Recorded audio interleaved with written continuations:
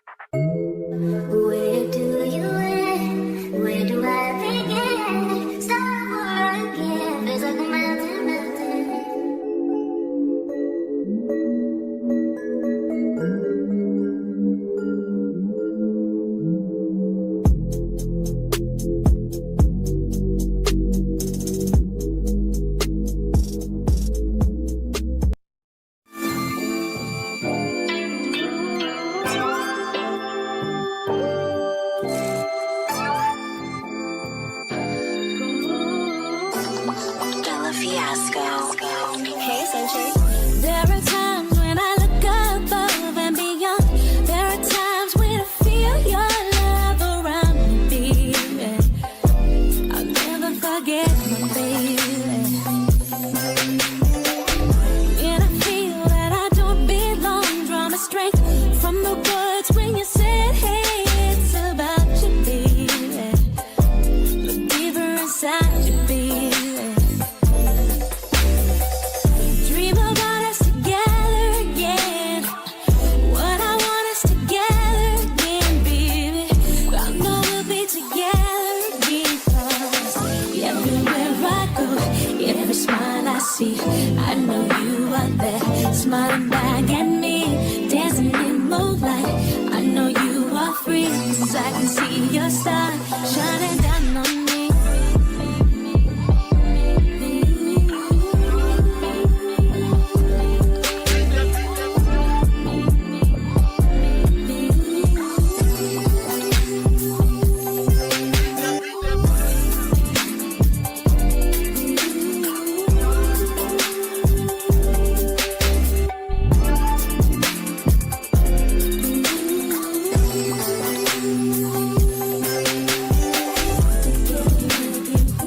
Time for share again. Makes me wanna dance. See you loud and proud. All my love's for you. Always been a true angel to me. Now above, I can wait for you to wrap your wings around me, baby. Wrap them around me, baby. Sometimes hear whispering on my pain. No worries, will you ever see my baby? I'm so happy for my baby. Dream about us together again. What I want us together again, baby. I know we'll be together again, 'cause everywhere I go, every smile I see, I know you are there, smiling back at me, dancing in moonlight. I know you are free, 'cause I can see your star shining down on me.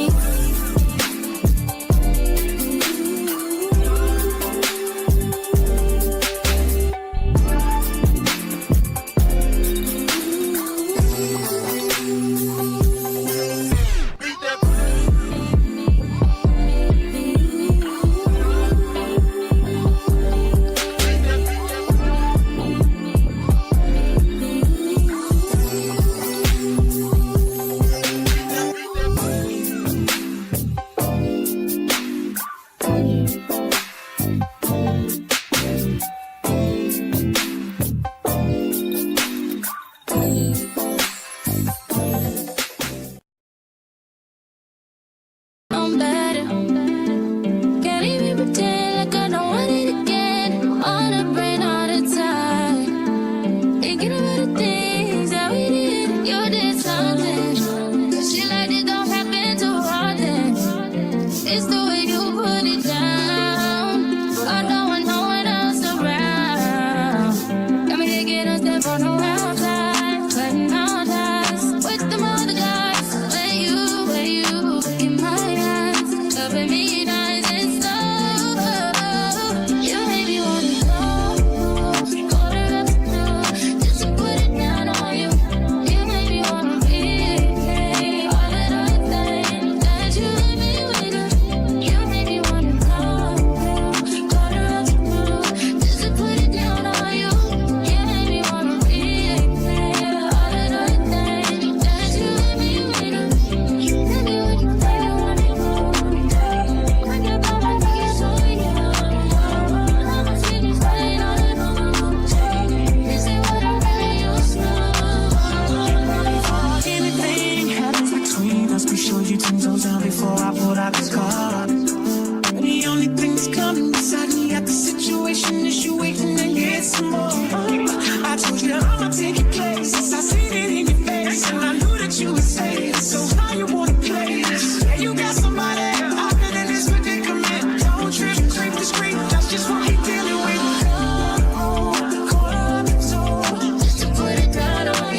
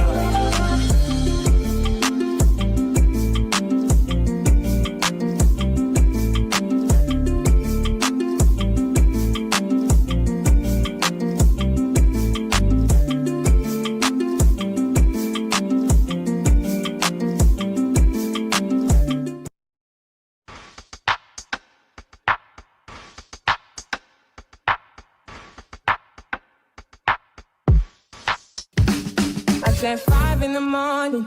I wake up to 5 for my earnings. The fear in my mind is a warning. Pray to the one you're relying. I've been wandering all day. I tried to be fine, but I can't be. The noise in my mind wouldn't leave me. I tried to get by, but I'm burning. I'm behind. My mind, it runs. All these thoughts have troubled me. Fighting to give up my pain. Fighting to be on my lane. My mind running to the other side. When it's time to leave my life, then it tries to take me out. Tell you what I need. My yeah, I really need time now. I need to free mind now. I really need mine now. I need to free my mind now. I really need time now. I need to free mind now. I really need mine now. Yeah. This is the peace that you cannot buy. Send me in love that you cannot mix. One is the joy that you cannot waste, and the other one price that you cannot fix. This is the peace that you cannot buy. Finding a way where you cannot see. Man with this system, he cannot pray. I need to find relief. But behind my mind, it runs. All these thoughts have troubled me. Fighting to give up my pain. Fighting to be on my lane. My mind running to the other side. When it's time to leave my life, then it tries to take me out. Tell you what I need. I really need my dog. I need to free my dog. I really need time now. I need to free my mind now. I really need time now. I need to free my dog. I really need time now. Oh, yeah. Just let me free, freer than the open mind, farther than the eyes can handle, freer than the ocean now. Yeah. So set me free. Now I need to find relief. Set me to the open sky. Now I need to free my mind.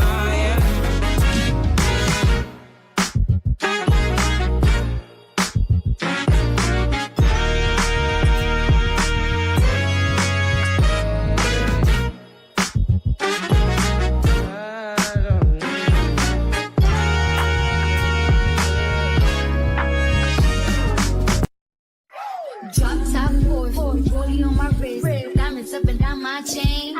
Cardi B straight stunning, can't tell me that the bossed up and not chance again. It's my big bronze boogie, got all them girls shook. My big fat ass got all them boys cooked.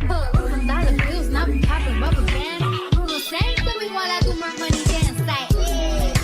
Flexing on the gram like, yeah. Hit the little John, okay. Oh yeah, we whipping up investigating. Ooh, don't we look good together? There's a reason why they watch all night long. Yeah, I know we'll turn heads forever. So tonight I'm gonna show you off. But when I'm walking with you, I watch the whole room change. Baby, that's what you do. No, my baby don't play. Blame it on my confidence. I'm blaming on your measurements. Shut the shit down on sight. That's right. It don't make no sense.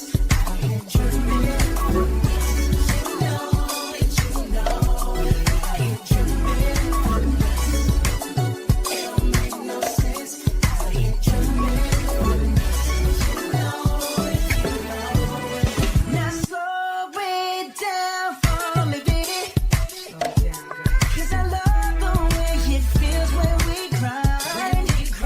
Yeah, our connection's so magnetic on the floor. Nothing can stop us tonight. I'm walking with you. I watch the whole world change. Baby, that's what you do. No, my baby don't play. Blame it on my confidence. I'm blaming on your measurements. Shut the shit down on sight. That's right. It don't make no sense. You know it.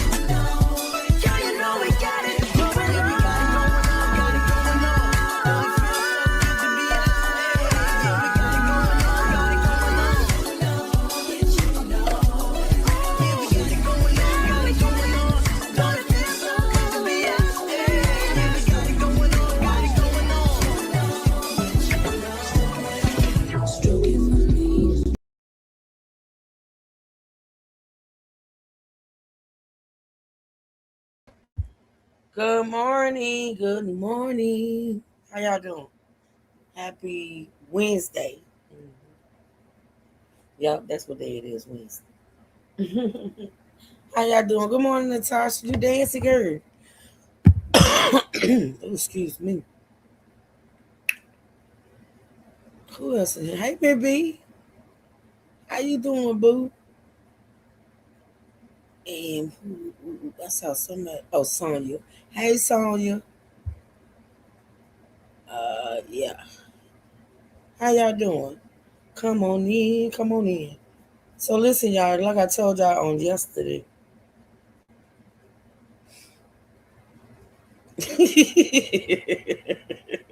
What you say, baby? Hey, thank you, Miss B, for being a member for 2 months.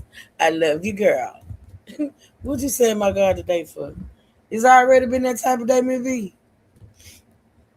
Girl, it's already been that type of day. It's just Wednesday. You know, this week gonna go by fast since we had like a holiday on Monday. What was I off? What was I off, y'all? Saturday? I mean Sunday and Monday. Yeah, Sunday and Monday. Yep. So, oh, thank you, Miss B. I love you too, sweetheart. Miss B said I got on her yesterday. Miss B, I would never get on to you, girl. I just don't get on to you, Miss B. I let you be Miss B. Because I love you for who you are, honey. I do, I do, I do. Y'all have Miss B, how you been feeling? How's the hubby? Natasha, I see you dancing early this morning. You having a good day?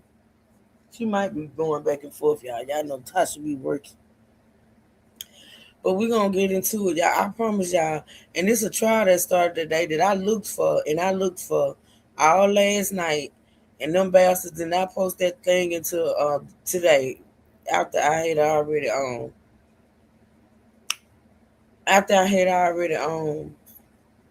told y'all I was gonna come back with this one or whatever. But anyway, we're gonna be starting a new trial tomorrow. I'm gonna give y'all some intel on it. But for the day, what we gonna, and I know, will it be tomorrow? Daggone it. I may have should have started that today because this right here gonna take a couple days. Maybe I being as though it's almost a weekend. I know how I'm gonna handle it. I know how I'm talking to myself. I'm talking to y'all, but I'm talking to myself at the same time. If that makes sense. My daughter said I'm nuttier than a fruitcake. Hey, baby Candy. I slept so good I woke up late. Very much needed though. I'm in the bushes this morning getting ready for my wins tomorrow. Okay, Candy Corn. I'm glad you rested good, girl. You did need it. And I pray you have a good treatment, honey. And I pray you feeling good today and you feel better when you leave there. Yeah, so I told y'all I was gonna come back with this trial. Now, mind you, I have to keep reminding y'all. Y'all know I feel something about this trial that we just finished covering. You know the principle or whatever. But anywho, we're gonna go back in time. We're gonna go back 6 months because I want y'all to listen to um the testimony in the trial where the teacher sued her. I told y'all 6 months ago, the principal who got off the other day and the judge threw the case out, the teacher that got shot, she sued the principal 6 months ago. The civil case actually took place before the criminal side. So y'all know, as far as the criminal side is concerned, the case was thrown out. The judge threw the case out, but the teacher did sue her civilly, and we're gonna listen to that, y'all. We're gonna listen to it. If y'all got any questions once we get started, you know to put them in the chat. Make sure y'all double tap the screen to like the live stream. I appreciate it. You can support the channel by hitting the cash app pinned at the, I think on here is at the bottom, or you can hit the super chat or the super stick. I appreciate the support. Thank y'all so much for being here. We're gonna go ahead and get started because I want to get through this because I want to start that other trial. So listen, like I say, if y'all got any questions, now this first video is gonna give you a synopsis of the case and what the teacher is suing for and why she's suing and things of that nature, and then we're gonna go straight into the trial. Okay. All right, so let's get started. Let me. I do want to update you with some good news surrounding a school shooting where a 6-year-old boy, that's right, a 6-year-old boy was the gunman. The teacher who was shot is now in stable condition, upgraded from critical condition. We're also hearing from a grandmother who was inside the school offering aid to the wounded teacher. WTKR's Kelsey Jones reports on that. I talked with that woman, a grandparent of 2 Rich Neck Elementary students who was here at the school Friday when the shooting happened and helped Werner moments after she was shot. She said, I'm shot, call 911. We only thought it was somewhere on her hand, maybe. But after looking further, she passed out on the floor. And then after looking further, we noticed that there was another gunshot wound. LaWanda Rusk, a grandparent of 2 boys who attends Rich Neck, came to the school early to pick up her first grader and kindergartner. But little did she know, just moments later, a 6-year-old would gun down a teacher. Myself and the receptionist stayed pretty much mostly to her side because we know the administrators had to do what they needed to do to make sure all of the children were safe. Did you help give Abby CPR? I didn't do CPR, but yes, I did help put pressure on her wounds. Yes, I was there. This all happening in the school office before first responders were able to get to Werner. I didn't know what to do. I'm not a med.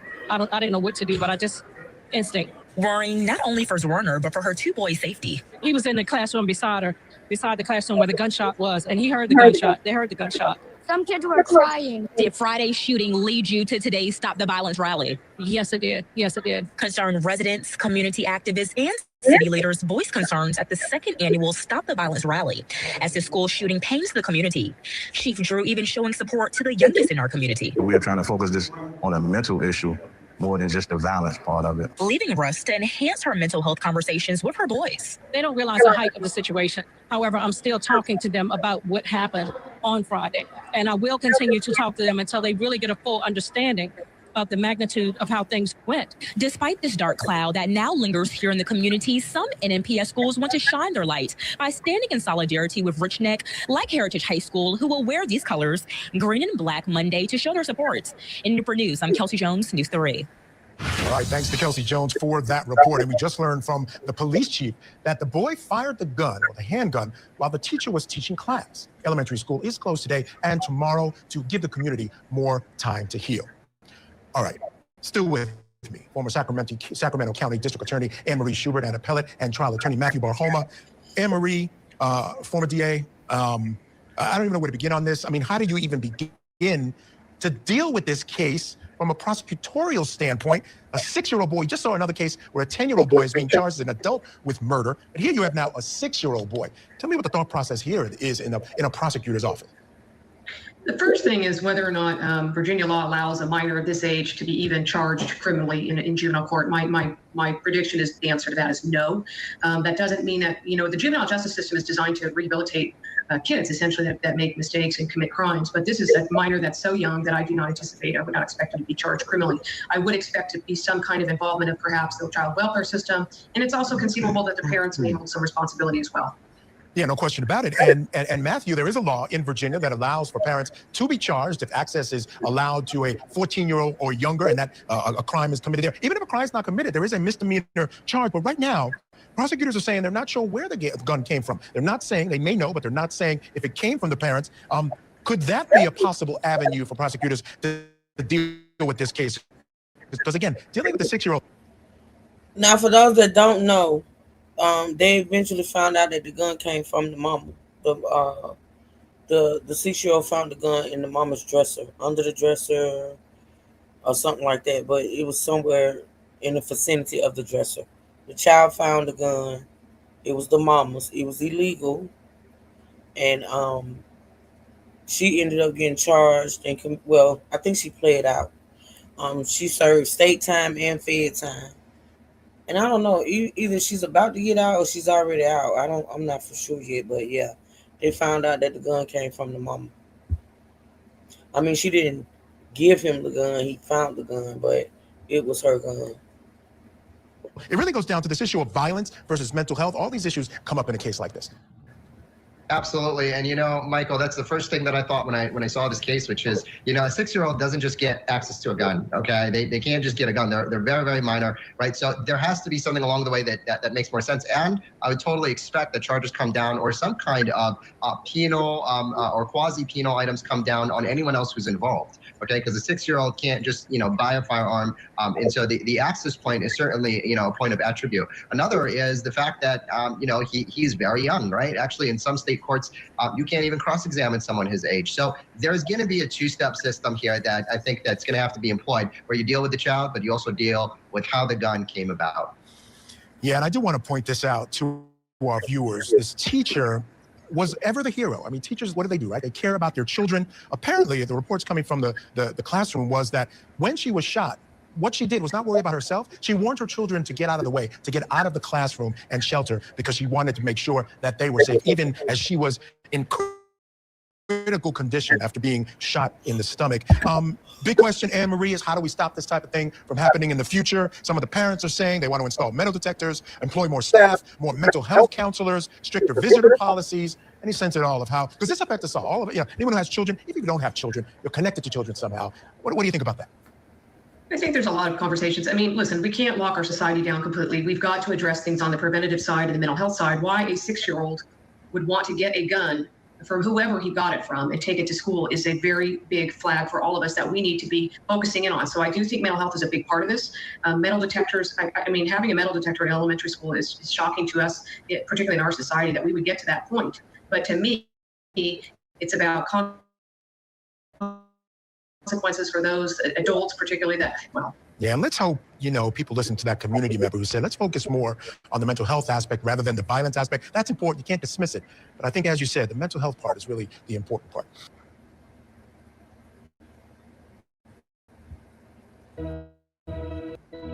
A teacher is suing an assistant principal for...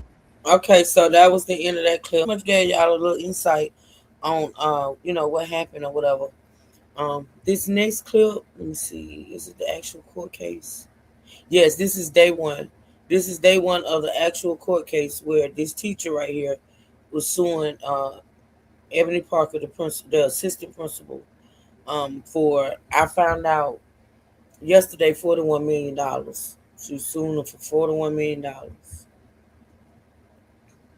$40 million. The lawsuit stems from January 6, 2023, when Abby Zwerner was shot by a 6-year-old student while at Rich Neck Elementary School. Not only do I have the physical challenges that I do now, my emotional challenges or, mental challenges are a lot.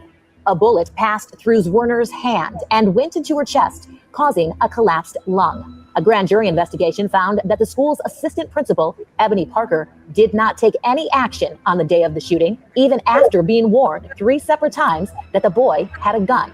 She allegedly did not allow the boy to be searched. In a separate criminal case, Parker was charged with 8 counts of child neglect, 1 count for each of the 8 bullets that the shooter had in the classroom.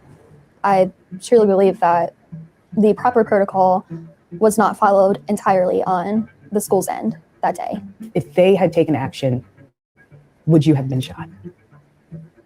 Most likely, probably no. Honestly, no. Criminal investigators also found that the shooter had a history of violent behavior at school and that his school file was missing. The report lays out a concerning trail of evidence that apparently shows efforts by the school division to downplay disciplinary records prior to the shooting even taking place, and then hide them afterwards. The 6-year-old boy was not charged, but his mother was charged with child neglect, illegally obtaining and recklessly leaving a firearm, endangering a child. She pleaded guilty and was sentenced to serve 2 years in prison. In the civil case, the Newport News School Division previously argued that Zwerner's injuries could be covered under workers' compensation, but that argument was dismissed. If Parker is found to be negligent, the judgment is expected to be paid by a statewide insurance pool. Ultimately, the jury is going to decide what happens here, and we're excited to be able to bring this case to light and allow them to make that decision. So that answers my question that I had yesterday of whether or not Ebony Parker was going to be responsible for that money. Because she, and the answer is no. It's covered by whatever insurance the school district has or whatever. So, yeah. And this lady knew that. She knew that. All right, that was another clip. Let's go into the trial, and we have the advantage of skipping through this stuff, and I have to sit here and watch the wall. Let's see.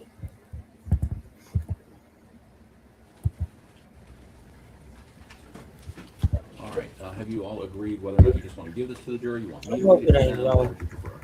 Mine Hope y'all can hear it. based upon the stipulation just as to authenticity and not admissibility. Okay. It essentially relieves certain objections that may be raised during the course of the evidence, but doesn't need to be read or instructed to the jury. Okay. That's agrees? Agrees. All right.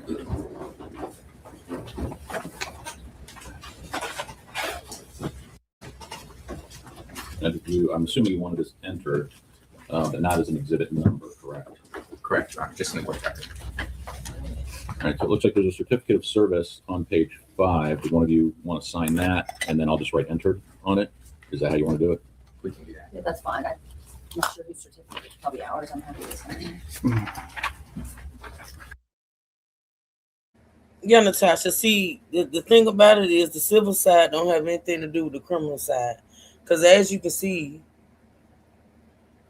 I've always thought that was a little backwards. Even back in the day when I was interested in law, I used to think that was backwards, that you can sue somebody civilly even before they're found guilty in a criminal court. You can sue them civilly and still win. I've always thought that was a little backwards. And maybe because I don't truly understand the law in that aspect. But I always thought that, if a person, that a person should be able to go to criminal court, right? And be found guilty or not guilty. And you should only be able to sue civilly if that person is found guilty. But that's not how the law works. You can actually sue a person civilly and they be found not guilty criminally. It's like two different set of laws. You know what I'm saying? It's always seemed backwards to me, but that's how it works. That's how it works.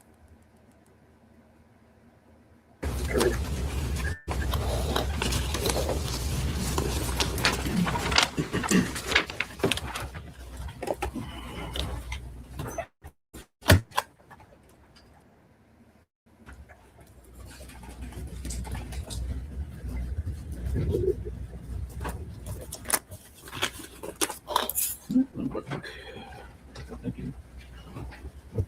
All right. No other matters need to be taken up?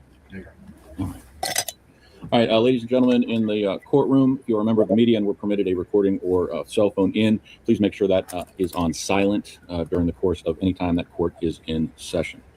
I will address the jurors just real briefly about the media presence in courtroom. I didn't do that yesterday to the entire group, but I will do that to the group who is sitting today. And then we will allow them notepads after their opening statement. All right, very well, bring the jury. Your Honor, just administratively, once the jury's go ahead and pivot that television Okay. for their review. All right, just don't hit my locker. We already spoke about it.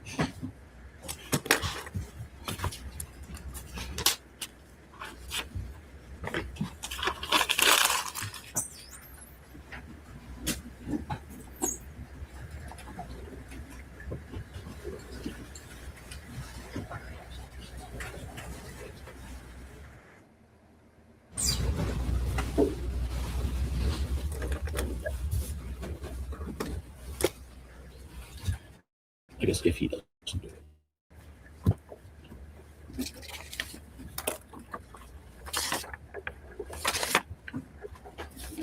Please rise for the jury.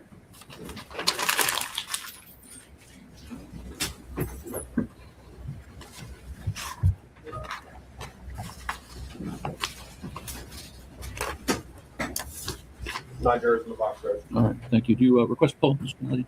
I do not. Yeah. Do you request a poll, Mr. Evans? All right. You may be seated. Good morning, ladies and gentlemen. All right, we are going to proceed with opening statements this morning. There were two things I did want to advise you of. Obviously, we have a media presence here today and in the courtroom. There are cameras in the courtroom, but I want you to know that under state law, the media is prohibited from covering the jury or any jurors at any stage of these proceedings, including the jury selection process. I have been in touch with the individuals who are here doing that, and they have promised me that you will not at any time be on any video or mentioned at any time. All right, the second thing is I know I promised you notepads. However, we will have those available for you after opening statements when we begin evidence. All right. Having no other motions to make, you may proceed with your opening statement.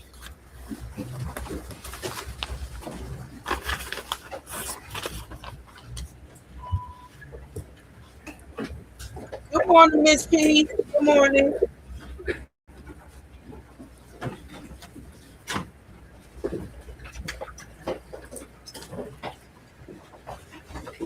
And may please support, Your Honor. Good morning, members of the jury. In every school, there are spoken and unspoken promises that teachers trust administrators to keep. One of those promises is that when teachers sound an alarm that something is wrong, administrators will answer. In this case, on January 6, 2023, those promises were broken. And those promises were not broken by chance or confusion, but through a series of deliberate decisions that were made inside Rich Neck Elementary School, a school right down the street from us, 15 miles in our own community. And you're going to hear about the defendant, Dr. Ebony Parker. She was the assistant principal on January 6, 2023 at Rich Neck Elementary School. Now, members of the jury, an assistant principal is the second in command. She's a frontline administrator. And as a frontline administrator, the assistant principal directly interfaces with the teachers every day. Those teachers go to her for support. They go to her when there's problems in the classroom. And those teachers go to her when there are safety concerns. And you don't have to trust me on that. You're going to see during this trial copies of the school handbook, the crisis management plan, which governs these responsibilities. And it also governs the relationship between administrators and teachers. As an assistant principal, you have the authority to search a student, to remove a student from the classroom, to notify the principal, to contact law enforcement. One of the main issues of a frontline administrator is safety. We've all heard safety first.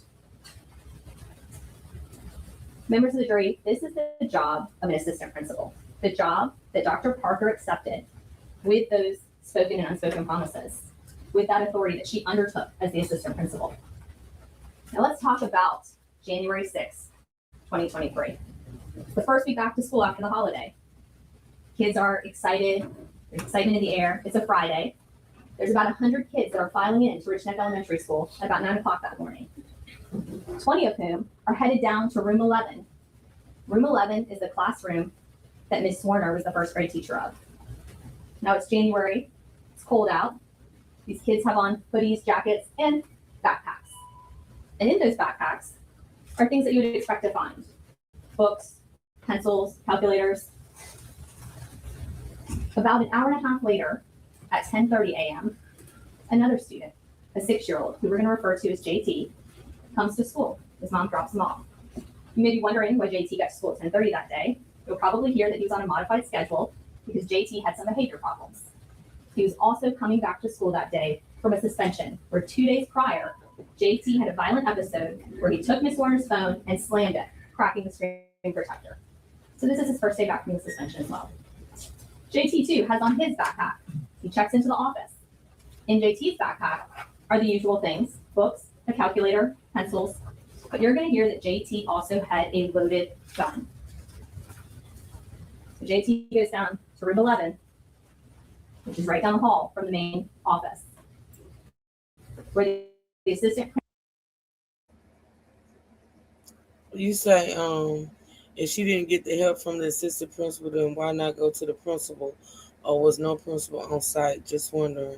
I may have missed this being mentioned, if it was stated. Well, I mean, this is the trial, so we're gonna hear all of that. We're gonna base this lady here, and I'm finna back it up a little bit because I missed something.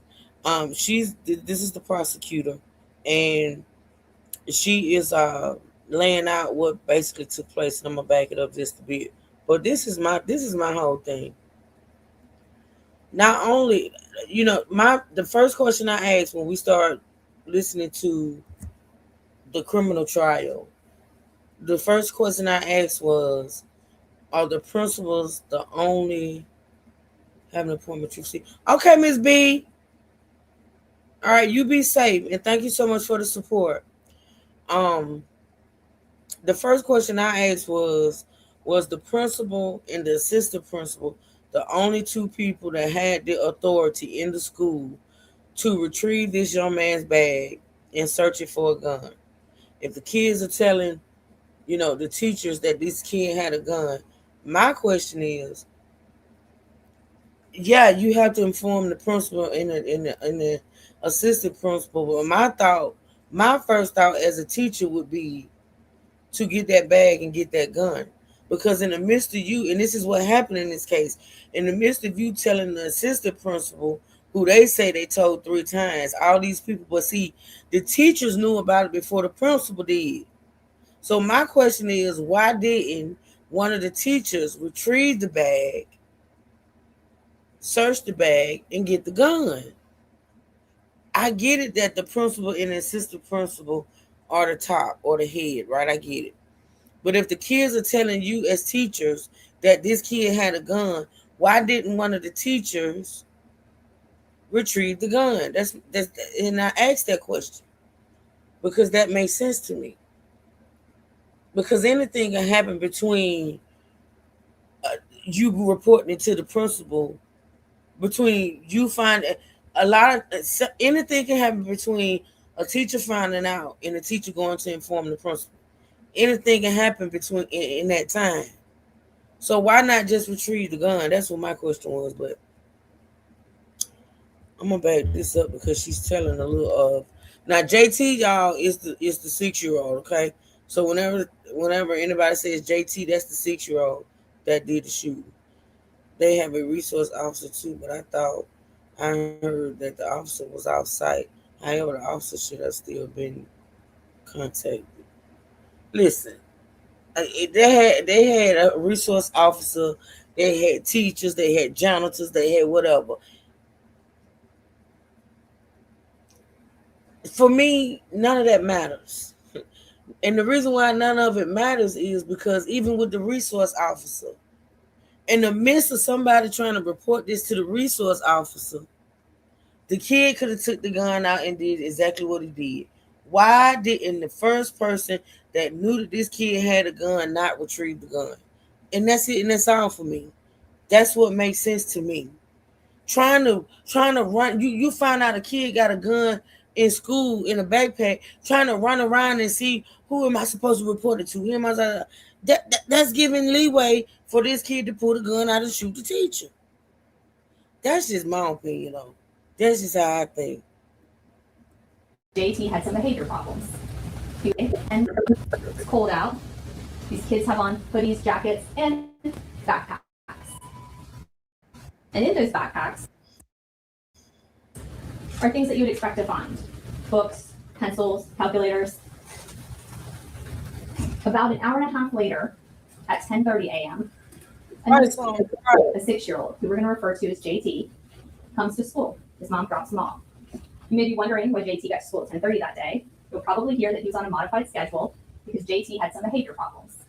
He was also coming back to school that day from a suspension, where 2 days prior, JT had a violent episode where he took Miss Warner's phone and slammed it, cracking the screen protector. So this is his first day back from the suspension as well. JT, too, has on his backpack. He checks into the office. In JT's backpack are the usual things: books, a calculator, pencils. But you're going to hear that JT also had a loaded gun. So JT goes down to room 11, which is right down the hall from the main office, where the assistant principal's office is, where Dr. Parker spent the majority of her day sitting at her desk. You're also going to hear that it was makeup testing day. Opposing counsel may say that's an important day in the life of an administrator. And it is. They're doing makeup testing. It's about 30 students that day from grades 3 through 5 who are making up the testing. A very small percent. Now it's about 11. That's what I said. Miss Warner goes into Dr. Parker's office. She's sitting at her desk. And Miss Warner says, Dr. Parker, JT seems off today and in a violent mood. He just threatened to beat up a kindergartner in the cafeteria. Does Dr. Parker get up from her desk and go down and check on JT? No. Does Dr. Parker look up? She's sitting at her desk. You're also going to hear that it was makeup testing day. Opposing counsel may say that's an important day in the life of an administrator. And it is. They're doing makeup testing. It's about 30 students that day from grades 3 through 5 who are making up the testing. A very small percent.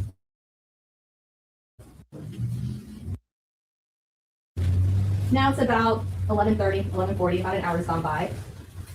Miss Warner goes into Dr. Parker's office. She's sitting at her desk.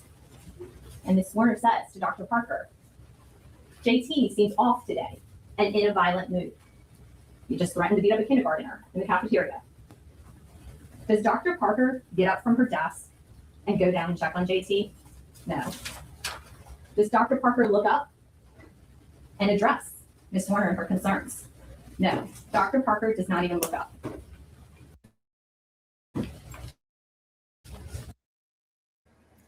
Now, back in my day, and Lord knows how long it's been since I was in elementary school, but back in my day, when a teacher wanted to report a child to the principal, we were made to come to the damn office with the teacher.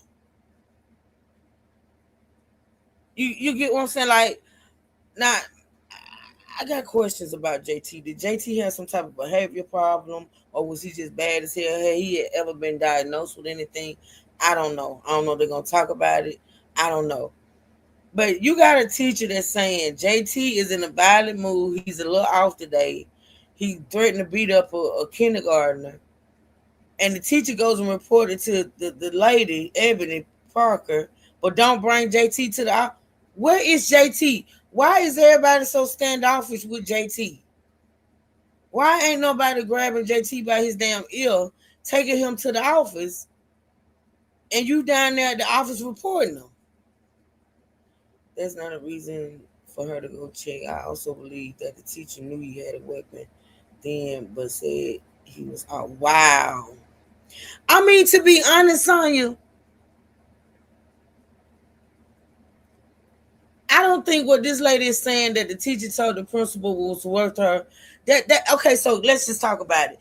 It's the teacher's job to, handle their children. You can't, as a teacher, go report to the principal every time a child, is not acting right. And if you are going to report the child, why not bring the child to the office? Why are you running up to the office to pull this woman out of her office, go check on the unruly child you say is unruly?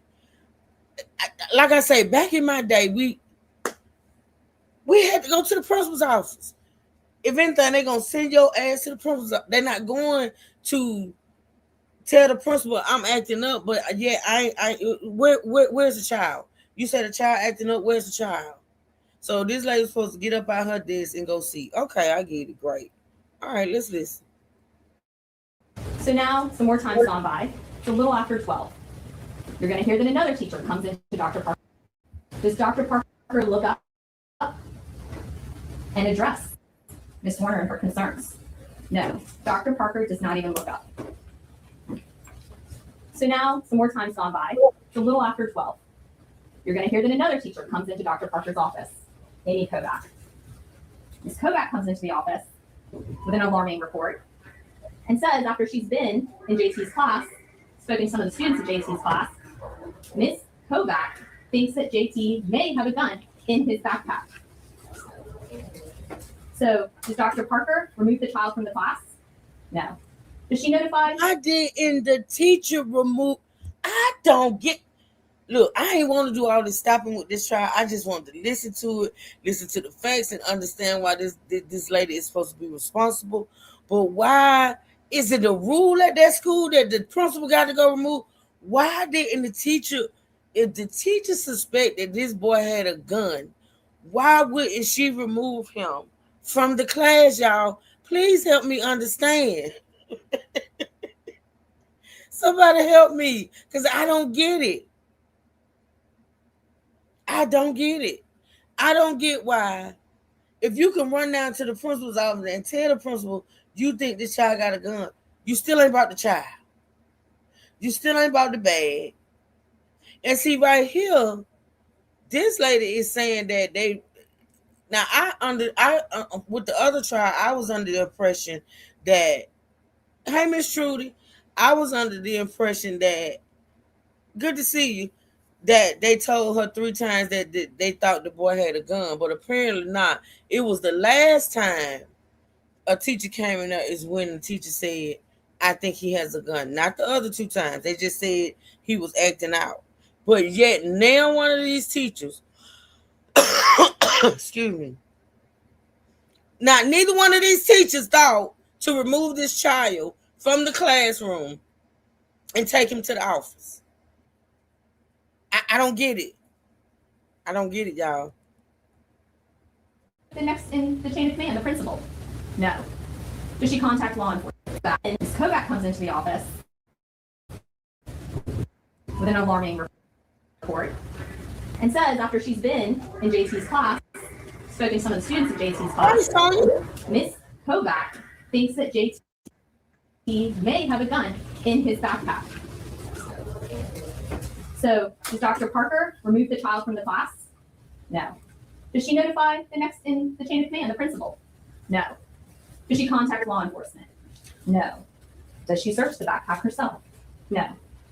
Ms. Kovac says she's going to go search the backpack when they go to recess. Now about maybe 20 more minutes or so go by. Ms. Kovac comes back. If Ms. Kovac was going to go back after telling that lady that there was a gun, that could be a gun, why didn't she just do that initially? Why didn't she just initially do that? Because while Ms. Kovac is in the office telling Ebony what she suspects, the baby is out there shooting somebody. Like, you got to make it make sense. Back to Dr. Parker's office, where Dr. Parker is still sitting at her desk. And now Ms. Kovac says to Dr. Parker, I checked the backpack. There was no gun. Right? However, in her next breath, Ms. Kovac says, Ms. Warner thinks that the child, JT, took something out of his backpack, the gun, and put it in his pocket. Does Dr. Parker then decide to remove the child from recess while he's out there with all the other students? No. Does Dr. Parker search the child? No. She doesn't notify the principal. Instead, Dr. Parker downplays the report. And she says to Ms. Kovac, he has little pockets. So Ms. Kovac leaves. Well, Ms. Kovac's one of the proctors that day for the makeup testing. So she goes out to recess and comes back to see Dr. Parker one more time. This is Ms. Kovac's 3rd time in the office. He says, I wanted to let you know he has on a jacket, and I'm going for the testing as it starts at 1. And she'll be back for the testing. Now some more time goes by. It's about 1:40. Now I gotta agree, even though I think Ms. Kovac and them is full of shit, and they should have checked that boy. Now at this point, to me, honestly, way too much time wasted. Yeah, it was way too much time with the teacher running back and forth. But to be honest now, after this lady done came in there 3 times with her weird ass, because to me, honestly, they should have been checked the boy. Or at least bringing the boy. Why not bring him to the office? But on the flip side, Ebony Parker at that point should have got up, y'all. She should have got up and went to go at least check out what they were saying. To be honest. But that was my whole argument when we was listening to the criminal side. I said she was somewhat accountable, but she was not the only person that should have been held accountable. That's my whole thing. I ain't never said that this principal shouldn't be held accountable for her non-participation in retrieving this gun from this child. But the other adults too as well. Because while Kovac or Kovacic or whatever the hell her name was, while she running back and forth, but yet you even if you didn't want to check the child or the bag, which you eventually check the bag, even if you didn't want to check the child, why not bring him to the office? Why leave him at recess around all these kids and all these teachers if you suspect he has a gun? It makes no sense to me. at all. And then this lady just said the teacher, Zwarner, whatever her name is, she said she saw him take something out the bag. And you didn't. And I'm not saying she deserved to be shot. She didn't. Absolutely not. But if you seen this kid, if everybody's saying they suspect he got a gun, and you see this kid taking something out of his bag, ain't no way. I'm not sitting around like no sitting duck, waiting for nobody to shoot a gun. That's ridiculous. I don't know. Everybody's brain is different. Everybody don't think alike though. 2 additional staff members go to Dr. Parker. Dr. Parker One goes into Dr. Parker definitely played a part, but not by herself. Says, I wanted to let you know he has on his jacket, and I'm going for the testing because it starts at 1, and she'll be back for the testing. Now some more time goes by. It's about 1:40. 2 additional staff members go to Dr. Parker. One goes into Dr. Parker's office and says, he just got off the phone with another first grade teacher. He wants to know, did you search JT? Dr. Parker says, yes. The backpack's been searched. He walks out. Shortly behind him comes in the guidance counselor. And he says to Dr. Parker, after speaking to others and being concerned that a student actually saw bullets. Another question. If all of these people are going to Dr. Parker, because apparently Dr. Parker is out of hope. Just looking at her in the courtroom, I'm gonna be so honest. It looked like she a little off. I mean, she got this mean mug. If looks could kill, she look like she a little delayed. I'm gonna just be honest. You'll get me. But if y'all going to this damn lady, telling this lady this baby got a gun, and she's doing nothing, why not go to the principal? Why do you continue to go to Miss Parker? Miss Parker. Why continue to go to Miss Parker if Miss Parker don't give a damn? She look like she don't give a damn, Natasha. She got a resting bitch face, like forever. But my thing is, if this lady is doing nothing and you people think this child got a gun, why are you not going to the principal? She's the assistant principal. Y'all keep coming telling this lady, you see she ain't doing shit. You see she ain't moving. She ain't trying to move. But yet y'all continue to come to her or go to her. Why not go over ahead and go to the principal? None of this shit makes sense to me, Natasha, and it's weirding me out. None of it makes sense. A gun in JT's pocket. Now Paxton searched. He walks. Go to Dr. Parker. One goes into Dr. Parker's office and says, he just got off the phone with another first grade teacher. He wants to know, did you search JT? Dr. Parker says, yes. The backpack's been searched. He walks out. Shortly behind him comes in the guidance counselor. And he says to Dr. Parker, after speaking to others and being concerned that a student actually saw bullets or a gun in JT's pocket, says, can I search JT? So not only does Dr. Parker not leave her office and go down the hallway and take JT out of that classroom, not only does she not search him, she doesn't call the police, but she makes the decision to say to the guidance counselor, no, you cannot search the boy. She says, just wait. His mother will be here soon. Let her know. Now that about 2:30. Miss Parker, that was dumb. No. That was dumb, Miss Parker. No. Why didn't you let somebody search that baby? That was dumb, y'all. That wasn't right, y'all. No. Wait for his mama. Child. You know what? This took place in Newport News, Virginia. These folks slow.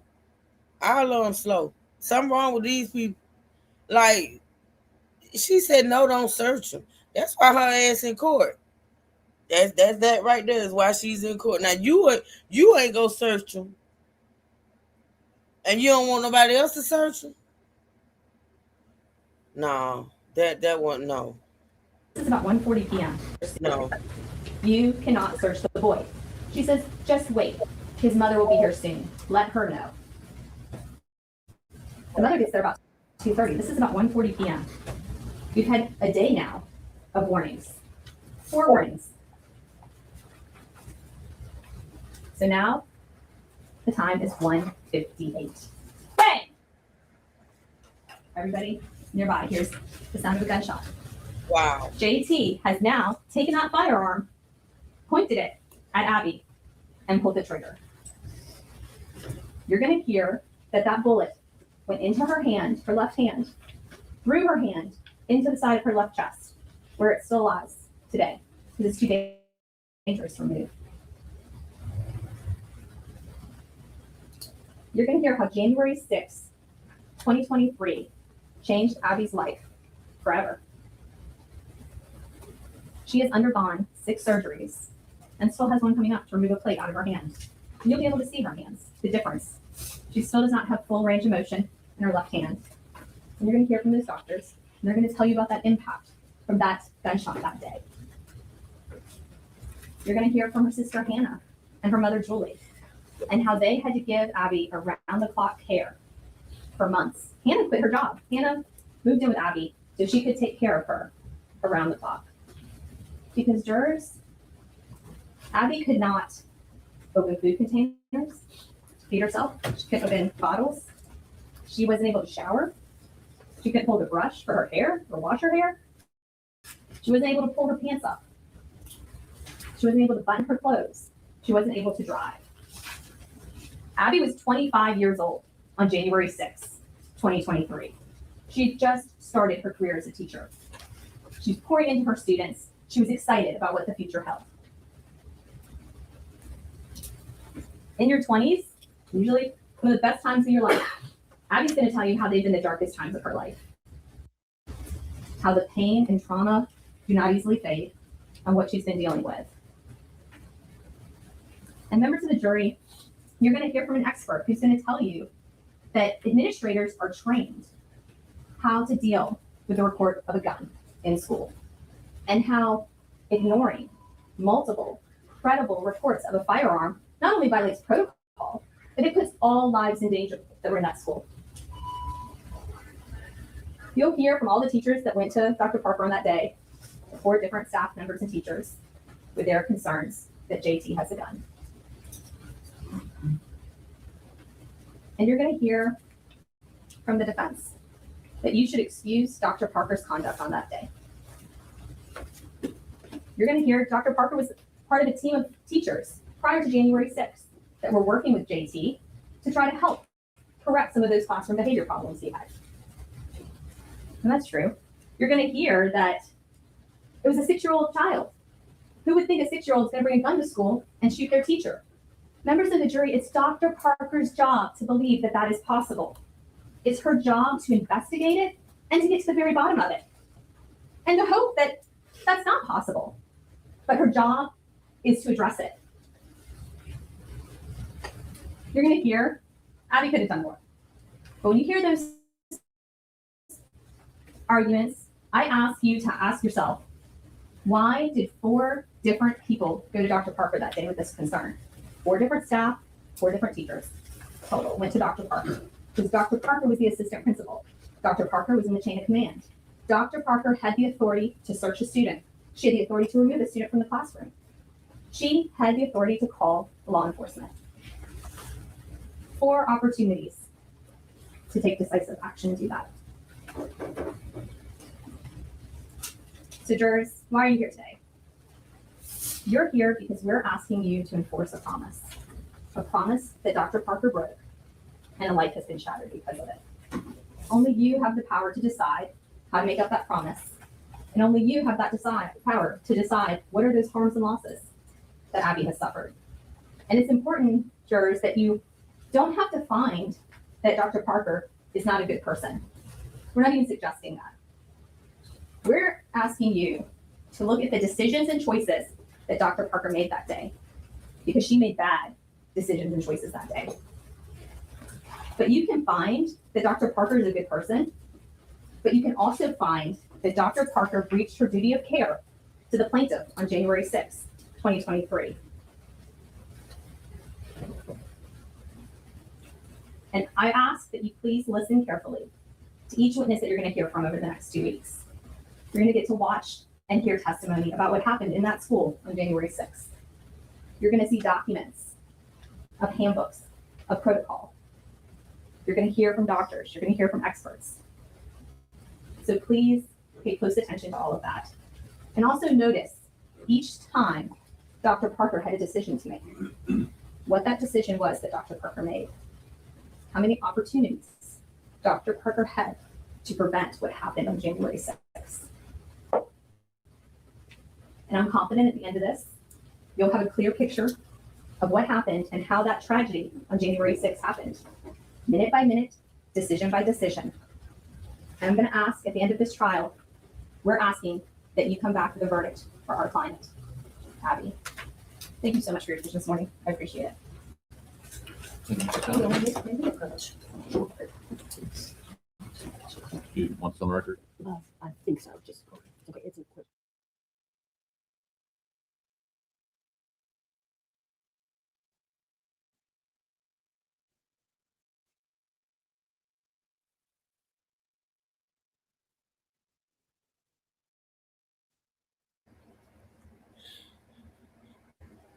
Even when this lady smiled, it looked like she frowned. This is weird.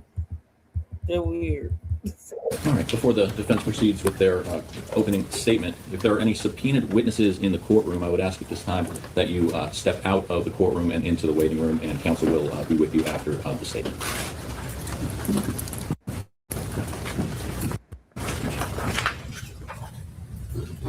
I wasn't initially.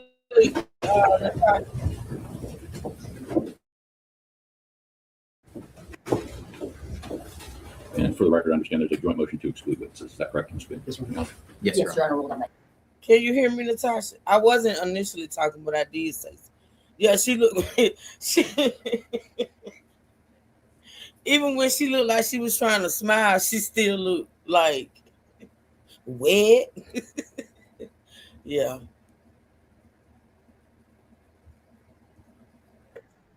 Yesterday. Yes. All right, are you prepared with your opening statement? Yes, Your Honor. If this court. You may. Permission to move about the vote, please. You may.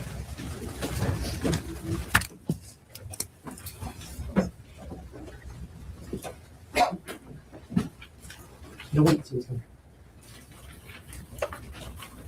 No one can see this coming. No one can predict that. Hindsight is 2020. These are not my words. In the course of this trial, the evidence will show that these are the words of the staff and teachers who will hear from this case. These are the people who were present and were affected by the shooting that occurred, the tragic shooting that occurred at Bridgeneck Elementary School in January of 2023. These are the words of Dr. Evan Parker's accusers. Their accusers. These are the people who were her coworkers, they were her colleagues, they were people that relied on each other to make decisions. They were people who understood that a public school setting is a community, the decision-making is cooperative. Although there is hierarchy, decision-making is collaborative. Those at the top, the so-called administration, depend on reliable subordinates, but they are equals. They are equals in the sense that everyone must exercise their independent judgment and discretion. They need to use their minds. The world is a complicated place. There are no easy solutions. There are no simple stories. The law recognizes this. The law recognizes that there is such a thing as hindsight bias. Fine. Hindsight. Everyone's heard the phrase hindsight is 2020. You've heard different variations of this. There's Monday morning quarterbacking. This is something that is embedded in the fabric of our life. It is common sense. It is also something that is a bedrock of our system of justice. The law knows that it is unfair. It is fundamentally unfair to judge another person's decisions based on stuff that came up after the fact. We all know this. We don't need a law textbook to tell us this. We know it in here. We know it in here. So guess what? That is Virginia law as well. The law requires you to examine people's decisions at the time they make them in light of the information that they had. Why would the law do that? Because that's how people make decisions. None of us, no one sitting here, not me, not anyone in this courtroom, makes a decision for the benefit of hindsight. And that's a hard thing to get past. It's a very difficult thing to get past because when you hear about the tragedy, no one's disputing this is a tragedy. When you hear about what happened to this woman, we know this is tragic. We know this should not have happened. But you will hear from Dr. Parker's former coworkers, her associates, her former confidants. They will tell you this. They will tell you what they did. They told law enforcement. They told investigators. They told numerous people after the fact. No one could predict this. No one could have seen this coming. No one could have imagined that a 6-year-old first grade student would bring a firearm into an elementary school to shoot their own teacher. And this just isn't like speculation. This isn't something that a lawyer is making up. You will hear it from your own witnesses. You will see it with your own eyes. You will see surveillance. You will see video testimony. You will hear from experts. And you'll be able to judge for yourself whether or not this was foreseeable. That's the heart of this case. But as everything in law, it's always a little complicated. Nothing's simple. And what I mean is this. There's at least 2 or 3 unusual aspects of this case. I told you that the law recognizes that people make decisions in the moment. You can't judge them with stuff they didn't know at the time, the benefit of hindsight. You don't judge it based on because this tragedy happened, it was terrible, it was a horrible outcome, therefore someone needs to be held accountable. That is not how the law works. And even if you decided, when you hear some of this testimony, you think to yourselves, I would have made a decision. I would have made a different call. That's not the state of either. It is difficult, I know. But you were selected. You sat through that painful selection process all yesterday. That was for a reason. You were selected for a significant special purpose. It's because you were selected because you're fair, you can be impartial, you can be unbiased, and you can view the facts of this case like no one's looked at it before. You talked about in voir dire, the fancy word for jury selection, all the media coverage, all this thing going on. We're in a court of law now. We're in a court of law now. And that's when you get to hear the facts. That's when you get to hear the witnesses themselves who will have to come and sit in that stand and look at Dr. Parker and face her and confront her. And say to her face that this was foreseeable. This case is unusual. Ordinarily, under the law, in any negligence case, you got to prove certain elements. That's always true. Elements are the bits and pieces that make up a claim. You got to prove that Dr. Parker owed these people a legal duty, that they breached that duty, that they caused this wear injuries, and they can establish the damages. That's true of any negligence case. One thing that would be hard to grapple with in this case, and I know, and I want to give you a preview now. When it comes to a legal duty, usually the question is easy. You just look up at a law textbook, look at the code, it's written down someplace and it says, the law requires you to do this. The law requires you to do that. The law requires you to not do this, not do that. It's written in black and white. If we had that type of case, this would be much easier. We don't have that type of case. This is a case where the plaintiff has alleged that my client has assumed a duty. Assumed a duty, meaning that under Virginia law, even if like the law does not impose an obligation on you to do something, even though it's not written down somewhere in the book that says Mr. Hogan has to do this or that, sometimes you can volunteer for it. You can raise your hand and say, I'm taking on that legal duty. I'm taking on this obligation to do something that the law doesn't require. It may seem crazy, but that's what it is. That's how it works. And you're required to apply that law. But because that is such a significant undertaking, to raise your hand and volunteer to do something that the law doesn't make you do ordinarily, you got to meet some very stringent requirements. And you'll hear about that. The court will give you instructions in the law, will give you guidance. We'll come back up here and explain it the best we can. But what it comes down to is in a case like this, where there is a 6-year-old child, something so unusual. And you'll hear the testimony will establish this is not an everyday occurrence. In fact, it is version of precedent. In a case like this, where it is done by when someone suffers harm due to somebody else pulling the trigger of a gun, that is third-party criminal harm. That is third-party intentional harm. Your Honor, I hate to do this, but I have an objection at this point. So your objection? Your Honor, he is certainly going beyond the scope of what is allowed in an opening statement and getting into argument. I restrained from arguing the case, and I'd ask that he do the same, Judge. You have a response? I do, Judge. I think that we gave counsel wide latitude in voir dire jury selection to instruct the jury in the law, make sure that they can abide by those instructions. That applies here as well during opening statements. I'm not arguing the law. I'm stating black letter law and making sure that they understand how they should have the framework so they can make sense of this case. I'm going to overrule the objection. Thank you. Continue. I'm not going to give you a law lecture. We're going to hear plenty of that later. But what you need to know is that in a case like this, where someone pulls the trigger and it wasn't Dr. Parker, if you raise your hand to say, I'm assuming a duty to exercise care to safeguard you or protect you, when the law would make you do that normally, you have got to have a promise. You've got to have an agreement. It's got to be express, meaning you got to say it. It's got to be unambiguous. And you heard counsel mention that she had to acknowledge it and say she claims that Dr. Parker made this promise just by being an administrator, by raising her hand and saying, I want to be a public servant. I want to come here and I want to educate children in my community. By raising her hand, she signed up for this. You be the judges of that. You all be the judges of that. Do you know the unusual thing about this case? Is that ordinarily the standard is a reasonable person standard. What that means is when you're figuring out when somebody makes a decision or not, you got to decide, okay, was this a violation of the law or not? Are they liable? The way you assess that is from a reasonable person standard. You just imagine what would an objectively reasonable person do given the information the defendant had. In this case, we got to go beyond that. For them to prevail, for them to recover, they need to establish gross negligence. That means that even if it was reasonably foreseeable, even if Dr. Parker or any other defendant in this type of situation should have known or should have known what was going to happen, that's not sufficient here. They need to show gross negligence. And what that boils down to is indifference. Indifference, not inadequacy. That is what you need to remember. Remember that as you're listening to the evidence. Indifference, not inadequacy. What that means is if you hear the evidence, you come back up here at the end, and you're thinking to yourself, I would have made different decisions. I don't agree with what happened here. It's not stated.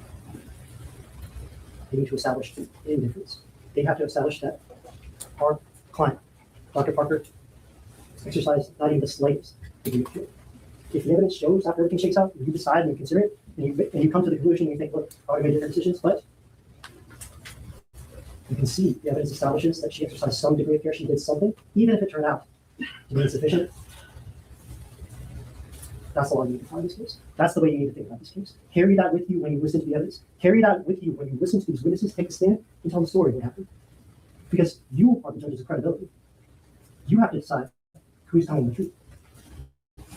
And you heard at jury selection, counsel emphasized, he asked you to be brutally honest. Brutally honest. That's what the law requires of you. He's right about that. Ask if these witnesses are being brutally honest. Think about that.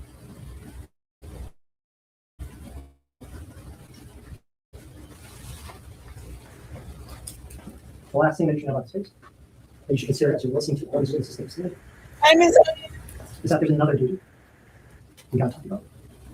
Every person under Virginia law has a duty to exercise reasonable care for their own safety. It's common sense, just like how hindsight's common sense. The law knows that. The law accounts for it and says that should be the law. You got a duty to exercise reasonable care for your own safety. But what you're going to hear in this case is evidence that will give you pause. Counsel asked you to think about every time Dr. Parker had to make a decision. I want you to think about every time Matthews Warner had to make a decision. Think about that. Is she being brutally honest? It's a hard thing to do. Under Virginia law, if you're even slightly at fault and you fail to exercise reasonable care for your own safety, you generally cannot recover. There are exceptions, we'll hear about them. I'm not here to lecture you on the law, but you need to know this. You need to know this to understand the story you're going to hear, because the story hasn't been told for real before.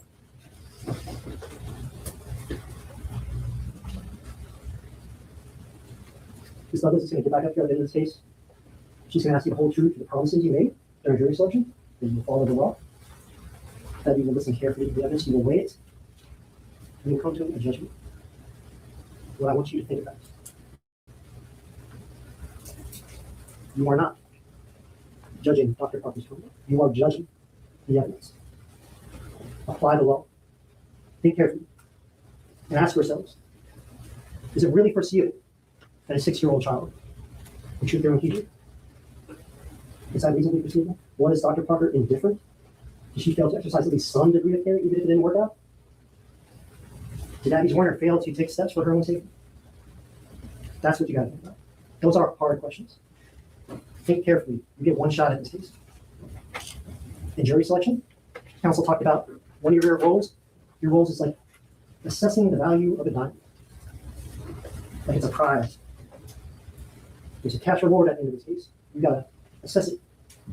This is not the antique roadshow. This is a court of law. You assess witness credibility. This will be decided in the crucible of court. You will look at them. You will decide. You are deciding people's lives, careers. That is what is at stake. It is not a diamond. Apply the law.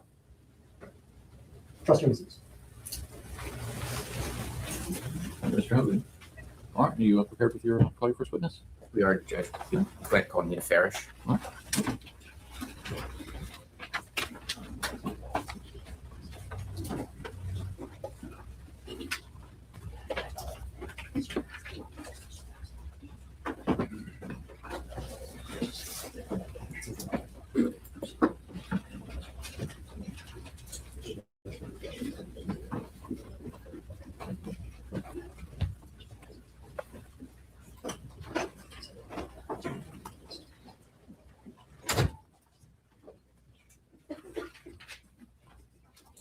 Ms. Benioff, everything that's going to be on that screen is going to be on this for me to see. Okay. And it will be there for the witness as well. And counsel has previous screens as well.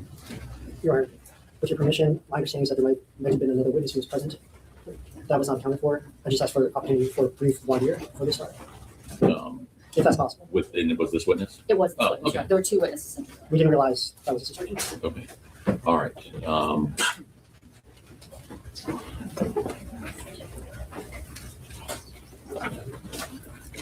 All right, so obviously you're asking it to be outside the presence of the jury, sir. Okay. All right, ladies and gentlemen of the jury, we're going to have to take a brief moment to handle a technical issue at this point. So my bailiff is going to see you out, and then we will bring you back in as soon as we can. Please rise for the jury.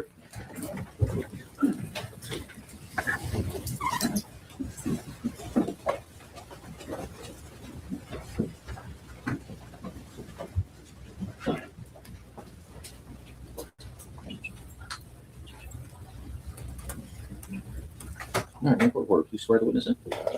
Raise your hand. Do you swear that the testimony that you're about to give will be the truth and nothing but the truth? Yes. All right. Who is going to be questioning the witness? Judge, I mean, All right. morning, sir. Good morning. I'm sorry, if you could just keep your voice raised. I don't have good hearing to begin with. Good morning. Good morning. I'm Mr. Hogan. I'm counsel for Dr. Parker along with Ms. Douglas. I understand it came to our attention this morning that ordinarily when a court proceeding takes place, there will be a rule on witnesses making sure that anyone who will take the stand will be excluded so that in the event that there's any information that comes to light, giving a preview of what to expect in the evidence going forward, that it might affect their testimony. So that is why I'm talking to you now. I'm not here to point fingers at you. I know you're in the limelight right now. I apologize. But I just have to ask some questions to make sure that everything's above board. Okay. So, Ms. Farish, at what time did you arrive here? Were you here for the entire opening arguments of counsel? Yes. And that included both plaintiff's counsel from the very beginning all the way through the end of defense counsel's opening statements. Both, you saw both of them? No, just the, I don't know which side is which. This is the defense. Okay. Plaintiff's counsel. I just heard plaintiffs open. Understood.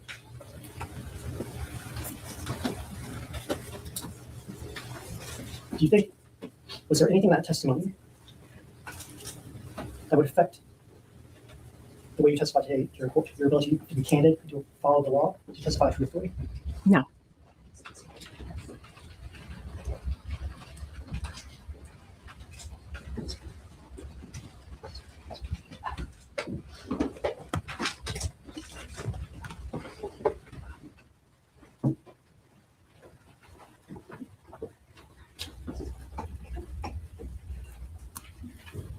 Judge, if I may have the court's indulgence, Mr. Greenhouse. Yes. While they're doing that, can you state your full name for the record, please? Yes, Nina Sophia Farish. Thank you. And can you spell your last name? F is in Frank, A-R-R-I-S-H. Two questions. Are you done? Ask questions? You can proceed. All right, go ahead. Ms. Farish, were you informed that you weren't supposed to be in the courtroom for opening statement until after the plaintiff was done with theirs? I do not recall that. And you've sworn to tell the truth, you're going to tell the truth? Yes, sir. We're ready to proceed on. Any motion on behalf of the defense? Offer defense, Judge. All right. Any motion on behalf of the plaintiff? No, Your Honor. All right. Can we bring the jury right back in? Yes, Your Honor. All right. and we can just have her, and I can have her re-sworn in front of the jury if you'd like. Sorry. Just make sure that they know that she's been sworn in since they didn't see that part. Yes, Your Honor.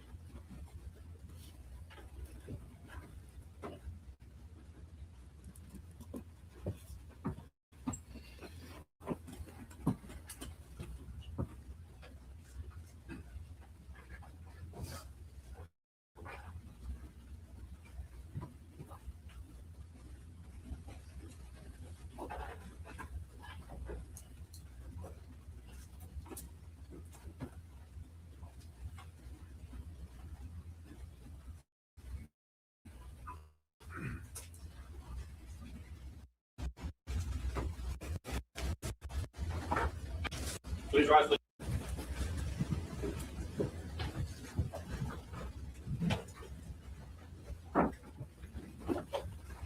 Not yours in the box, sir. Thank you. You can be seated.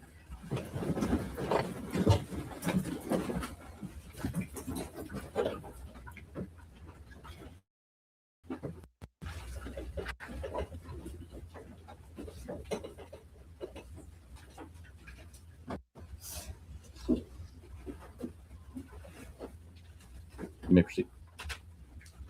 May it please the court? Yeah. Would you like me to move that a little bit more? Well, and let's make sure that they can see the witness stand from where they are as well. Okay. Down there, I can't see, so. All right. Can you see the witness from the witness stand now? No, you still can't? Okay. Can you see over here now? If you, yeah, I think that's probably better. Sorry. All right. Front row. All right, and then everyone else can see both the screen and the witness stand. All right, great. The acoustics are not great in here, so if you can speak up, they got to hear you all the way over there. Yes, sir. Perfect. May it please the court? Yes. Good morning. Good morning. Could you please state your full name for the court reporter? Nina Sophia Farish. And Ms. Farish, is it Dr. Farish? Yes, Dr. Farish, before the jury walked in, you were sworn to tell the truth, correct? correct. And I'm just doing that since they weren't there to watch it. Normally they're there to watch it, okay? Yes, sir. So, Ms. Farish, can you give us a little bit of background on your current employment position? Currently, I am the Director of Human Resources for Newport News Public Schools. And did you serve in that same role or capacity back in 2023, specifically January of 2023? Yes, And as part of your role with the Newport News Public School System, did you, as a result of a shooting that occurred at Rich Neck Elementary on January 6th, perform an investigation? yes, And as part of that investigation, did you interview Dr. Ebony Parker? yes. I'm going to show you just a roadmap, which is, go ahead and publish. And this is just my handiwork, just to tell you what we're going to be talking about today, okay? Okay, We're just going to have two stops. I want to talk to you first about your interview with Dr. Parker. Okay. And then I want to talk to you about the Newport News Public Schools protocols. okay. So let's start with the interview of Dr. Parker. How soon after the events of January 6th do you recall conducting an interview of Dr. Parker? From what I can recall, it was within 2 or 3 days. And so sometime in early January still. Yes, And during that interview, did you ask Ms. Parker whether she knew that a student had a gun on campus at Rich Neck Elementary before the shooting? yes, I did. And what did she say? If I recall correctly, she said something was reported to her that a student had a weapon. Would it help if I were able to show you a transcript of that interview to help refresh your memory? Yes. Yes, ma'am.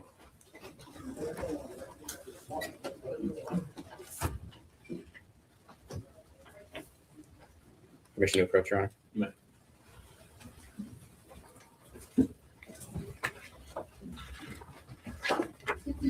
Ms. Farish, just take a moment, or Dr. Farish, excuse me, take a moment and read the initial part of the transcript and tell me if it refreshes your memory as to whether this is a transcript of your conversation with Dr. Parker.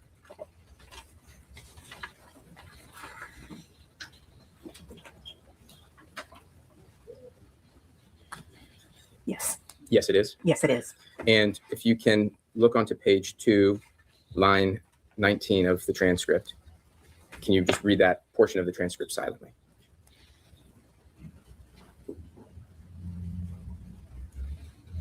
And does that refresh your recollection as to what Dr. Parker told you about what she knew or what she was informed of? Yes. And what was it that she knew?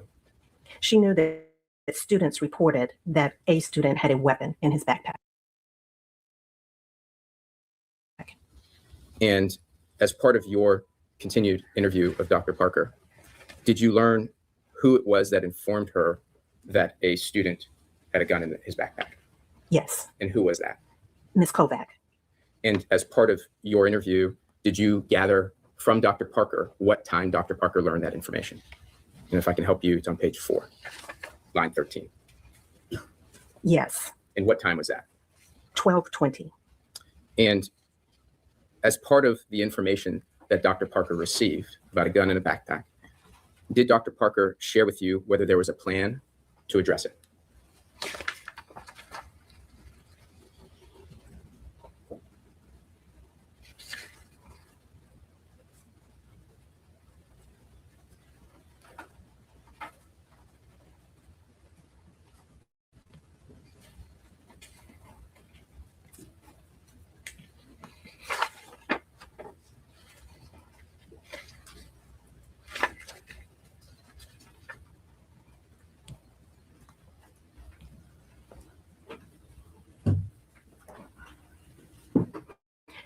As I'm reading through and recalling, when you say plan, I'm not recalling a plan as much as the conversation of what happened.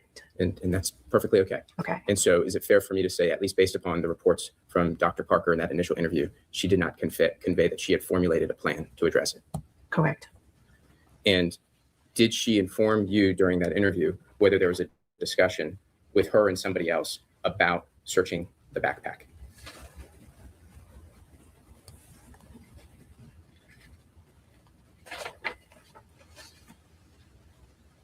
If it helps, page 3.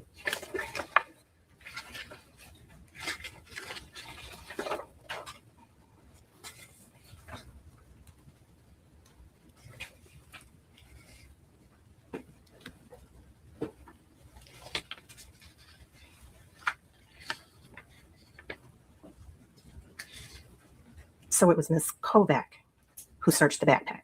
And did Dr. Parker convey to you whether she was part of a conversation with Ms. Kovac where there was a discussion about searching the backpack? Yes. And that request came to Dr. Parker, correct? Or was it informed to Dr. Parker, whatever words that you think are most consistent with what Dr. Parker shared with you? So it's my understanding that Ms. Kovac checked the backpack on her own. So if I can refresh your recollection on page 3, line 4, if you can read that to line 8. Okay. So Ms. Kovac was the one who... You don't have to read that loud. Just read it to yourself. That's okay.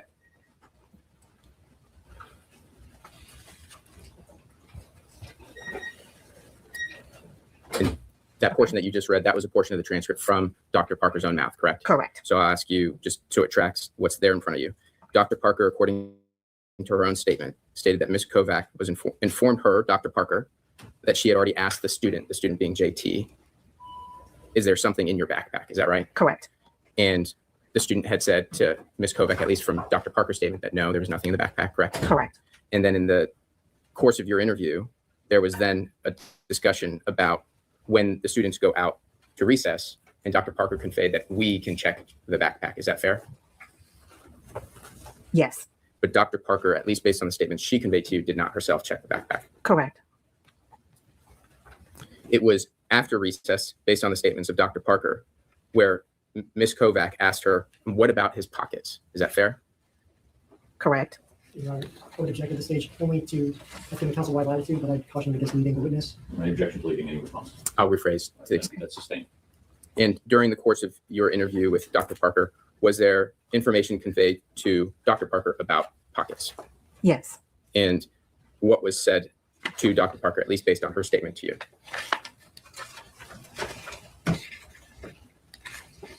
Page 3, line 17.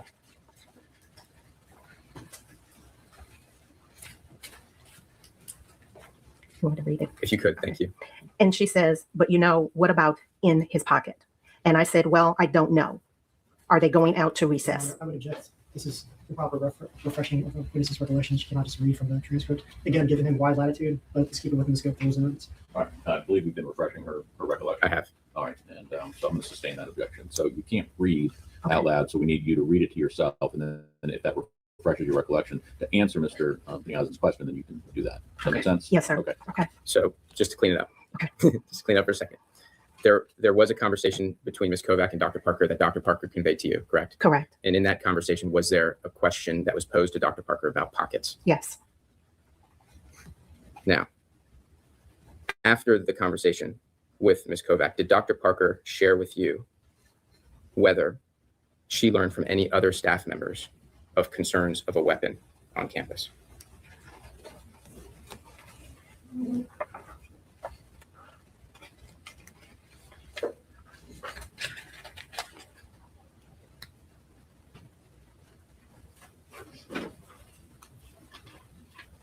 If it may help refresh your recollection, page 6, line 14.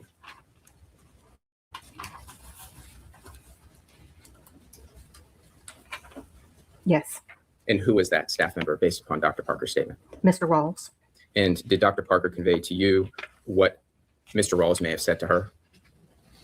Yes. And having read the transcript of your interview, has that refreshed your memory? Yes. And what was asked of her?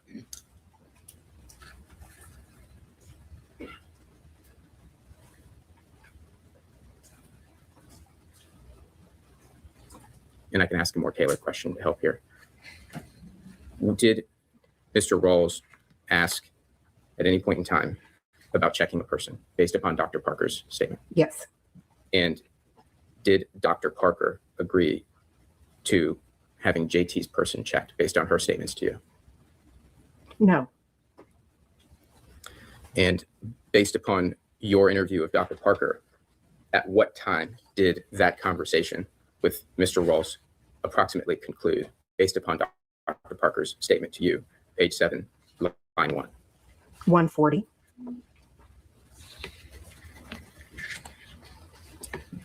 During your interview with Dr. Parker, did she ever state whether she personally left her office to go search a backpack for a gun? No. Did she inform you that she ever left her office to go check the student JT? No. Did she inform you whether she ever asked a member of the team, other teachers, anyone else, to search the person of JT? No. Did she inform you whether she herself searched JT, as in was he brought to her at her request to search him? No. Based upon her statements to you, did she contact the school resource officer? No, not to my knowledge. Based upon her statements to you, did she contact and notify the principal? No. Based upon her statements to you, did she call 911? No. I'm going to transition now, and I want to talk to you about the Newport News public school protocols, okay? Okay.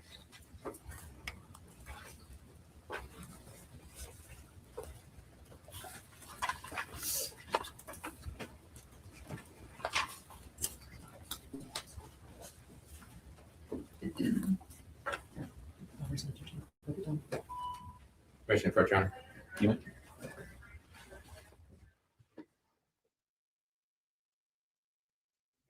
What's been pre-marked, that means there's a little sticker at the bottom, and there's the number there is number 22. Is that correct? Yes. And there's a heading, or the title of that document is what, as best as you can tell? I know it's in big letters, but I'm not supposed to say it myself.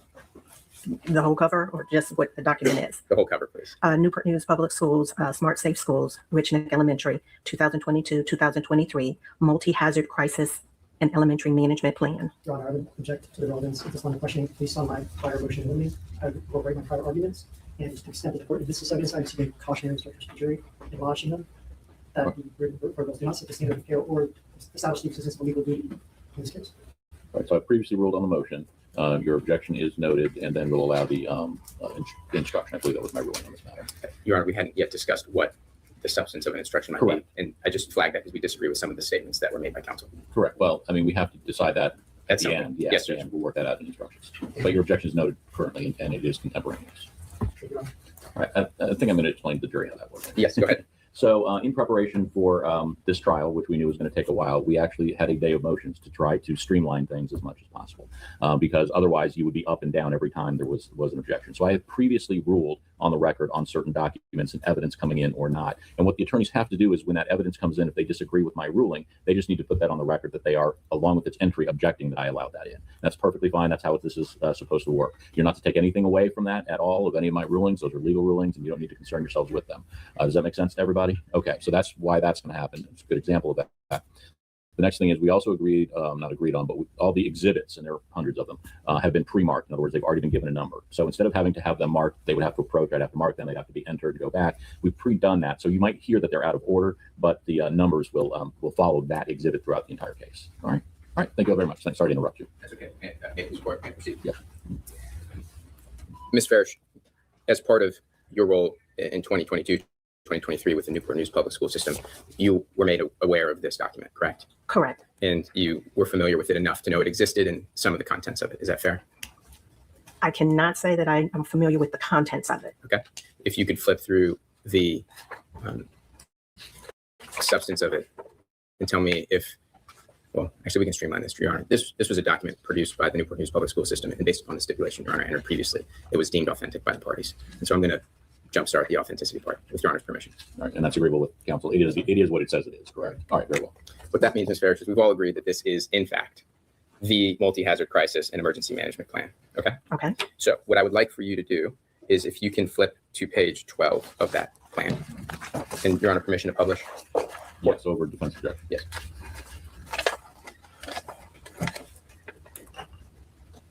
So just so the jury's tracking, this is the cover page that's in front of you. Correct. It talks about smart, safe schools, correct? Correct. And then it talks about multi-hazard crisis and emergency management plan. Is that fair?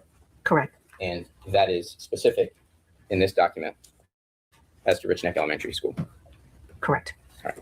Do you have page 12 in front of you now? Yes. On page 12, there's a portion here that talks about startup procedure. I know it's hard to read. I'll be zooming in, folks. But is that the page 12 that's also in front of you? Yes. All right. So if we can zoom in here and we talk about the school threat assessment response protocol. Do you see that? Yes. And there's a section here at the bottom that talks about procedures. Do you see that? Yes. Okay. And here it talks about the first section. It talks about any student upon receiving information that a person is threatening to commit an act of violence shall. And the first thing is assume the threat is serious. Correct. And on page 13, it goes through responsibilities of students in the circumstance of a threat. True? Yes. And then here, when we get to this section, which is the third bullet point down, it talks about parents and guardians and their responsibilities. True? Correct. And then a little bit further down, we start talking about school staff members. Is that true? Yes. And in that context, we're talking about the teachers of the school of Rich Neck Elementary, as best as you understand. Yes. And again, it's assume the threat is serious, right? Yes. Immediately report the threat, right? Yes. Be available and cooperative to provide statements, right? Yes. And then the protocol changes and moves to the school administrator based on this document, correct? Correct. And then that responsibility is shifted and it says any school administrator, correct? Correct. And in this context, principals are administrators, correct? Yes. Dr. Parker was an administrator. Yes. And it says again, assume the threat is credible until and unless an analysis suggests differently. True? Correct. So I just have to object reading. Again, wide latitude, but patience is waiting. All right. If you can, I'll sustain that and allow you to rephrase your question in a non-leading manner, please. Does the policy talk about whether or not a school administrator should assume threats are credible or not credible? Yes, it does. And what does it say about that? You can read it. Any school administrator, upon receiving information that a person is threatened to commit an act of violence, shall assume threat is credible until and unless analysis suggests differently. And the next portion of this policy, does it talk about what, if anything, a school administrator, in this case, Dr. Parker, is supposed to do as it relates to the student making the threat? Yes, it does. And what does it say about that? Cause the student making the threat, if known and on campus, to be immediately removed from the classroom and segregated into a secured area pending further investigation. And is there a conversation within the policy or discussion about what should happen with other student or staff who may have received information? Yes. And what's the school administrator supposed to do in that context? Segregate any student or staff member who received the threat pending further investigation. And then is there a discussion about what, if any, requirements there are for the school administrator as it relates to the staff member who is a source of information for the threat? Yes. And what does it say about that? Require the school staff member, if this is the source of the information, to provide immediate written statements regarding the information received. And is there discussion within the policy about contacting 911 or school resource officer? Yes. What does it say the school administrator is supposed to do in that context? Request police assistance either from the assigned school resource officer or by calling 911 for an emergency, or the nearest SRO for a non-emergency to report a threat. Those are all the questions I have. Thank you, Ms. Finch. Thank you. Any cross-examination? Yes, Your Honor, just a moment. All right. And I'd move Exhibit 22, pages 12, 13, and 14, which were the pages that were referenced into evidence, Your Honor. All right. Same objection, previously noted, now contemporaneous. Besides that, anything else? I just asked that I remain continuing objection. All right, Fran. Thank you. So admitted.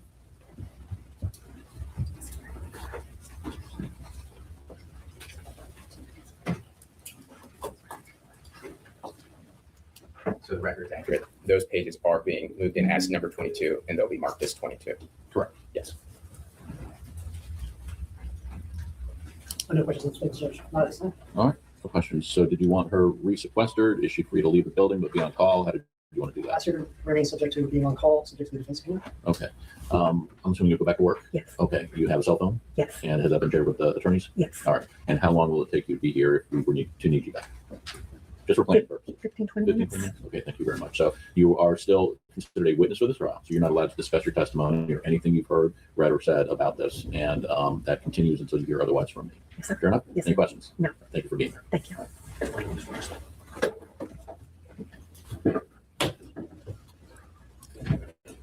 All right, and you may call your next witness.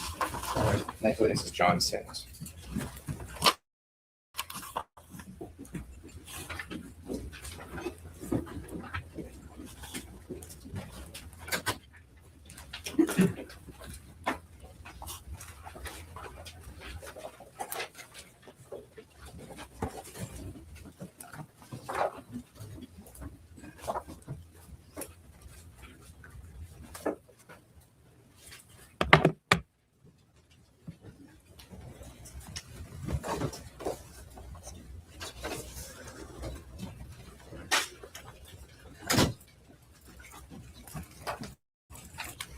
All right, you can stand there, raise your hand for me. Do you swear that the testimony that you're about to give will be the truth, the whole truth, and nothing but the truth, so help you God? I do.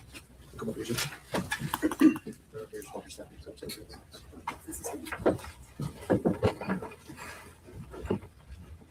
May it please court. Good morning. Good morning.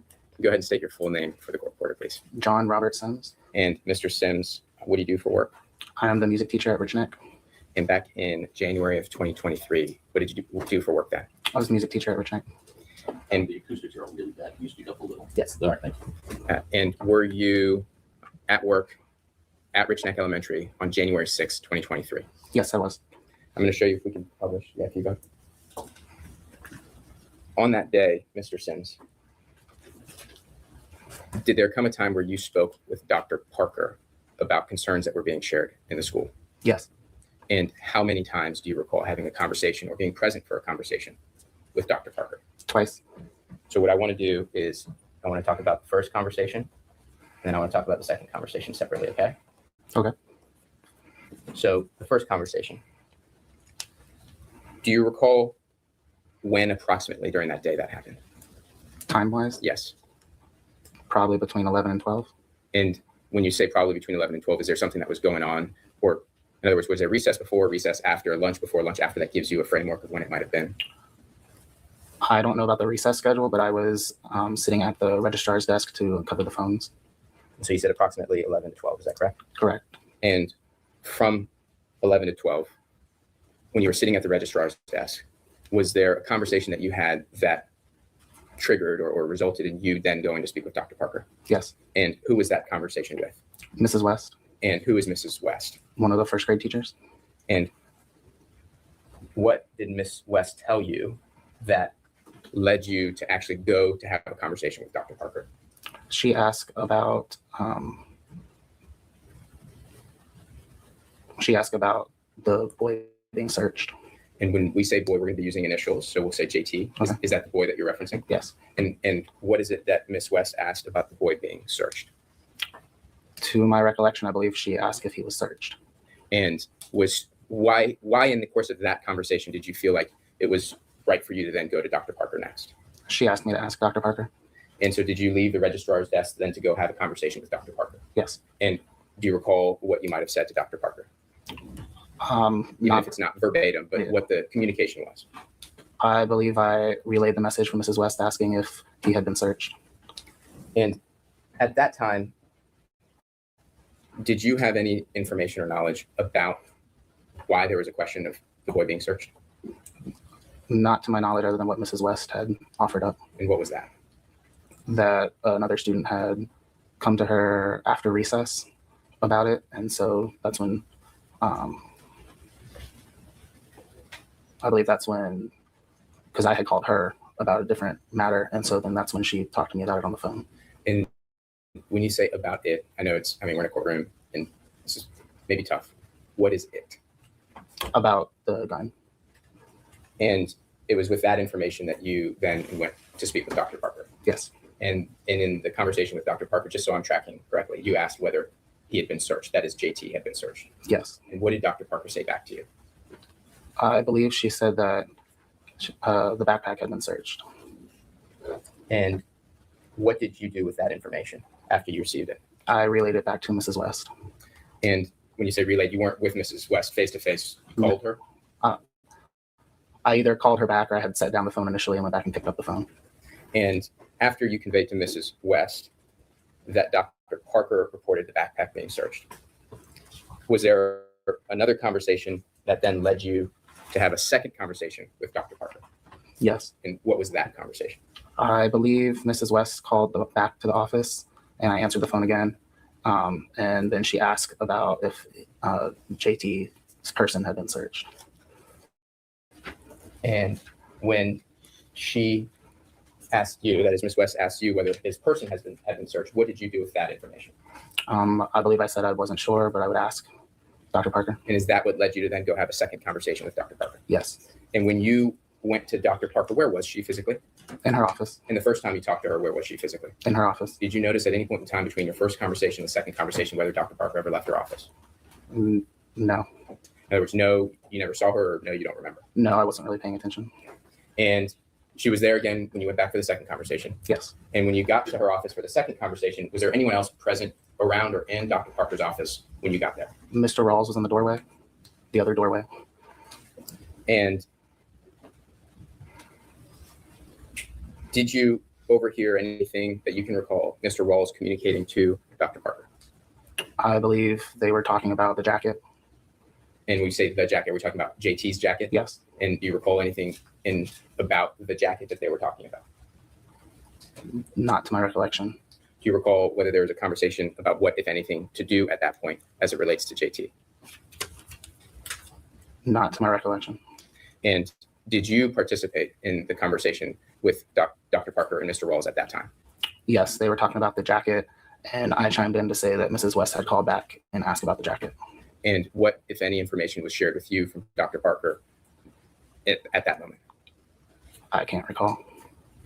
Were you informed that by Dr. Parker that the jacket was checked? Judge, he has his answer. I'm sorry, what was the He objection? has his answer. He's responded. He's not entitled to fish for the response that he's seeking. He asked a question. The witness responded. He doesn't have a call. So your objection is asked and answered, is that He just correct? asked an answer, but he's stuck with his answer at this stage. All right, your response? Your Honor, I'm just ensuring that the witness understands it's the scope of my question, even if it's more narrow than the rest. So you're rephrasing, is that correct? I will rephrase. Right, I will overrule that on a rephrase. Go ahead. When you were part of this conversation with Mr. Rawls and Dr. Parker, did you hear Dr. Parker ever communicate that whether or not the jacket was checked? Not that I recall. At what point in time did you then leave that conversation with Dr. Parker and Mr. Rawls? I believe I left after I had chimed in about Mrs. West calling back. Back to Mrs. West any substance that you learned from that conversation. And I don't need to know what it was. I'm just curious if you then relayed information back. I can't remember. That's okay. Thank you. Those are all the questions I have, Your Honor. Cross examination. Yes, Your Honor. Morning, Mr. Sims. Good morning. Mr. Sims, you have multiple roles at Rich Neck Elementary School, correct? Correct. And that was true back in 2023 as well, right? Correct. You were a music teacher. Correct. You were also a resource team lead. Correct. You were also a testing lead. Right? Correct. And by testing lead, I mean at Rich Neck Elementary School, like many public schools, it was subject to state mandated testing protocols, correct? Correct. And those are subject to strict regulations. You agree? Yes. I'm sorry? Yes. And if the school or administrators fail to comply with those regulations, they can be subject to sanctions, correct? Correct. Sanctions can include loss of licensure, right? Correct. There can be civil penalties. Correct. It's a serious consequence if you violate the state testing protocols, right? Yes. And so that's one of your obligations there at the school is to ensure there's compliance as part of the team, right? Yes. At the time that this was going on back in January 6, 2023, they were doing testing at Rich Neck Elementary School. Do you recall around that time? Yes. They were doing annual statewide mandated testing, you remember? Yes. And Dr. Parker was responsible in part for ensuring compliance with those testing protocols, right? Yes. And that's actually part of what she was doing in that office, right? Yes. Objection. Speculation. You just seems to know the answer, Gage. All right. Why do you move it to strike his response? I have to strike just lack of foundation as to what Dr. Parker specifically was doing. All right. You have a response to that? I can rephrase, Judge. All right. So I'm going to sustain it on calls for speculation, but allow you to go ahead and re-ask. Mr. Sims, Dr. Parker, you were in or adjacent to her office at the time of these conversations, right? Correct. Her office is where she does her business, right? That's where she does her job as the assistant principal, correct? Yes. So it's not unusual for her to be in her office doing her job, right? Correct. But it was somewhat unusual for you to be in that office manning telephones, right? Not particularly, no. Well, let me rephrase. In your employment at Rich Neck Elementary School, were you a professional secretary? No. Were you trained to take down calls accurately? Did you receive specialized training in taking down calls? No. Ensuring that those messages were accurately relayed? No. Did you receive any training of any kind from school authorities there or in the course of your employment there to perform secretarial duties? No. But on that day, that's what you were doing. Yes. You were doing that because you were doing a favor for a friend, right? Yes. The registrar who normally mans the phones just wanted a lunch break, right? Correct. And so you went there and stepped in, as a good friend and colleague would do, right? Correct. And so then later that day, you found yourself in the middle of this whole situation, right? Correct. It's fair to say. So I'd also say it's fair to say you didn't expect to be in the middle of the situation when you went to work that day, right? Correct. Plaintiff's counsel has talked about there were two calls, right? Yes. There were two calls that you received while you were in the main office there, right? Yes. At the time of both of those calls, Dr. Parker was near you, right? Yes. Can you describe the office? It's multiple rooms, right? Yes. It's not just one room and she's right next to you, right? Well, kind of. Well, let me be more specific. This room, the main office, it's called a main office for a reason, right? Yes. It's a communal space, right? Yes. People go in there to access the copier, right? Yes. There's a copy machine, fax machine, right? Yes. So there's traffic in and out of there pretty frequently, right? Yes. And also, like many main offices at public schools, students are there too, right? Yes. They're taken there for disciplinary reasons. Right? Yes. And oftentimes they're taken to the principal to await discipline, right? Yes. And that was the case on January 6th as well, right? January 6th, 2023. What part? At the time or around the time of these calls, there were actually two students or multiple students in the office at the time you received those calls. Do you recall that? Yes. And actually that was part of why you placed that first call, right? Correct. The first call was you calling Miss Jennifer West, correct? Correct. Jennifer West is a first grade teacher, right? Correct. She didn't call you, right? Just to be clear. Correct. I know that sounds like a dumb question, but you called her, right? Yes. Any question in your mind about that? No. And when you called her, you weren't calling her to discuss a weapon, right? Correct. At that stage, you had no knowledge that there was a suspected weapon on the premises, did you? Not to my recollection, no. The first time you heard any information that there's a suspected weapon on the premises of that school was when you spoke to Ms. West, right? I believe so, yes. And when you went into that conversation initially, that was not your plan to have a discussion about there's a suspected weapon at Rich Neck, obviously. Right. You were initially asking her, hey, there's two students here in the classroom, right? Yes. I believe they're your students, right? Yes. They got in trouble, right? Yes. So can they go back to class now? Correct. And she responded, They can go back to class. they could go back to class. And then she says, oh, by the way, right? Oh, by the way, there's some more information. Would you agree? Oh, yes, sorry. She says, oh, by the way, and your testimony today was that she let you know that there was a child with a suspected weapon in his possession, right? Yes. But you don't remember exactly what she said, right? Correct. It's been like 3 years and it's close to that, right? Correct. If you had to write down in detail, verbatim, what she conveyed to you, you would not be able to do that, right? Correct. But you testified that once you received that information, she asked you to share it with Dr. Parker, right? Correct. And Dr. Parker, she was in the main office, right? She was in her office. her office, which is part of the main office, correct? Yes. The main communal space, right? Yes. Where there's all this traffic, right? Yes. Right? And it's not like you're right next to each other. It is close quarters, but she's about like 20 feet away or so. Is that a fair estimate? Probably, yes. Right? And so to better estimate that, to go and talk with her, you don't just like yell across the room at her, right? You would have to get up and talk to her, right? Not necessarily, because we were in eyesight You had direct eye line vision. from the desk I was sitting at. Okay. And she was stationed at her computer, right? Yes. And at the time that this was going on, she was involved in annual testing, right? That's why she was in the office. Objection, same objection. Yeah, you can sustain that. If you can lay foundation for that. I understand, Judge. At the time that you were in the office with Dr. Parker, did she appear to be focused on her duties? Did Yes. she appear to be focused on her responsibilities as a principal working there? Yes. And also, you testified that you shared some information with Dr. Parker. You can't tell anyone in this court, right, verbatim, what you told Dr. Parker, right? Correct. This is your ballpark estimate of your recollection of what you told her, right? Correct. 3 years later, right? Yes.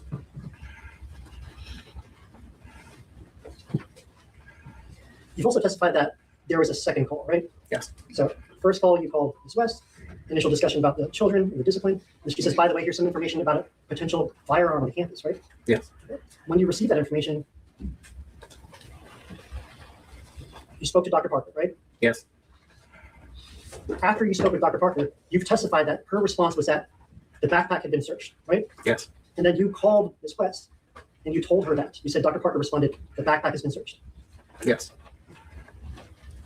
You cannot testify here today that when Ms. West called you, she shared where the firearm was. Said differently, you didn't know where that gun was at the time you were talking to Ms. West, did you? No. You didn't know if it was in a backpack. You didn't know if it was on this person, right? Correct. She did not share that information with you. Correct. Right? And so when you spoke to Dr. Parker during that second phone call, you talked to Ms. West, right? Yes. Correct? You turn and say, this is important information. I have important information about a potential deadly weapon on Rich Tech property, right? Yes. That's important. You're doing your job. The job that you volunteered to do, right? Yes. And you turn and you convey this to her as best you can, correct? Yes. And she responds, the backpack has been searched, right? Right. Because at that time, it was reasonable to believe, well, I'll strike that question, Judge. There was no discussion with Dr. Parker about the weapon being on this child's person when you spoke with her, correct? Not with me, no.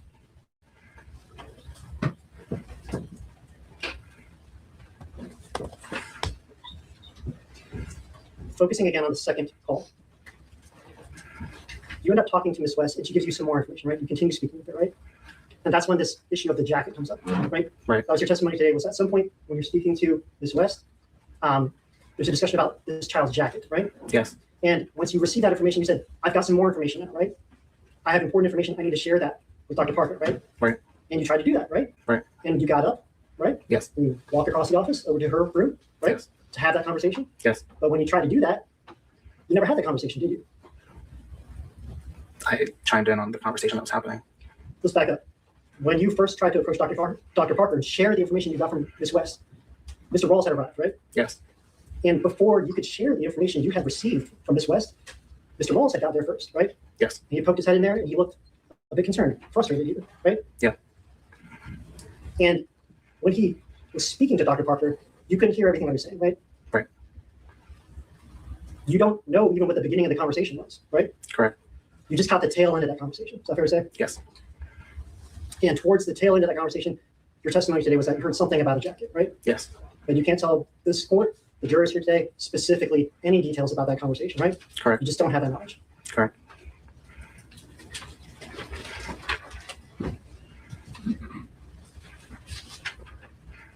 I have no further questions. Thank you.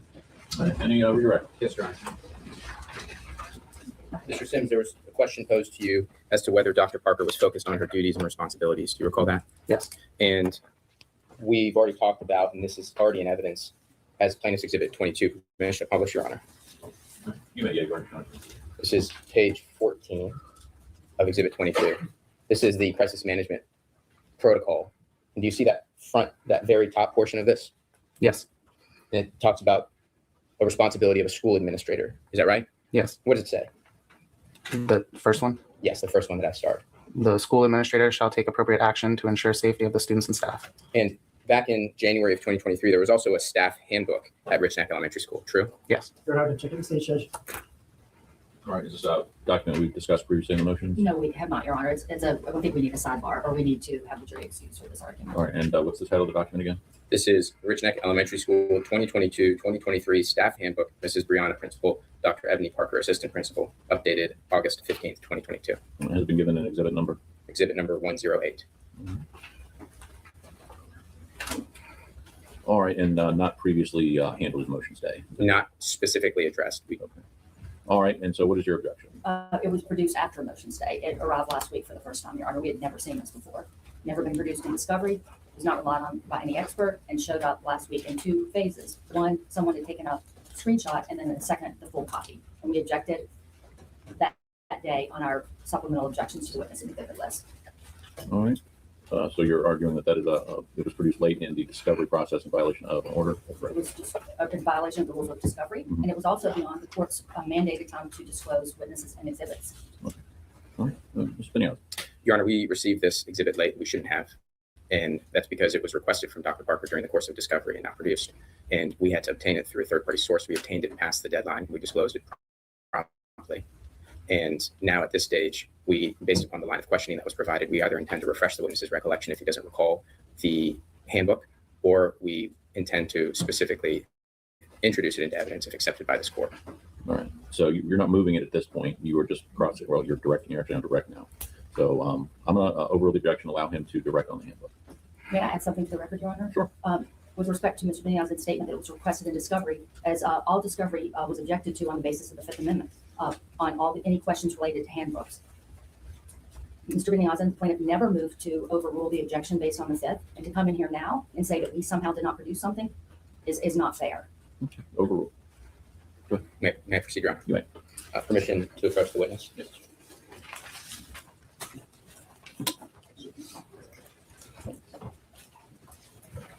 Mr. Sims, I'm handing you a document, or I guess I just handed you a document that says Rich Neck Elementary School 2022-2023 staff handbook. Do you see that? Yes. Was this a staff handbook for you all at Rich Neck for that calendar year? Yes. And that included January of 2023? Yes. And earlier you were asked about questions as it relates to duties and responsibilities. Do you recall whether this document specifically discusses responsibilities of a school administrator, that is assistant principal, when it has to do with classroom management and safety? You can answer. Do you recall, without looking at it, whether it addresses that topic? Not specifically. If you would flip to, there's a little red number at the bottom that says 9074. If you go to that page. Does that refresh your recollection as to a portion of this staff handbook that addresses classroom management and safety? Yes. And do you recall, without looking at it, I know it's right in front of you, but do you recall, without looking at it, whether there are tiered behaviors within the handbook? Yes. Your Honor, I object at this stage to this line of questioning. I don't see how this is assisting the finder of fact. I would ask for the proper from opposing counsel. What is the relevance of this? Yeah. How does this go towards anything that was brought up in cross-examination? Your Honor, he asked about responsibilities. The tiers within the handbook delineate responsibilities of administrators and staff members in situations of classroom safety. It's been the position of the defendants, both from cross so far in an opening statement, that there was responsibilities shared amongst individuals, and there's a handbook applicable to their relationships that tell us what their responsibilities were. He didn't ask he asked the question about duties and responsibilities, and so we get to explore what duties and responsibilities were being attended to by Dr. Parker. No, I'm going to overrule it. The door's been opened in cross-examination. Objection noted. Go ahead. And based upon this staff handbook, there's level 3 behaviors. True? Yes. And what does it say about level 3 behaviors, as best as you recall? And if you need to refresh your recollection by looking at it, that's okay. Level 3 behaviors are reported to school security and administration. And is there a description is there a section that talks about student behaviors specific that are level 3 behaviors? Yes. And is there a student behavior within the handbook that specifically applies to the circumstance we're talking about here today? Yes. And what does it say? Your Honor, I would object at this stage. This is lack of foundation for the basis of this witness's knowledge. It sounds like he doesn't have any independent recollection of this document. He's just being asked to read from this document itself. To the extent that there's an argument about opening the door, I still stand on my your objection, but this is a discrete issue. I mean, this is his bare recital by a fact witness of what is written in the internal policy has no bearing on the procedure. This has no bearing in this case. I would object on the grounds of relevance as well as 243 balancing, as this is going to invite the jury to render its verdict based on an improper basis that has no relevance to collateral matter. Response to relevance objection now? Your Honor, I believe the foundation was just laid with the witness that first, this is a staff handbook that applied in January of 2023. He was able to identify it as a staff handbook that applied in January 2023. And when asked whether there's a level 3 tiered behavior that specifically is pertinent to the issue here, he says, yes, it's within the handbook itself. We've laid the appropriate foundation. It's certainly relevant to the issues in the case, especially in the circumstance in which the argument's been posed to the jury, that this is a case about indifference and not inadequacy. And so what the individual knew, the defendant knew about their responsibilities and how to balance and weigh those responsibilities is certainly pertinent. And in light of the fact that they've crossed this individual on the fact that she was tending to her responsibilities on that day, it's relevant for us to address what other responsibilities she agreed and promised to keep. Overruled on foundation, relevance. I think those are the two latest ones. Go ahead. Under student behaviors, is there a specific behavior that we've been discussing so far in your testimony? Yes. And what does that say? Possession of a weapon. And does this, as best as you can recall, or if you need to refresh your recollection, talk about what next steps and responsibilities to take next steps are on the administrator, the assistant principal? To secure students and ensure safety. Is there others? Immediate notice to administrator and security. Email a detailed account of the incident and everyone's roles, names, locations, and time. Now, you were asked about whether Dr. Parker focused on her duties and responsibilities.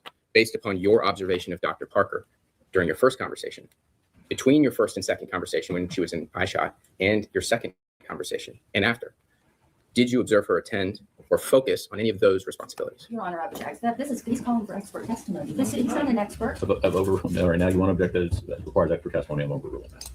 Go ahead. Do you recall the question? You want me to ask again? Can you ask it again? Yes, sir. From the time that you had your initial conversation with Dr. Parker, and then you sat at the registrar's desk, you could see Dr. Parker, then you had a second conversation with Dr. Parker. During any of that time, did you observe her take any actions that were focused on the responsibilities that we've just addressed in this handbook regarding the possession of a weapon? Because of the position of the registrar's desk, I'm actually facing away from her door, so I couldn't tell you what she was or was not doing. During your time there, did you see the student JT come into the administration office? Not that I recall, no. Did you see Dr. Parker leave her office to go potentially look for him? Not that I observed, no. Did you overhear her notifying security? No. Now, there's a question asked of you in cross-examination about not knowing where the gun was. You recall that question? Yes. Did you observe Dr. Parker take any actions to try and locate where the gun was? Not that I recall. Other questions I have? Yes, based on redirect. Yes, sir. You didn't see Dr. Parker take any actions after your conversation, last conversation with her? Because you weren't paying attention to it, right? Correct. No further questions? All right, did you want him resequestered on call or is he excused? Excused from our end, Judge. All right, defense? Just can we have him on call for the time being with the in touch with her? Okay. All right, so you're not being released as a witness at this time, but you are being released to go back to work, if that's what you're doing today. Do the attorneys, defense attorneys have your cell number? Okay. No. All right. So actually, you've called him. Do you have a cell phone? I do. Okay. So how long would it take you to be back here at some point today, let's say? Depending on traffic, 20, 30 minutes. Okay. All right. So just with having said that, I'm going to let you leave the courthouse. You still are not allowed to talk about your testimony today. If you have to tell anyone where you were in court, and that's it. You can't talk about your testimony, read or hear anything about this case until otherwise released. You understand? Yes, sir. All right. Thank you very much. I think now's a good time to take a break. All right. All right, we are going to take our morning break now, about 15 minutes. Anything you need, just knock on the door and Sarah will assist you with anything that you don't already have. Okay? All right. Please drive to the jury.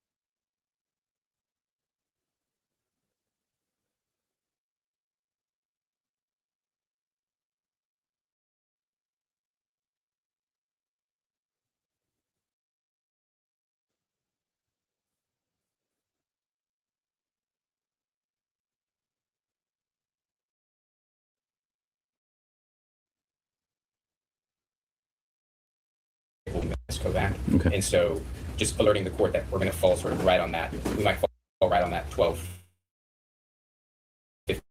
12:30 timeline. And I don't know what Your Honor's preference is. And if we needed to take up argument on that Exhibit 108 in that interim before Right. Ms. Kovac to make good use of time. All right, that'll be fine. Thank you. Yeah, I'll try to break between 12 and 1 when we can. That sounds like a good timing for today. Great. Thank you, Your Honor. So it's fine if we let Ms. Kovac know that we don't need her till 1, Your Honor. That's, yeah, at least 1. Okay. All right, you can bring the jury.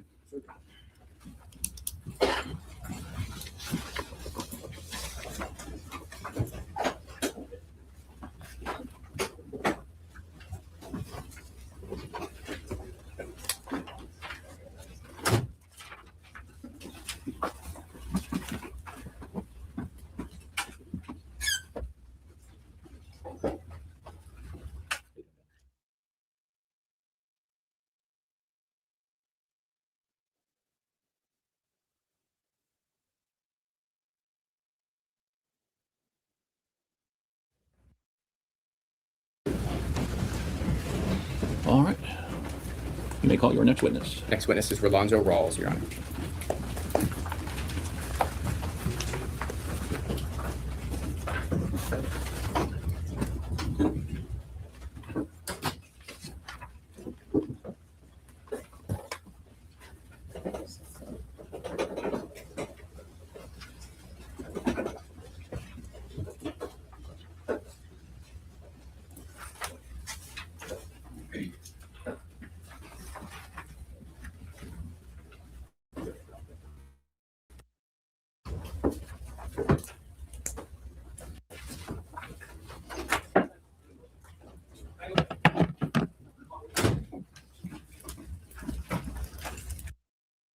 All right, begin. Stand in the middle and raise your right hand for me, sir. Thank you. Do you swear that the testimony you're about to give will be the truth, the whole truth, and nothing but the truth, so help you God? I do. Have a seat.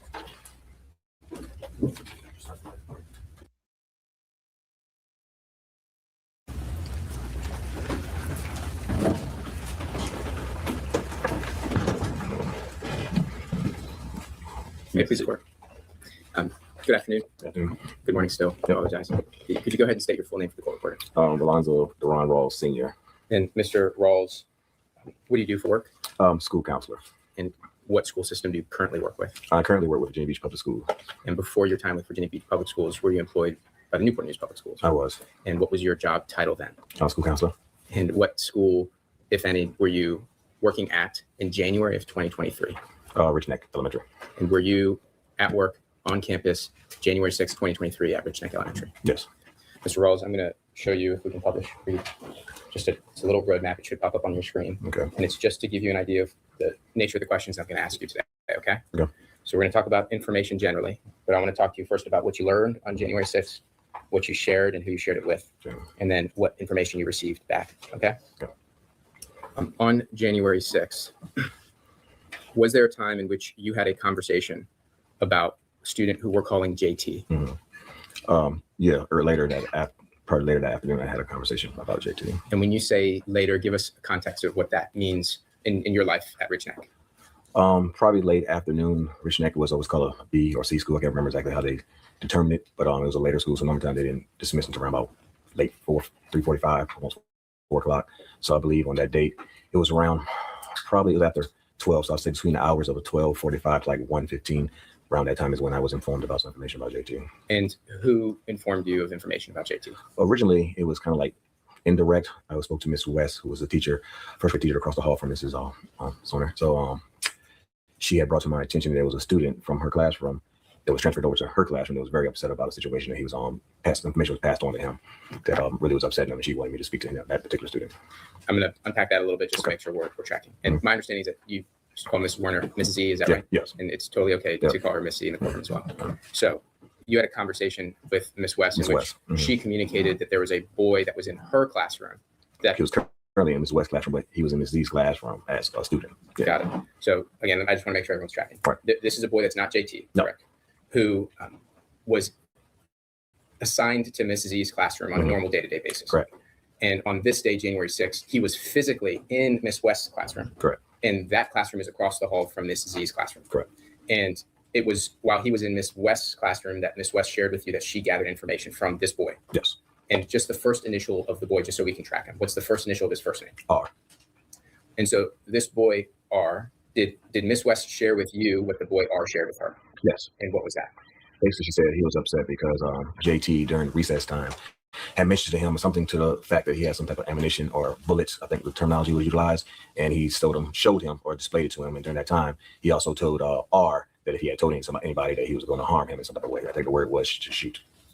And again, I just want to unpack so we're tracking the people correctly. It was conveyed to you that JT had informed R that he had bullets and that if R said anything about it, JT would shoot him. Yes. Did you interpret that as a threat? At the time when I spoke to R, I did not, because he was not very coherent about what he was trying to display. And personally, I just didn't think, because I've spent a lot of time with JT. I had been part of his treatment plan for like a year and a half. So we're not going to get to but think long story short, I know I did not answer the question. Okay, but you did. It raised concerns enough to you to have conversation with Dr. Parker. Yes.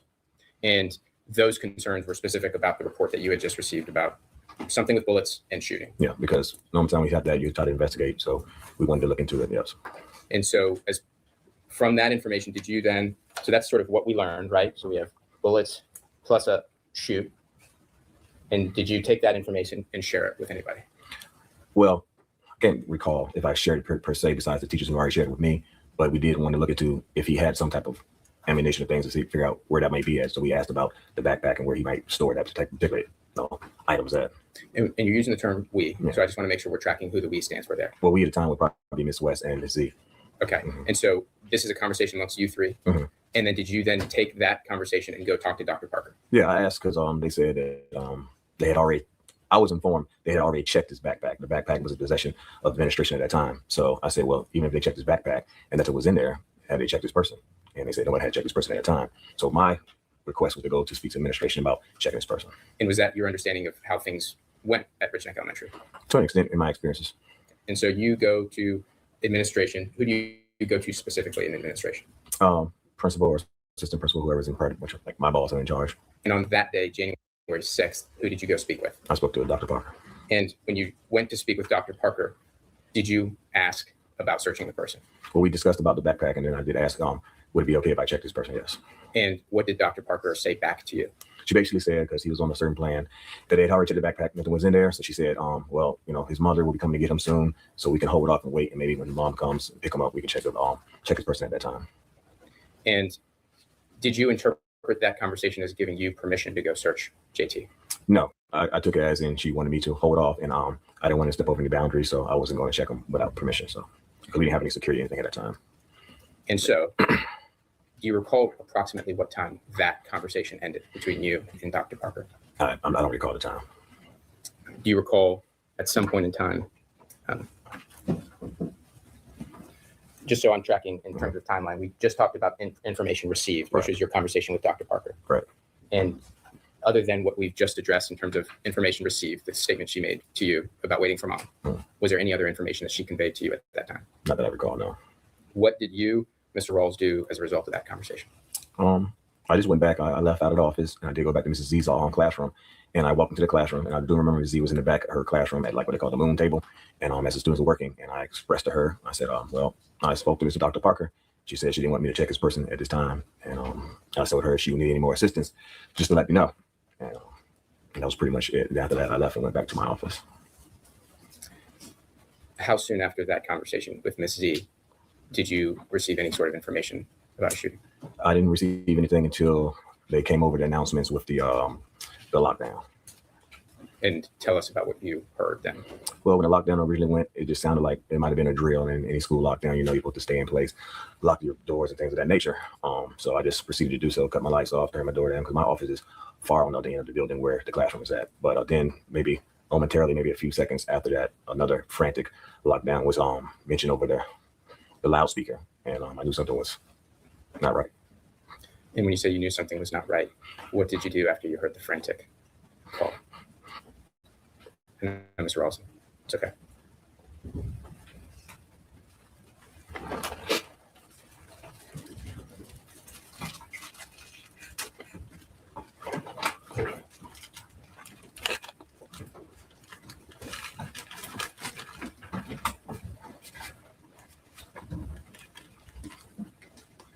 I got on the walkie-talkie and asked if anybody needed assistance, and no one answered. So procedure is not to leave my area, but I left my area to go around the corner to see what was going on. As I proceeded to go around, passing the cafeteria area, down the main hall, and there's another main hall area where it heads down to the front office. There were janitors in the hallway, and I could see speckles of blood on the floor, and we were cleaning it up. And I said, "What are you guys doing?" It was a lockdown. I ain't gonna stay out there. And one of the janitors mentioned to me, they said, they got him. And I'm like, "They got who?" And they were like, "The student in the classroom out here." So I proceeded past the janitors into Mrs. East's classroom because the dorm door was open. And as I stepped in, Mrs. Miss Amy had JT over in the corner, and she had him like a hold, not like a restraint, but like just hold, like holding him by his arms. And I said, "What's going on?" And she said, he shot her. And I said, "He did what?" And she said, "Yeah." And I said, "Where's the weapon? Where's the gun?" And she had pointed across the hall. So I walked through the classroom on the far end, and the weapon was on the floor. My initial reaction was because another janitor wasn't still inside the classroom at the time as well, and I didn't know would he try to break away from the reading specialist, Amy. Can I ask you a quick follow-up? Yes. Was the police on scene yet? No. Okay. And so you saw the weapon on the floor in the classroom before the police arrived? Yes. And then from what you could tell in your observation, did the gun stay in that location until the police arrived? Yes, because like I was saying, I was going to move it because I wasn't sure was he going to try to get at it again. But I wasn't going to touch it without a glove or something, so I asked the janitor or so to give me a glove or something. And before that even occurred, that's when the officers did proceed into the classroom. Thank you, Mr. Ross. Mm-hmm.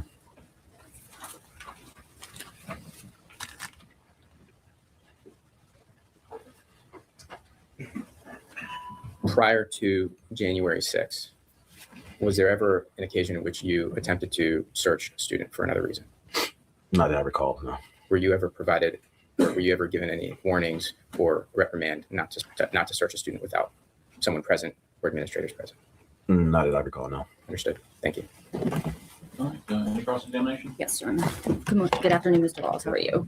I just have a few questions for you so the jury can hear the whole story. You mentioned that you worked with a student before, JT. Yes. And you were part of his student success team. Is that correct? Yes. Okay. And he had some behavioral issues. Yes. And he also had some learning issues. Yes. And you were very familiar with him. Correct. And he had been taken to Dr. Parker's office on multiple occasions. Yes. And in fact, 2 days before, he threw Ms. Werner's cell phone, correct? Yes. And you were called to her room either by Ms. Werner or Ms. West, correct? Yeah, I was calling a walkie-talkie. They told you come down and get him and take him out of here, correct? Yes. Okay. Now, Friday, January 6th was a little bit different, wasn't it? Yes. You were, in fact, dealing with student A with Ms. West's class. Okay. Yes. And you and Ms. A were dealing with student A who had caused a major disruption in the school, correct? When you say a student A, who you refer to exactly? The student A who was in Ms. West's class that you had taken to your office. Do you recall taking a student into your office to counsel them? Student Yeah, A. that wasn't Mrs. West's class. That was another student. She was a first grade student, but that wasn't Mrs. West. Okay. So you had brought student A back down to the classroom. Yes. Right. And then you learned Ms. West talked to you about something she wanted to tell you about student R. Correct. Okay. But Ms. West didn't seek you out. No, that I didn't think of. No. You came down the hall and sort of stumbled on this information. I stumbled onto the information. So at that point, you'd heard nothing about JT that day. Not to that point, I recall. No. Okay. In fact, you knew he'd come back from suspension. I knew that. Yes. Okay. And at some point, you checked in to see how he was doing that day. Yeah, I think I walked past the hall. I don't think if I came exactly into the classroom, but I came down the hallway area. And you hadn't heard anything other than what student R told you. I recall. No. Okay. So you took student R outside in the hall and spoke to him. Yes. Never heard anything about a gun. No, not at all. You heard something about bullets. And because student R was 5 or 6, you decided, did you feel like you needed to investigate it? Well, yeah, that's why I went to ask about the bag and everything. Yes. Okay. And Ms. Werner never sought you out about JT that day, correct? Not that I recall. No. And you didn't hear any walkie-talkie traffic about JT that day. If it wasn't direct towards me. No. Okay. And so you spoke with R outside of Ms. West's classroom. And when you spoke with R, you didn't feel the need to take him to the office, correct? Oh, R? Yes. No. And JT was across the hall in Ms. Werner's classroom, Yes, I believe so. and you didn't feel the need to take R out of the classroom, did you? Not at R or JT. JT. No, not at that time. No. And you are a member of you're a guidance counselor and you're involved in discipline and counseling students on discipline. Well, it was guiding them, yes, not so much in charge of discipline, no.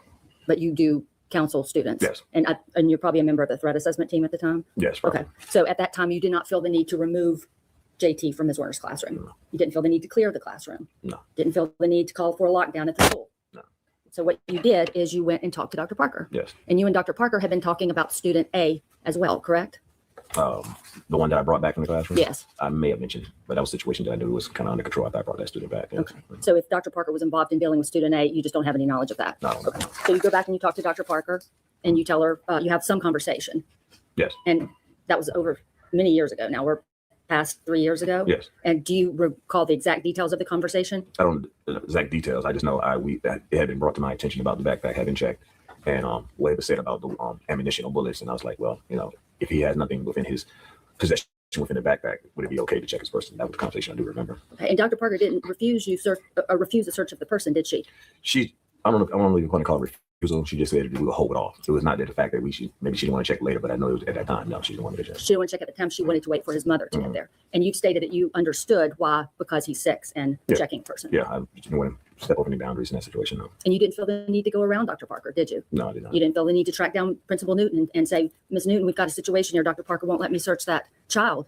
You didn't feel that at all? No. And in fact, you decided to go back to your office. Yeah, I went back to speak to Mrs. Owner first, then I went back to my office. Yes. And then you were in your office, and at some point, you understood that there was a lockdown. Yes. And you came down the hall. Yes. And you saw the janitors. Yes. And they were mopping blood. Yes. And you understood did one of them say something to you? Yeah, they said they got him. And when they said they got him, did you say, oh, it's JT, it must be JT? No. Did you have any idea who they were talking about? I had no idea. And it wasn't until you went in the room Yes. that you knew that it was JT? Yes. And the law enforcement came? Eventually, yeah. And after that, you went back to your office? Yes. And you cried, didn't you? Because this was shocking to you. Yeah. And Mr. Rawls, at any time when you were dealing with the situation, up until the time you saw that child in Ms. Kovac's room, did you ever think that JT was a threat to that school? In my personal opinion, in the time I spent with him, I wouldn't have thought he would have took it to that level. No.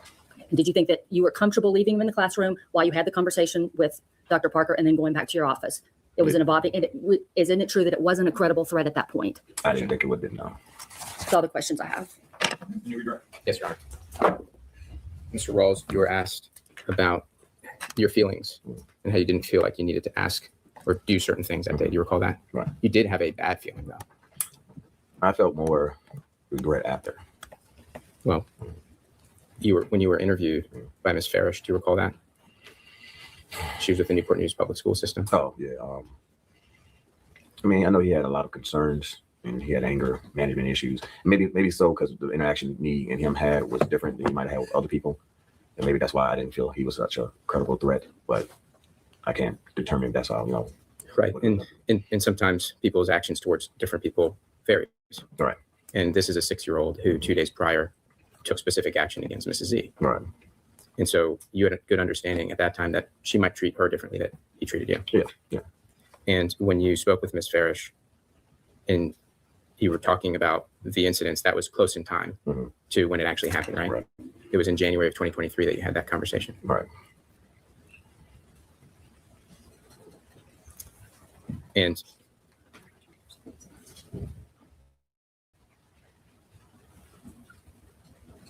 when you went into Mrs. Z's classroom with the information from Dr. Parker, that was sort of hang tight. Yeah.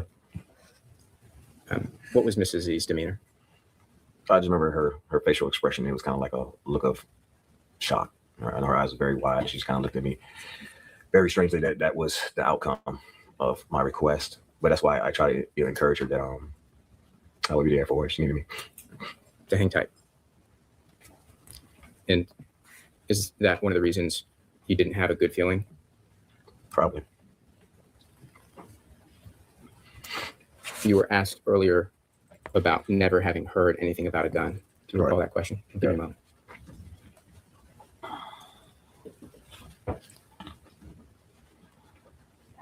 If someone said the word gun to you, would it have changed your impression?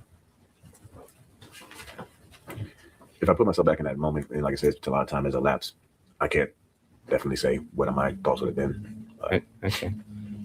And when it was conveyed to you that it was bullets,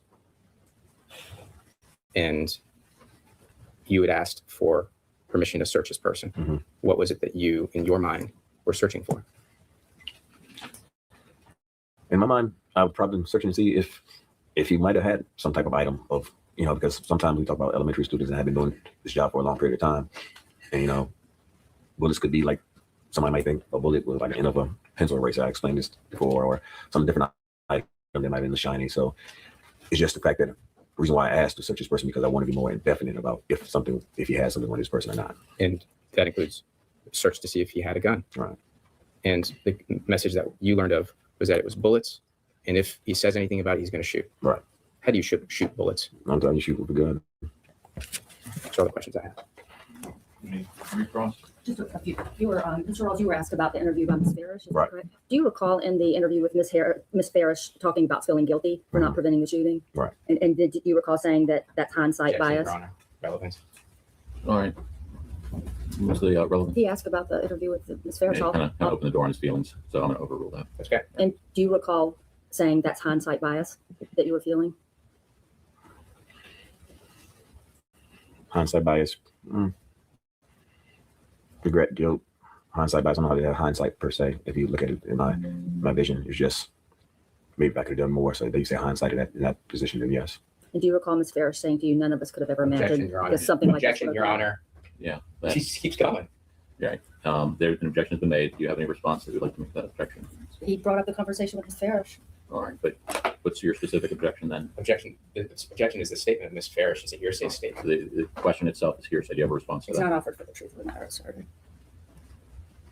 What's your response to that? Your Honor, there is no other purpose that it could be offered other than the impressions of somebody who is not relevant to the matter here, and it's hearsay, whether or not it's relevant. All right, I'm going to sustain the objection. I'm going to order that it be stricken from the record. You not to consider any of that language that came from the question, came from an attorney who's not testimony. All right, thank you. All right, any other questions? No further questions. Okay, thank you.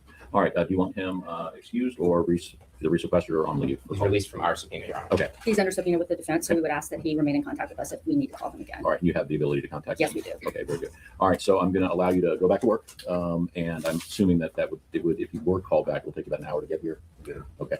Well, we will give you at least that much of a heads up. You are still a witness in this case because you're under subpoena by both sides. So I'm directing you and in fact ordering you not to discuss your testimony with anyone about this case. If anyone asks you, we're in court. That is all you're allowed to say. Any questions for me? Thank you for being here. Thank you.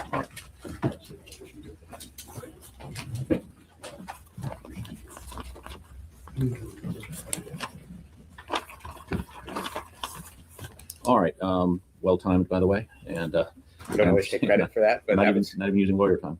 All right, so we are going to take our lunch break now. Good time, and we'll say an hour. That's our circuit's policy on that. So we're going to take our lunch break of an hour now. So we will try to resume court again at 1:15. All right, ladies and gentlemen.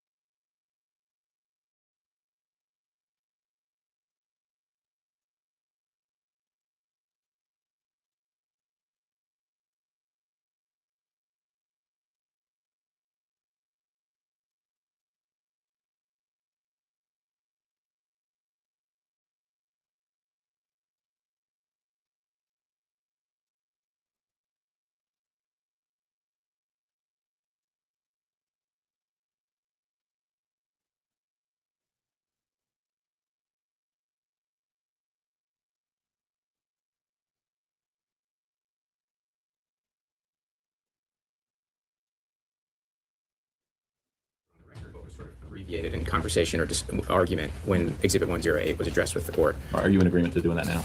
That's fine, Your Honor. Okay. And the issue here, Your Honor, is during the course and pendency of this litigation, a subpoena ducis tecum was issued to Newport News Public Schools specifically for the Rich Neck Elementary School Handbook for school year 2022-2023. And when we issued that subpoena, it was responded to by a gentleman by the name of Robert White, the executive director at that time. And we'd like to submit these as court exhibits, Your Honor, just for the court's record. All right. So there's the So obviously, there's not exhibits that are going back to the jury. They're only purposes for this motion. Correct, Judge. All right. And so what's being handed first is the subpoena that was issued.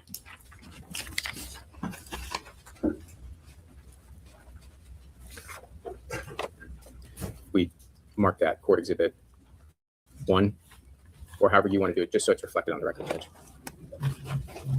All right. How are you numbering your exhibits, Ms. Douglas? Do you have numbers or letters? Numbers. You're going to use numbers as well? Yeah. All right. So then we'll use letters for court exhibits. So this will be Exhibit A. Yes, Your Honor. All right.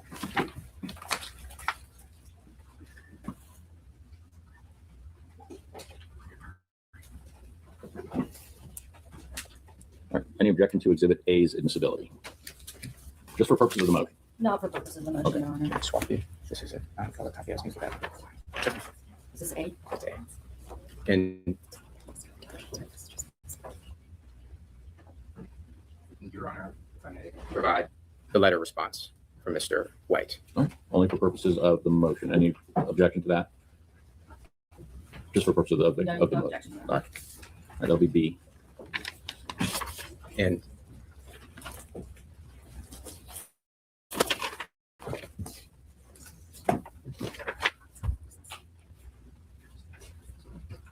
Your Honor, as it relates to the witness that was subpoenaed, it was in fact Mr. White that was subpoenaed, that Mr. Bright had just referenced in the event that the court would like to hear any information or evidence on this issue. The purpose of it is that, and I'll proffer, Your Honor, when Mr. White attempted to search for the specific handbook, he was not able to identify it. And there is reference by Mr. White that it should have been on a Google Drive and that it was not on the Google Drive. And I don't want to step into why that wasn't on the Google Drive, but it was on a Google Drive originally as it relates to Rich Neck Elementary. We learned of this later in the context of preparation for trial from one of the witnesses that they may still have a paper copy of this somewhere. And that's how we first found 2 or 3 pages of it and then disclosed the full version that we were able to receive. And there was an issue that was raised during argument from defense counsel about objection on the basis of the Fifth Amendment privilege, Your Honor. And I'd just like to put one last thing on the record and then move on. The basis, ultimately, the court can weigh or judge the appropriateness of an objection, especially an objection on the Fifth Amendment privilege. And in the context of a policy, I think it is within the court's discretion to determine whether that is in a statement that falls within the bounds of the Fifth Amendment or not. And I think Your Honor's already ruled on that in light of sort of the ruling that we heard previously. And so we didn't want to get into all of that in the presence of the jury. We wish to put all this on the record now. And that way, in the event that Exhibit 108 comes up again during the course of witness testimony, there's at least context for the court to be able to address it. All right. Thank you, Your Honor. You want to put it on the record as well? Yes, I do, Your Honor. Again, I want to just reiterate that this document was not identified in discovery. It was clearly called for by the discovery that we sent to the plaintiff. It was not timely identified for the exhibit list. In front of the jury, counsel made the comment that they had asked Dr. Parker for this document and she didn't provide it. Well, in her responses to discovery, all discovery was objected to on the basis of the Fifth. Counsel, that was probably 2 years ago, made no motion to compel, as they did with her deposition testimony where the Fifth was taken. And then we hear nothing more of it until we get this amended exhibit list that has some document that we've never seen before on it. She doesn't work for the school system anymore. She's not Mr. White. She didn't get a subpoena from plaintiff's counsel for this document. And I am concerned what has been placed in front of the jury now is the idea that somehow she was hiding a document when it was obtained, I assume, I'm not sure where the document came from. It shows up last week on an exhibit list, first with someone had taken a cell phone picture of certain pages of it. And then the next day we got an amended exhibit list with the full transcript. And as we said earlier, we objected it at each turn. So again, I'm also concerned when I put on the record that Mr. Sims was permitted to sit there and essentially be an expert about this document that we had never seen before. This is highly prejudicial, highly irrelevant, highly improper to bring this in at this late stage of the game. And for any expert witness of theirs to rely on it, it's not in any of their designations. I mean, this is nothing more than trial by ambush, this type of behavior. All right. The court stands on its previous rulings. And as to your concern about any comments made that the jury may or may not have heard, I will instruct them at the end. I think it's a standard instruction that comments by attorneys report during evidentiary arguments before the jury is not considered evidence and should not be considered. We asked for that instruction. All right. All right. Anything else on that? Just because I referenced it, Your Honor, I'd like to mark as Court Exhibit C the actual request for production that was issued on point to Dr. Parker. All right. Motion's hearing only. Motion's correct. Where's the response? What is the response? Well, that's 16. That's 31. Is this the 32?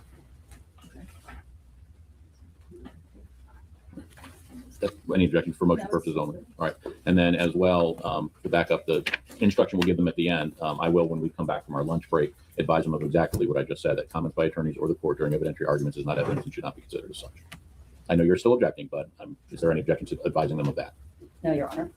And Your Honor, just last thing on the record, which is that the document lists, Exhibit 108 lists Ebony Parker's name on the front title. And to the extent that there's any argument of her, any prejudice that's addressed by this, it was the Rich Neck Elementary School policy for her as assistant principal. Right. Okay. All right. Having put all that on the record, we will take our lunch break and return at 1:15 with your next witness. All right. Court is now in recess. All rise.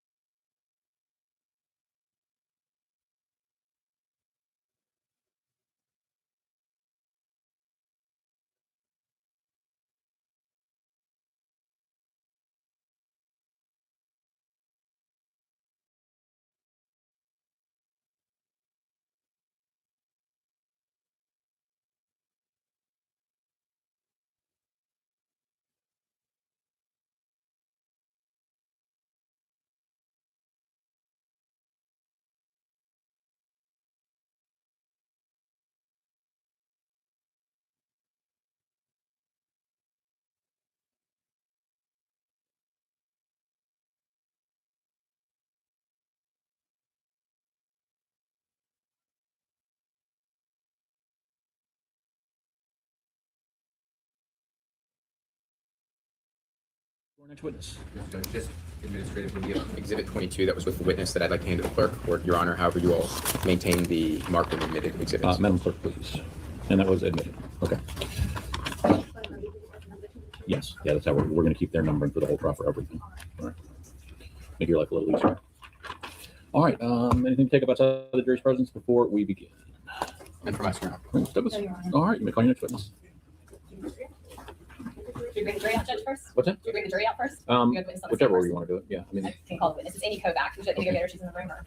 do you want her to sit them to I'm see sorry, her Jen being West. I sworn in? want Jen West first. Okay. Well, you can have we can have them sworn in front of the jury. That's fine. Okay, Good deal sure. with the jury.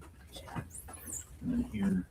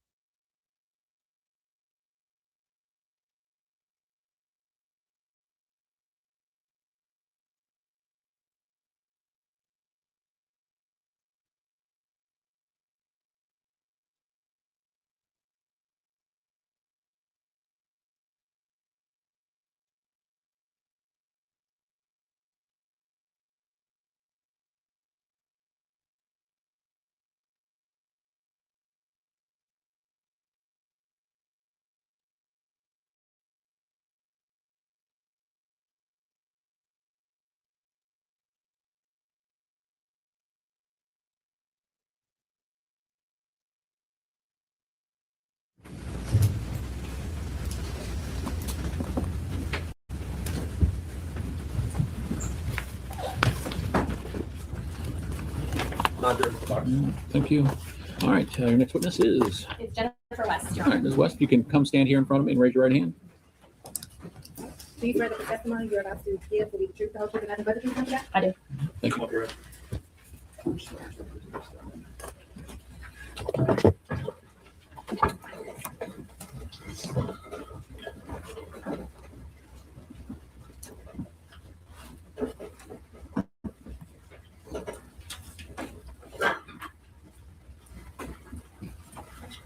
You may proceed. Thank you, Your Honor.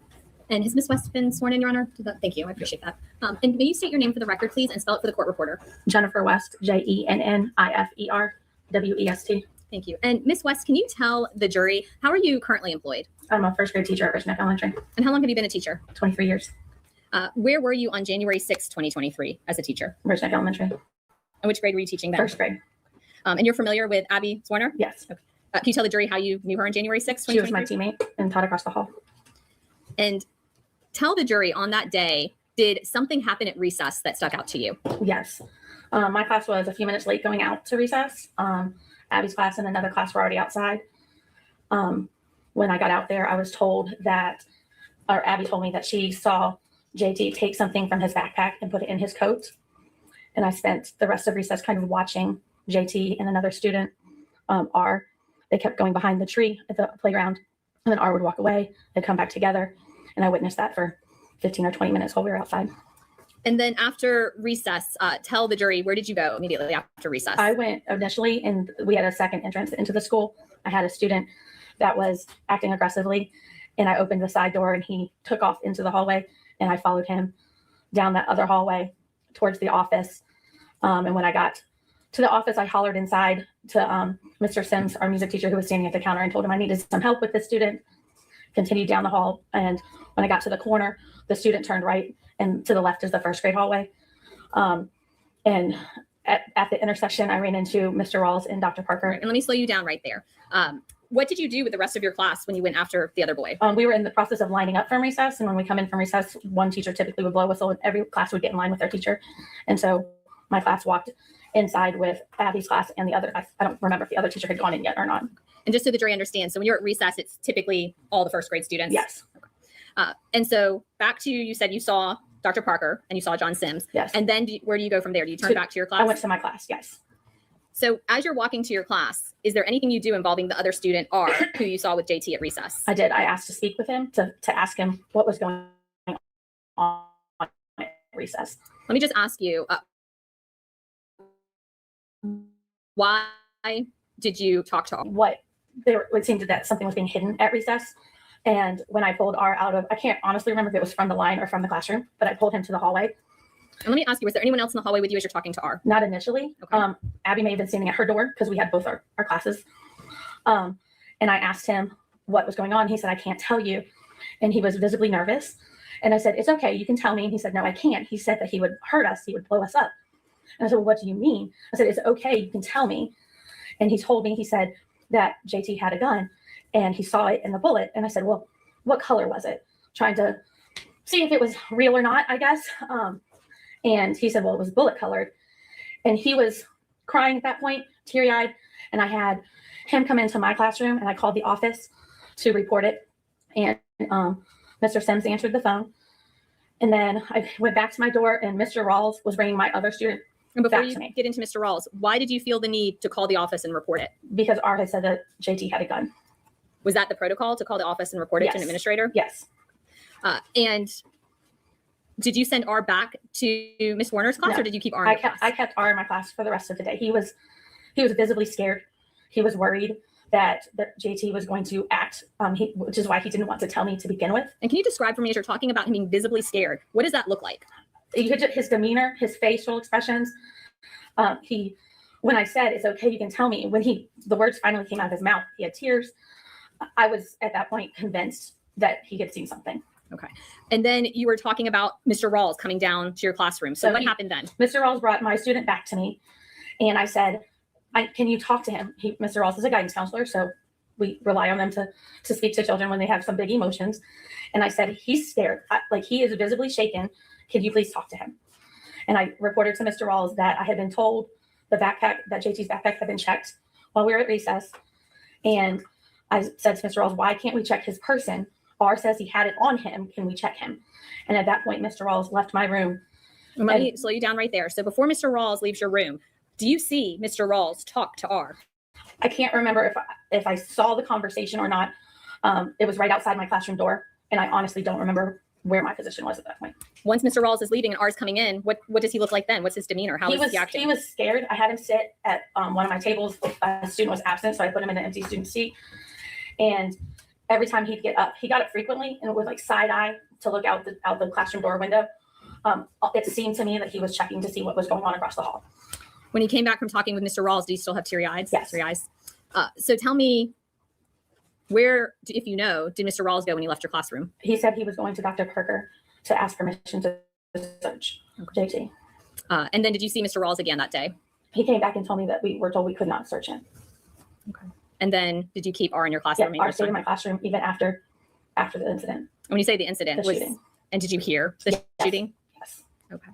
Once you heard the shooting, what did you think that was? I knew it was a gunshot. And where did you think it had come from? Abby's room. Did someone open your door at that moment? I did. Okay. I opened the door, and Abby's class came across the hall.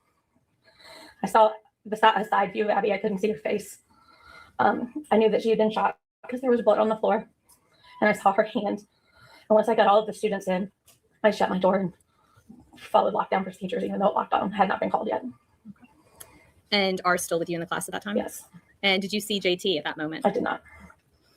But you knew at that time Yes. that something had happened. JT had done something. Yes. And you knew at that time it was a gun. Yes. Okay. Thank you. That's all the questions I have right now. I appreciate if you'll answer any of the opposing counsel or judges. Cross-examination. Hey, Joanne. This was. Yes. You're one of the lead first grade teachers at Bishop Elementary School, is that correct? Yes. And that was the case back in 2023 as well, right? Yes. And by lead first grade teachers, that means that you're in the hierarchy of responsibility there at the school. You have some teachers that work under you, or you have some authority over them, correct? I don't know that they don't work under me. I'm the lead of the team. What that means is I attend meetings at the district level and disseminate information to my team that way. And I am part of the lead team at the school, but I'm not in charge of any teachers. That's right. And a part of your responsibility as a lead teacher also is you can serve as a mentor for fellow teachers. It has nothing to do with being a lead. I can choose to be a mentor teacher. I just happen to be both. And you were a mentor to Ms. Warner. Yes. The previous year, her first year in first grade. As her mentor, you kind of showed her the ropes with classroom management. You showed her the ropes with how school works and school operates, and you try to share and impart knowledge to her, right? As her mentor. Yes. In addition to having the opportunity to mentor folks, sometimes you have some supervisory responsibilities at the school. I'm not sure what you mean. Say, for example, as lead teacher, is it typical, or was it typical at the time, that you have a walkie-talkie if you went out to recess? And we usually go to the lead teacher. I don't believe it was, I believe it was the first teacher that went out to recess would get the walkie-talkie, so that there was one on the playground regardless of who was out there. Understood. On January 6, 2023, you had a walkie-talkie. I did at the end of the day, like after recess. I honestly don't remember having it prior to the lockdown. On January 6th, the first time you encountered Ms. Warner was out on the playground at recess, correct? No, at lunch. At lunch. Yes. That was in Miss Miller's classroom. Yes. And that's when Ms. Warner came in, and you referred her to go and speak to the administration, right? Yes. After that, the next time you encounter Abby was on the playground, correct? Yes. When on January 6th, when you went to recess that day, you got there a little bit late, right? Mhm. So ordinarily probably around 12:20, 12:25. Yes. You were there around 12:35. Yes. Right? And correct me if I'm wrong, but I understand your testimony today to be when you arrived on the playground, Ms. Warner let you know that she suspected or had reason to believe that JT might have a firearm on his person. I don't specifically remember her saying firearm. I remember in the notes that I wrote down from that day was that she told me she witnessed him take something. I wasn't convinced it was a firearm until I spoke with R. Okay. Once you arrived on the playground, did she immediately notify you? Within a couple of minutes, likely, yes. Ms. West, I'm going to show you an exhibit which has been marked for identification as Defense 63H. And I just want this to be displayed to Ms. West and counsel. 63H. That's correct.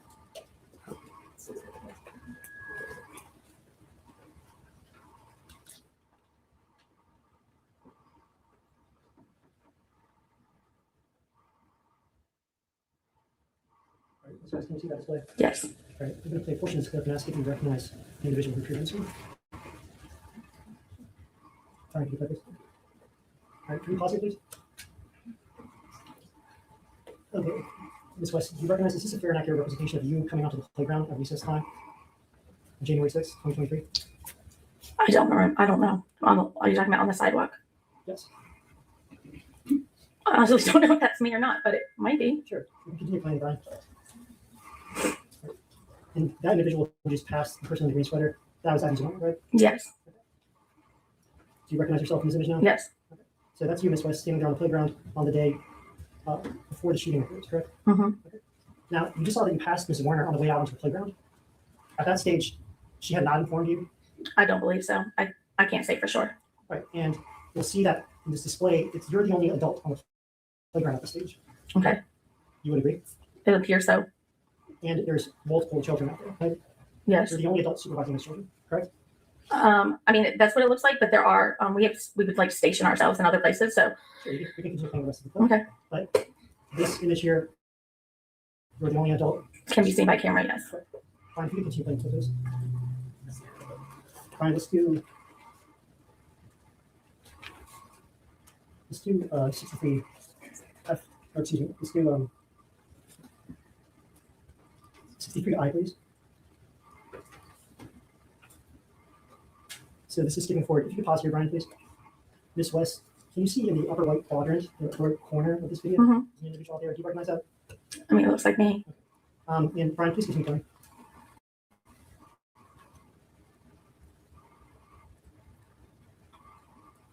All right, and Your Honor, I've asked for permission to post this to the jury. We'd like to look at that initially. Any objection? No objection, Your Honor. All right, at this stage, which has been paused, it looks like you're in the upper right corner of the surveillance image here, while Abby's Warner is across from you on the other side of the playground, correct? Yes. Okay. And then, Brian, due to my oversight, if you can go back to the original clip. And just show that for the jury. If you can publish that, please. We'll see Ms. West come onto the playground, pass Ms. Warner. And if you could pause, please. And that's 62H that you showed, is that correct? This is E, Your Honor, 62H. This is 63H, excuse me. Ms. West, while you're here on the playground here, at this stage, you have no knowledge whether or not John Doe possesses, or JT possesses a firearm, right? No one's giving you any warning. I don't recall specifically, but probably not. Right, and so Ms. Warner at that stage had knowledge that JT. Judge, I possessed would a object at this point for speculation. I'm saying what another person had knowledge of. That's inappropriate. That's fine. She cannot testify to that, but it's been established. The objection sustained. Thank Thank you, Your Honor.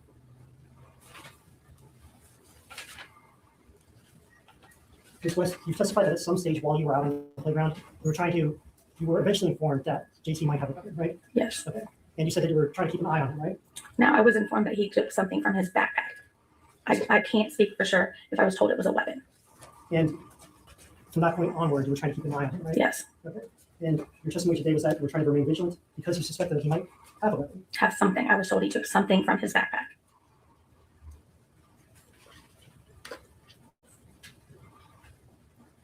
When you were on the playground, did you feel in fear for your safety? I don't know.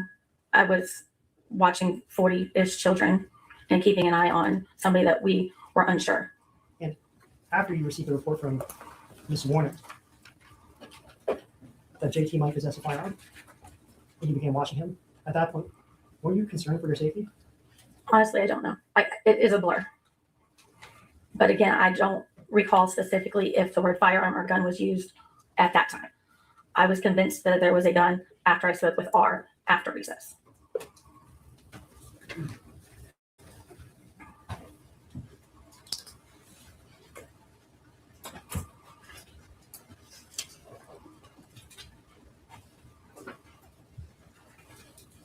Reports indulgence, please.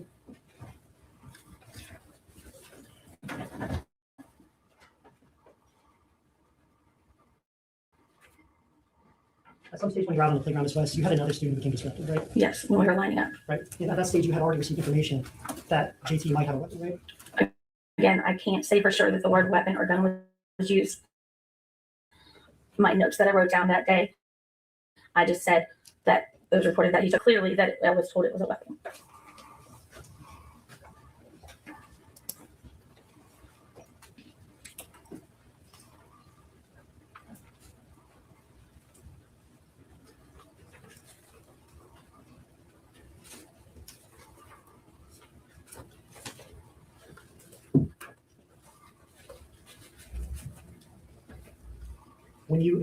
When you returned to the school to deal with that student, and you got inside, you encountered Dr. Parker. For about 2 seconds. We walked past each other. Right. And you walked past her because you were dealing with the other student who had come disruptive on the playground. I was following him because he was eloping. He was running from me. He was running from you? Yes. And you contacted Dr. Parker and asked for assistance, right? I don't remember what I said to her, but it was literally in passing. It was not a stop and have a conversation. And a guidance counselor or was also in the hallway with Dr. Parker. Intercepted the child? Yes. And took him to the main office to be disciplined? I don't know where he took him. When you encountered Dr. Parker in that hallway, you didn't disclose any of the information you had received. I did not, because I was not convinced until after that when I spoke with R. So your suspicion that JT might have an actual weapon of some kind didn't materialize until you spoke to RR, is that correct? I was convinced when I spoke with R. But up to that point, you were a suspicion? Yes. And I was focused on my student in that moment, and I don't know why I didn't say anything when I walked past Dr. Parker in the hallway. When Ms. Warner first reported that the student might have an item on this person, it was possible that he might have a weapon, right? It was possible, yes. And you're familiar with the protocols that To report to an administrator. But also, is it your understanding that if someone reports that there's a suspected weapon, you should presume that it's legitimate? I'm not sure what you mean. So you're not familiar with the protocols? Well, I'm not sure what you're asking. Can you ask that again? I'm asking that you have received information that the student might have something that may or may not be a weapon, correct? Yes. Okay. And despite that knowledge, you remained on the playground with multiple students. Yes. You allowed that child to continue playing. You allowed the child to continue playing with other children. What should I have done? Detain them? You can't. How was I supposed to detain him? Isolate them? Evacuate the area? Okay, an Use alert. walkie-talkie to contact the That's not something you would put over a walkie-talkie. You wouldn't want to share with the school that there's a suspected weapon? You wouldn't alert the entire school over walkie-talkie that there's a suspected weapon. But you would allow the child in possession of a suspected weapon to commingle with other children? It was my understanding that Dr. Parker had been made aware by another teacher while we were at recess. And so you took no measures to isolate this child, to detain him? I did not try to isolate him, no. Rather, you prioritized disciplining another student? It wasn't disciplining, he was eloping. And I was keeping him away from harming somebody. He was putting his hands on another student. Right, you perceive that as an imminent threat to that student?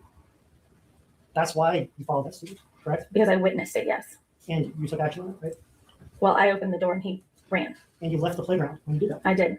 And JT remained on the playground when you left? Yes. With the other students? Yes. with a potential firing. that Dr. Parker had already been made aware You have received no confirmation that she received any information to that effect. of. The confirmation came from my coworkers telling me that she had been made aware.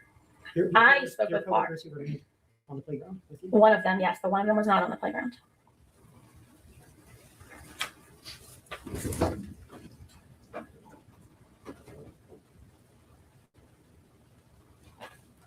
Ms. West, you've testified that when you left JT on the playground, you didn't know whether or not you had a weapon. I was not confirmed, no. But your testimony today was that you didn't even think that he had a firearm? Because no, I said it was suspected. I didn't know what it was. Once I questioned R and he told me that he had seen a weapon and I saw how scared R was, how visibly shaken he was by the threats of harm from JT, that's what convinced me that it was a weapon. And let's fast forward a little bit. Once you spoke to R about the reports or information he received about JT, that's when you decided to contact the administration, right? Yes. But you didn't go there directly, I couldn't go there. I had a classroom full of children. but you left them on the playground before last time. They were getting in line with another You teacher. only leave children on the playground when you suspect one of them has a firearm? This never Is happened that the before or protocol that's in since. place? It happened on January 6th. You are correct. But there was no protocol in place for that other than report to your administrator. There was no protocol in place. I mean, it was report to your administrator and it had been reported. So meanwhile, well, you had information that a child might have a weapon.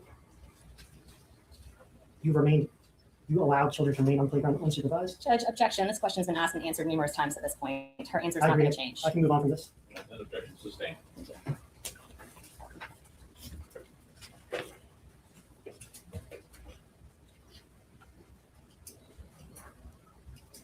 Ms. West, you testified that when you arrived on the playground, you weren't told specifically whether or not JT had a gun. That's what my notes, I wrote down notes that night and that's what my notes say. You wrote call testifying at a deposition in this matter. Yes, Remember being placed under oath? yes, You swear to tell the truth. yes. Brian, if you could pull up page 73 of the August 13th, 2025 deposition.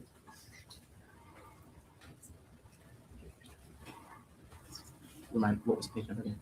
It's page 73.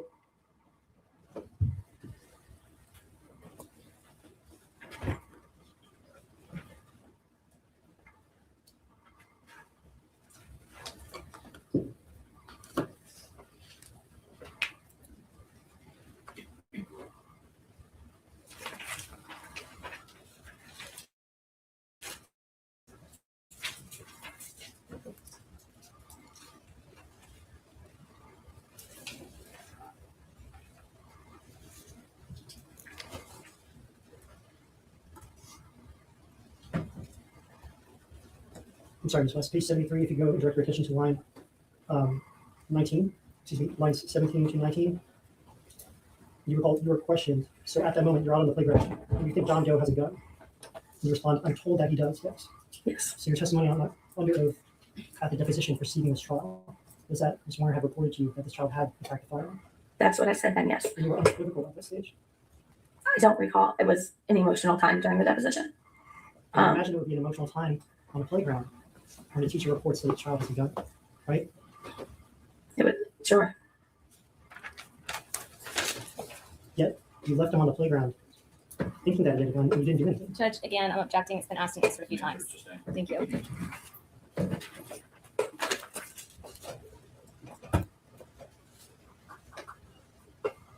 I know for the questions as well, Judge.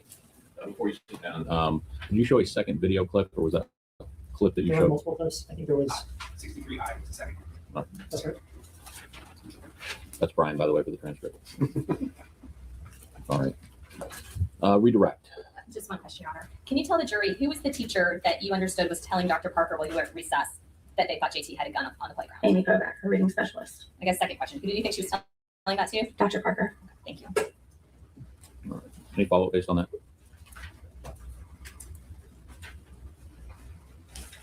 One question.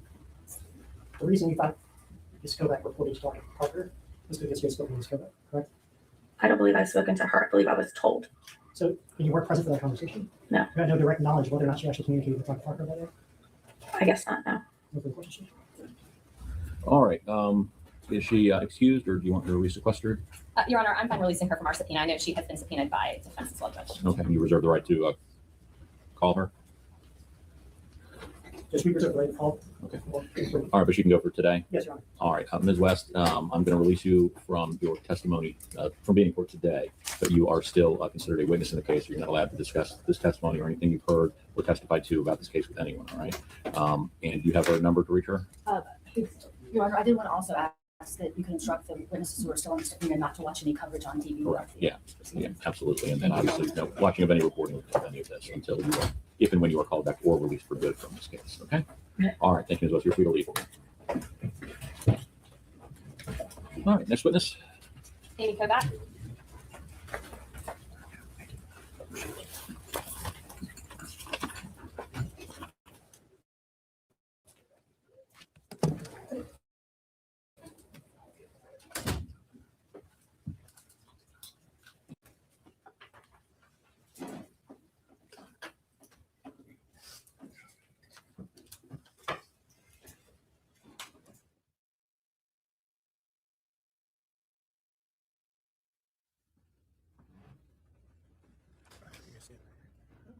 Stand right there.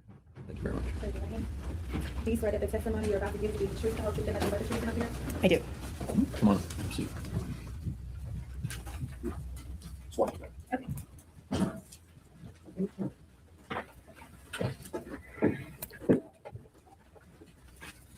may proceed. Thank you, Your Honor. Good afternoon, Ms. Kovac. Can you state your name for the jury, please, and spell it for the court reporter? Sure. Amy Kovac, AMYKOVAC, Thank you. And Ms. Kovac, can you tell the jury how are you currently employed? with Newport News Public Schools as a reading specialist. How long have you been employed in that fashion? 12 years now as a reading specialist, but with Newport News for 23 years, and then 10 years before in King and Queen, so 33 years. As a teacher? As a teacher. And you're familiar with Abby Swarner, correct? Correct. Okay. How do you know her? From Rich Neck Elementary. Did you two work together? Yes.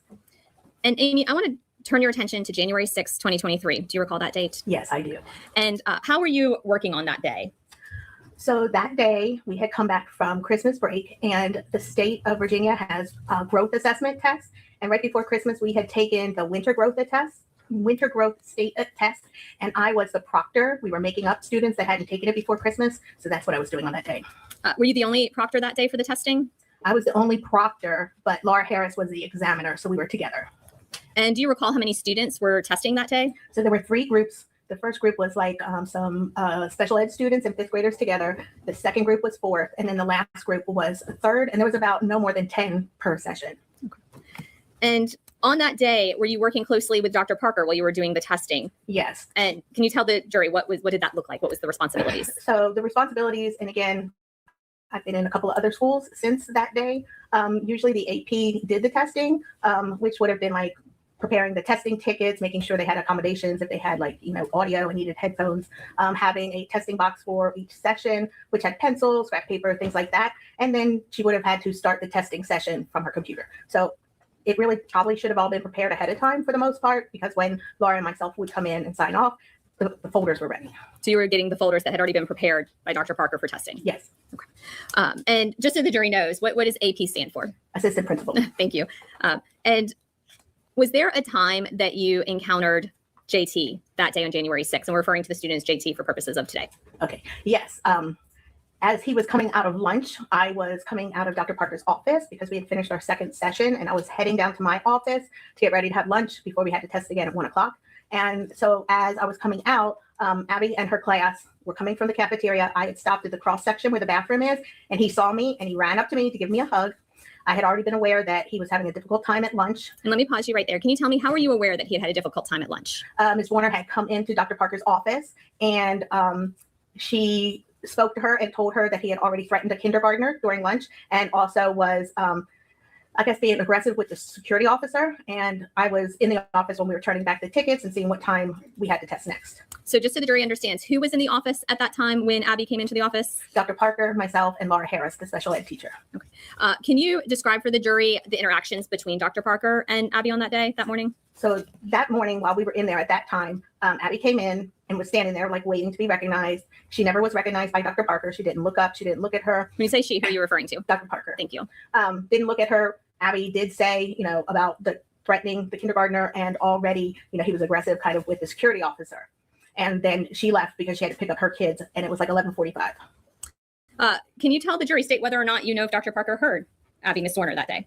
Yeah, she heard. She told me I could tell her that she could call his mom at any time to come pick him up. So if he was continuing to act out violent, I guess what did you take that as? Well, I took it as like if she continued to have problems, then Abby could call the mom. But Even she though- didn't tell Abby that, and you're referring to Miss Warner, correct? Correct. And she didn't tell her that. She did not. I did. So when you're going to tell Abby, you encounter JT. Correct.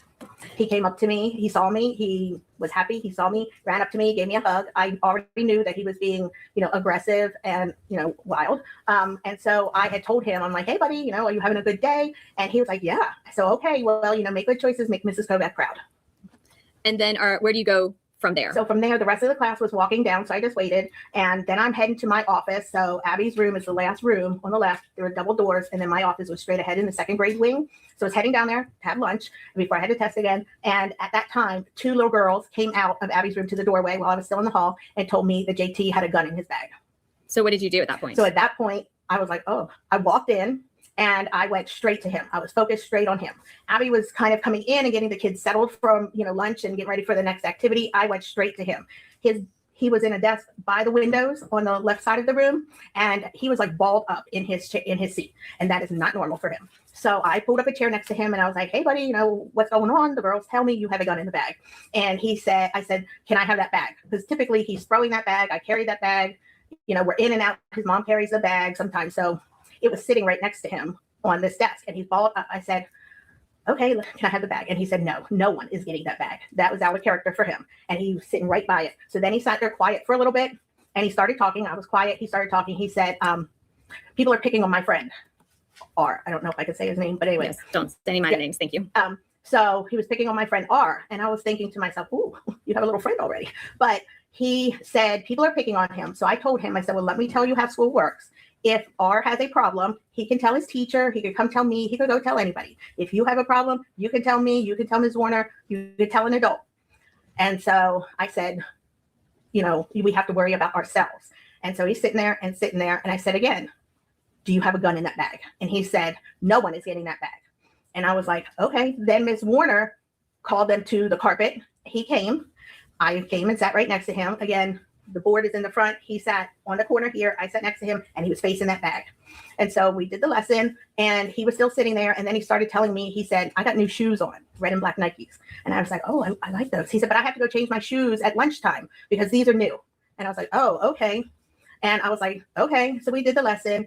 Ms. Warner got up and modeled what they were doing. And she told him what they need. He said, I need scissors and a pencil. I was like, oh, buddy, you're not getting any scissors because heaven knows what he would do with those. I said the lesson did not require any, scissors. So then I went to Miss Warner. Yes, and Ms. Kovac, let me just ask as you're describing this. So at some point you do speak to Ms.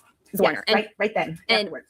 Do you tell her that you're going to go see Dr. Parker? Yes. Well, what I told her first was I asked her when recess was. She said in 10 minutes. I said, okay, I'm going to go and I'll come back in 10 minutes to check the bag. But at that point, as soon as I left, I went and reported to Dr. Parker that the girls had reported to me that there was a possible gun. I went and sat with him. I talked with him. I told her what I had done. And let me pause you before you get into exactly what you told Dr. Parker. So before you go down to Dr. Parker's office, do you tell Abby that there's a concern about something at this point? Yes. And you advise her that you're going to find Dr. Parker and talk to her? Yes. Okay. And did you tell Abby to keep an eye on him until you came back? Yes. Well, yes. Okay. So now walk the jury through. At this point, you're going back down to Dr. Parker's office. Is she still sitting at her desk? Yes. Okay. What do you tell her at that time? So at that time, I go up to her and I tell her that the girls reported about a gun, that I was in there. He would not give me the bag. He was not acting normal. And so I told her that when Abby's going out to recess in like 10 minutes, that I would be back to check the bag. And so then, Ms. Kovac, did Dr. Parker respond to you or give you any direction? She just kind of nodded and acknowledged that that was what I was going to do. Okay. So you let her know, I'm going to check the backpack. Yes. And she nodded her head. Yes. Okay. She was aware. Do you then go directly back to check the backpack? No, because I was now waiting, for them to go to recess. Okay. So I left her office, was heading back down to my office.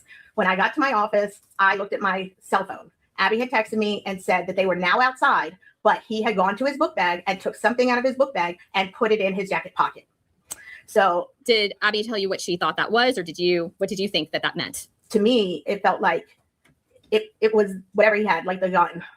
So what do you do once you hear that response? So after I hear that, I go right to Abby's room and I'm checking that bag. Because again, he was acting really weird, and I checked that bag and I knew it wouldn't be there because Abby pretty much told me something he put into his jacket pocket. So I checked the bag. There was a math book in there. There was a homework book in there There was a little Spider-Man puzzle that we had made in small group that was there. He had a gold like little coin tokens, from like Happy Meal or something. And then in the front pocket, he had a calculator. He had not been getting math in his modified schedule. And he always wanted me when we did reading to do something. I taught him how to write hello on the calculator upside down. So at that time, you've searched the bag yourself. Yes.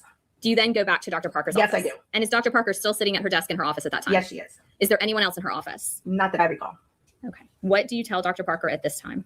So again, I tell her that I went and checked the bag. I told her just what I said to you all, what was in the bag. And then I also tell her that Abby texted me that they were out at recess, that he took something from the bag and he put it in his pocket. Did you tell her you thought it could be a gun? I told her that I reported that it was a gun. The whole time I assumed she thought it was a gun because that's what the girls reported. And I went and reported to her. And what did she say in response to you when you said he put it in his pocket? She did say that, he has little pockets. And I said he put it in his jacket pocket. And I was kind of mad, and I walked away because I have testing. So I went down and went outside to check on Abby and to check on JT to see if he would come to me. At that time, when I get out there, talk to Abby, she said she overheard R, or you heard J, she overheard R say, keep your hands in your pocket. Don't take your hands out of your pocket. So do you then go back in and tell Dr. Parker about that, what you saw the encounter on the playground? So yes, I told her that. I also, and let me ask you, Ms. Kovac, so you tell her that. At that point, do you stress to her that you feel like there's something in his pocket, that he has a jacket on? Yes, I do. I feel like he did something. He took something. There's something. And you weren't wavering in your statement to her that you thought he had something that was concerning that could be a gun. Correct. And when you go to testing, do you let Dr. Parker know, I'm going to testing, and Dr. Parker says, okay. And does she respond to you? Do you feel like at that point she's going to deal with the situation while you go to testing? Well, I felt like the whole time she would have dealt with the situation. She was sitting right there by her phone. So did you think she was dealing with the situation? I did until nothing happened when at the end of the day. Yeah. Well, nothing had happened up to that point. You know what I mean? And then I did have state testing. So she is my boss. I went and did state testing. And once you went to go do state testing, is she relieved from her duties at that point with state testing? For the most part, unless like a computer won't start or something, she'll reset it on her computer. But again, it's like a push of a button. And then when we bring the testing papers back, we usually sign them off, and then she'll do whatever she needs to do to get them to say that we're done. I'm not really sure of that part. But we never made it back that day for the third testing to turn in the papers.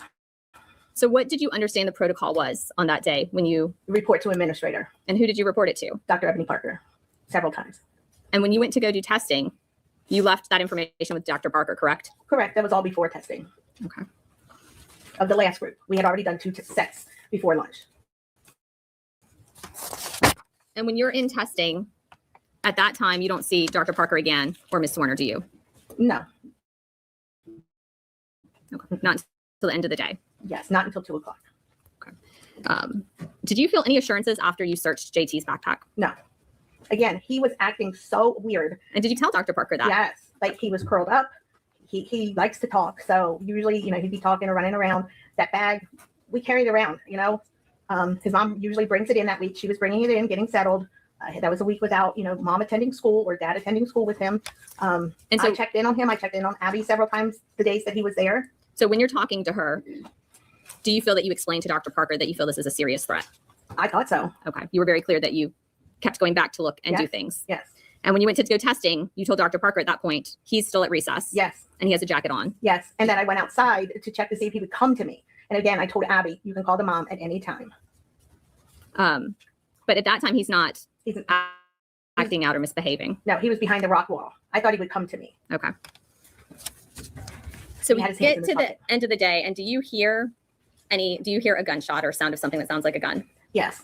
So Laura and I had finished testing. We had been sending the kids down the hall as they finished. At 2 o'clock, both of us were walking down the hall. I left her room, which is in the 2nd grade wing across from mine. So we came through there's like double doors. And at that point, I heard that gunshot. And instinctively, I walked into that room. As I come in the door, Abby's on this side. I see blood on her leg. So I knew she was hit. I wasn't really sure. On this side, I see Jen open the door, the kids screaming and running out. I felt like I had a bubble of God around me. And I walked straight to him. He was standing there with his legs kind of spread open, arms crossed and cocky. And when I got to him, I didn't say anything. I took his wrist because I knew he shot with his left hand. I walked to Abby's desk where her phone was. I put him in between my legs, put my arms around him. I picked up the phone to call 911. Remembered you have to hit 911 to get out. I asked if this was 911. They said yes. I said, this is Rich Neck. A teacher's been shot. I have the shooter. Send help. So Amy, I'd like to read what's been marked Plaintiff's Exhibit 4, please.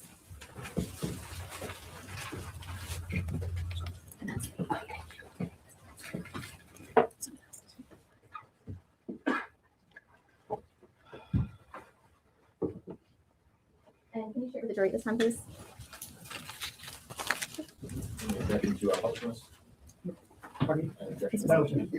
Thank you. And this is what's been marked Plaintiff's Exhibit 4. We will be asking to have that submitted to your honor. If we can, play that, please. And Amy, can you see it in front of you? Oh, yeah. So Amy, who are you in this photo? I'm on the left side in like the red and black with the short hair. Thank you. And you're walking under a sign that says leaving second grade. What hallway is that? Second grade hallway. Is that the first grade hallway you're walking into? Yes. If we can continue playing that. If the jury can pay attention, there is a boy coming out of a classroom. Do you know whose classroom that is, Ms. Kovac? Is that Ms. West's classroom? Yes. And right now, what did you hear? At that point, when I turned around, that's when we heard the gunshot. Okay, we'll continue playing it.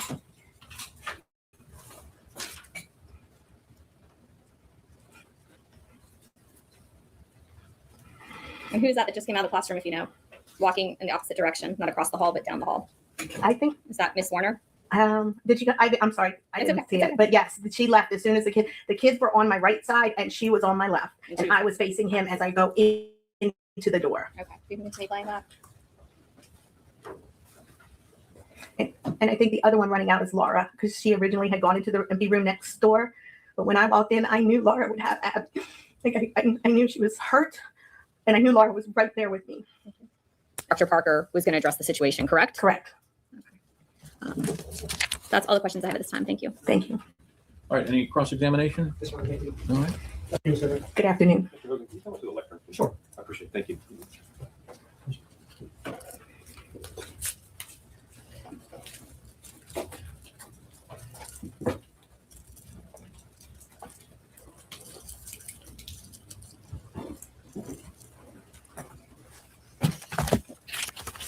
Let's go back. You've been working at Richneck for quite some time at the time that this incident happened, correct? Yes, that was my 5th year. And at Richneck, you had several roles. You wore several different hats there when you were working there. So my role was as a reading specialist, which is a support person for the teachers to really get the best practices. If I had other roles, part of my job description is to do other duties as deemed by the administration. One of those roles included being third in the chain of command in the crisis team, correct? Correct. I just recently saw that my name was all over that teachers do not get that crisis plan. Usually there's a PD done by the administration at the beginning of the school year. And as the third in command at an elementary school, that would mean that the superiors above you would be the assistant principal and the principal, correct? Correct. So in their absence, that would mean that you would take charge and responsibility for the operations of the school. With this administration and with the administration the year before, if I was third in command, they always left the number that if there was an emergency or a concern to call the principal at McIntosh, which is right across the street at Jefferson and Richneck. So like, I want to focus on the day of the incident. You saved you a hug, right? Yes, I believe in lunch. The beginning of lunch? Or No, at after? the end of lunch. So right at the end of lunch, he comes up, gives you a big hug. Yes. But at that stage, you have received information from Miss Warner.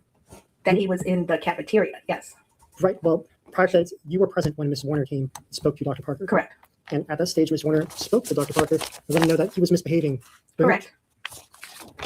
And your testimony was that she didn't even look up. Correct. There was no response whatsoever. No response. I thought it was rude. You thought it was rude. You agree that Laura Hare was present, right? Correct. She also witnessed what happened, right? Correct.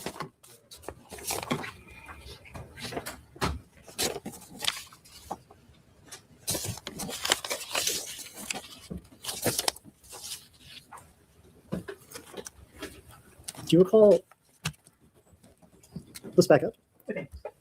Just to understand your testimony today, Ms. Kovac, Today, my testimony today, just to be clear, yes. you were testifying that Dr. Parker did not respond whatsoever. She did not look up from her computer and say anything. She told me that I could tell Abby to call his mom and mom could come pick him up at any time. And you recall that on this day, this is when annual testing was going on? Correct. Right. It was makeup testing. So it was not the whole school. It was not all the small groups. It was just 3 small groups to do makeup. At the time Ms. Warner came into Dr. Parker's office, Dr. Parker was on her computer, correct? She was sitting at it, yes. Right. And the computer faces the door. So the screen faces the door. Does it face the door? No, the door was here. She was here and the computer's here. So she was not facing who would come through the front door. I came through the office door. But she would not be facing you when you do that. I sat like she was right here. Understood. Ms. Warner, when she came in, that encounter was very brief. Yes. She didn't linger. She didn't have a conversation. She No. was just in and out. Correct, because Dr. Parker didn't look up at her, didn't acknowledge her, and she had to go get her kids. It was time that lunch had ended. She came in and reported that, he was threatening a kindergartner and then being like ornery with the security officer. At that stage, she didn't report any threat of a firearm at that stage. A threat, firearm, weapon, ammunition, nothing. I'm not at that moment. No, we Correct. did not know about a firearm or anything at that moment. The first time you learned about that was from 2 little girls who came out of her classroom? Correct. They knew I was one of his teachers on the modified schedule. And when you received that information, you interviewed those children? You spoke with them? I spoke with them. I was like, okay. I walked into that room. Did you do any follow-up investigation with the children? Not with the children. I went right to him to do some kind, see what he could say and do, and try and get that bag. And so you had information that from these 2 children? Correct. That you did not speak to? I did speak to.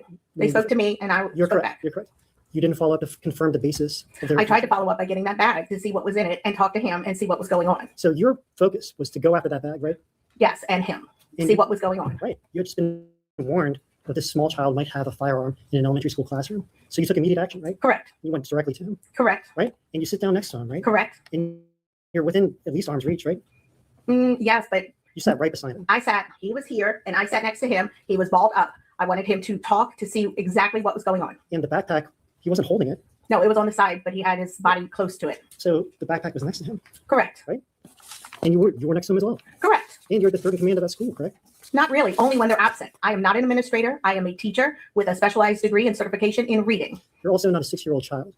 No, not at this time. No. And so when you needed to, you've confiscated contraband from children before? No. Never. Never as a teacher have you ever confiscated any material from a student. I mean, papers, homework, something out of their book bag, like money if the parents sent it in, picture day. Don't elementary school teachers, aren't they in and out of school bags all the time? Correct. Right? That's pretty routine. Again, we did not, knowing JT, his behavior, his actions, and the other children being in the room, I was not going to cause hysteria. I did what I did. I sat there trying to help him based on that relationship, and then I went and reported. And I can't help what somebody else did not do. And before you did that, Correct. Good. when you were sitting next to that child, Correct. you could have just reached on over. I and grabbed could it. have, but I can't turn back and do anything that I did not do back then. Right. In retrospect. In retrospect. In hindsight, you're not able to go back. and change that Correct. decision. Correct. But you could have easily, especially. I don't know. I mean, I was trying to protect the children. You were concerned about being overpowered by a 6-year-old child? Correct. If you knew him, you would be too. Were you concerned about being out? Oh, you're indicating that he was a threat? Did you fear? Not me. I did not fear him. We had a good relationship, him and I. But he is very wild. Administration used to let him talk on the walkie and run around in the office. Didn't he hug you all the time and smile at you? Sometimes, depending on his mood and what set him off on the school bus with any child. Weren't you also closely involved in his student selection plan, student success plan? I was the facilitator. So the year before, Dr. Parker did not do her job. That was That's not the question. I That asked was you. her job. I took over Ms. that Kovac- year. Ms. Hold on. Kovac, Ms. Kovac, I've asked you a specific question. Your Honor, I object to the student success plan. That's beyond scope of direct. All right, are you intending to get into that? I think that I'm exploring her relationship with the student, and so I don't intend to go into the details of that plan, but it will still establish and give context for the jury to understand what's going on. Right, I've allowed you to ask her whether or not she was involved with that, and she said yes, so I won't let you dig into any more than that. Understood. I'll allow that. And I would just on the record also object to the relevancy of the January 6th date of offense. And I think He's going for the link up with the relationship, and I'll allow you to explore the relationship, but that's it. Thank you, Your Honor. All right. But whether in that role, as a reading specialist, otherwise at that school, you had experience dealing with children and having to discipline them. As a regular classroom teacher, and then if I'm in the classroom, part of my job is co-teaching or modeling. And when you're doing that, you also have to discipline students occasionally. If they Correct. become disruptive, if they don't listen to you. Correct. So usually I would follow the teacher's, behavior plan and the consequences because the teacher is the one in charge. Sometimes I would pull the kids and just talk to them, see what's going on. A lot of times, there's different things that happen. They might be mad at another person because they looked at them, or they come from home upset. So yes, I've done discipline based on the teacher's plan, and when I was a teacher, based on my plan. And throughout all that experience, you've searched numerous backpacks. No, not really. Only if the parent had pretty much said, there's money in there, there's a library book in there, their homework is in there, it hasn't been turned in. If you ever suspected that they had something that didn't belong to them, you would just tell them, go get me that book bag. You get that book bag, right? It depends on what the situation was. In this situation, I did not feel comfortable because I did not know what his reaction would be. Well, when you were speaking to JT, isn't it true you thought if anything, he had a toy gun? That was my own personal thoughts, and I told that to HR. I never told it to Parker because I would not put it past him. But just like any public school, we take children how they come, and we do not know what their home life is like. You said you wouldn't put it past him. You mean JT? JT, correct. You think that he set you up? I feel looking back, he did set me up or somebody I'm up. going to object to the relevancy of that question. Right. And what's the relevance of that? The relevancy is, I think it's conditionally relevant, Judge, and I can lay the foundation for this. I can Right. I'll withhold a ruling if you can lay some foundation. specifically, Ms. Kovac, you've testified that when you were speaking to JT and you were in Ms. Warner's classroom, Correct. you had, at that stage, sitting next to that child, received a report that he might have a potentially deadly weapon on him, right? Correct. And with that knowledge, your next step was to ask for his permission to search his backpack, right? But if he had a gun in there, I wasn't going to take that out. You said, no, you would leave it there and continue to teach a lesson for those I students. sat with them in there, with him, away from his book bag. And then you go and you speak to Abby. Ms. I go Warner. to, yes, to ask for when recess is, yes, Right. and then I leave there and I go and report. But before that happens, JT tells you, Ms. Kovac, Yeah, I have some shoes that I need for recess. correct, I need to get into that backpack later. He tells you that correct. at that stage. And you have that knowledge. You know that he might have a deadly weapon in that backpack. He has told you he intends to access that backpack, and you leave the room, correct? I leave the room, but I did not think about him having those shoes in the bag. That was in retrospect after all of this has happened. You didn't think about that because you were tricked. I was focused on him. He set you up. That's how I felt Judge, in I'm gonna retrospect. object. A 6-year-old, I think we've already gone over this in the past, can't have the intent here. We're talking about setting her up. It's out of, You're not going to But respond. no, it was her words, so I'm going to overrule the objection. it was the attorney's words to her, Judge. And but- she agreed. So go ahead. You're telling the jury that you were tricked by a 6-year-old child. He did not trick me. I thought of that on my own several weeks All after. by yourself. You thought Correct. that? Very good. Correct, in retrospect. And his mother also, because she carries the book bag in. So I don't know what he was thinking. And after you leave Mrs. Warner in the classroom, you left to go to testing, right? No, I left to go to Dr. Parker. That's correct. That's correct. You went and spoke to Dr. Parker. You let her know some of the information that you'd received. And then later you went and go and speak to Ms. Warner, right? So I went back to my office and I got my phone, and Ms. Warner had texted me to say that they were now outside. And again, I left my office. I went to Ms. Warner's room. I checked his bag, but she had texted me that he took something from his bag and put it in his pocket. After I checked the bag, I went back to Dr. Parker Ms. and Kovac, I I told her. want to focus on the text messages. You said that at some stage, Ms. Warner texted you and let you know that before recess, JT might have removed something from the backpack. No. She texted me while they were heading out right after. And by the time I got that text, that's when I texted her and said, I'm going to check the bag. And then I went back to Dr. Parker. And later you receive a text from Ms. Warner while she's on the playground, right? That was the text I'm talking about. Right. And it indicates, I think I saw JT remove something from that backpack, right? Correct. The backpack that you left in the classroom, right? The classroom full of children, right? I left it there, correct? You did leave it there, as well as Ms. Warner with those children as well. And again, those were the actions that we did that day, and I can't go back and change anything. But if you could, No, it's not a but if I could. Objection, Your Honor, about what she could do. Yeah, That's not- I'm going to sustain that. that's fine, Judge. Talk about the limiting instruction. I'm going to give the jury after this witness. All right.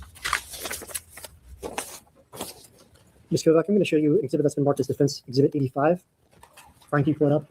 Don't publish to the jury yet, please. Ms. Kovac, please read those silently to yourself. The first page there, do you recognize these documents? The text message? Yes. If you look at the top one, you Yeah. see there it says Amy Kovac, Yes, and the recipient there, that number, this belongs to Ms. Abby's Warner, correct? correct. Do you recognize these are the text messages that you exchanged on January 6th, around the time that she was out on the playground, right? And there's only one line, but yes, Well, there's 2 pages. There's page 2 and page 3 as well. Do you see that? they're black. We can fix that for you.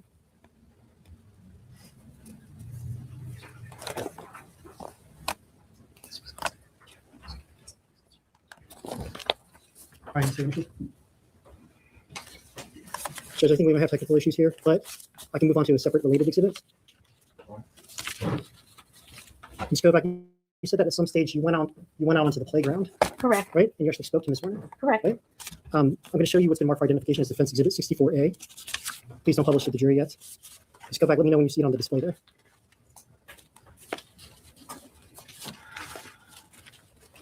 Yes, Right. And Ms. Kovac, do you recognize this? Is this the playground outside of Richneck Elementary School? yes, it's the Okay. primary one. Brian, could you start the clip so that you can see what happens?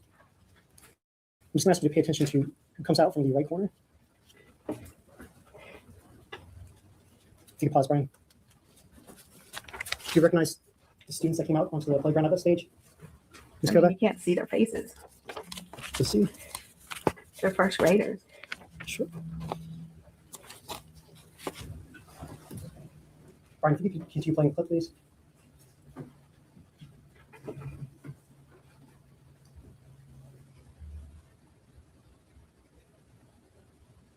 All right, that individual who just came out, that's Ms. Warner, correct? Correct. Okay, and this would have been when her class just went out to recess, right? Correct. Okay, and that would have been probably around 12:20 was the testimony today, correct?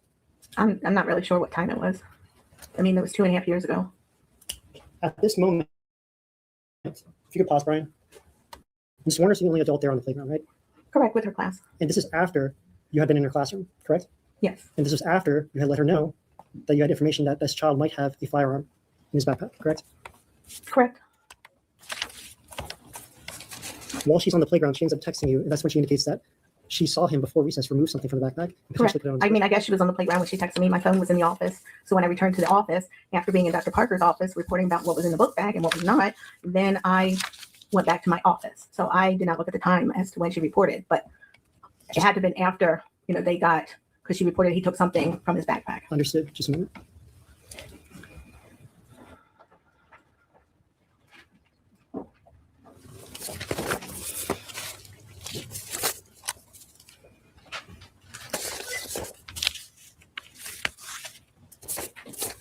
Yeah. Full version? Sure. Ms. Kovac, please turn your attention to the screen. We'll continue playing.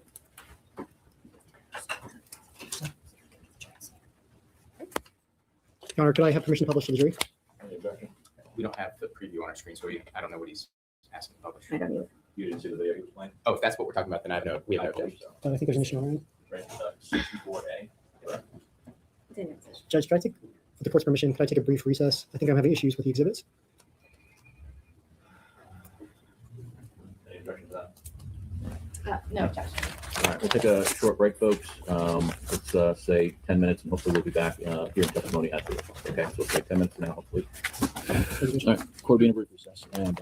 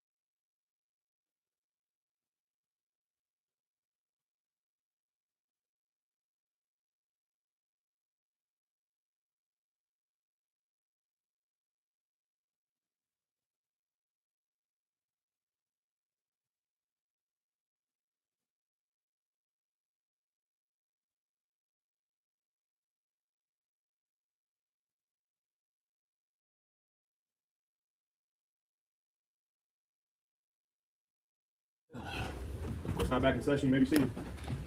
All right. I just need to admonish. I know everyone knows what we've talked about before, and it was a mistake. But obviously, we're using initials for anyone under the age of 18. I know it was a mistake, and just want to admonish everyone again. Okay. All right. Thank you very much. All right. Are we ready to proceed? Yes, sir. All right. Great. All right. Everything's up and running. And were we picking up at Exhibit 64A, or are we moving on? Exhibit Judge. All right. Very well. Go ahead.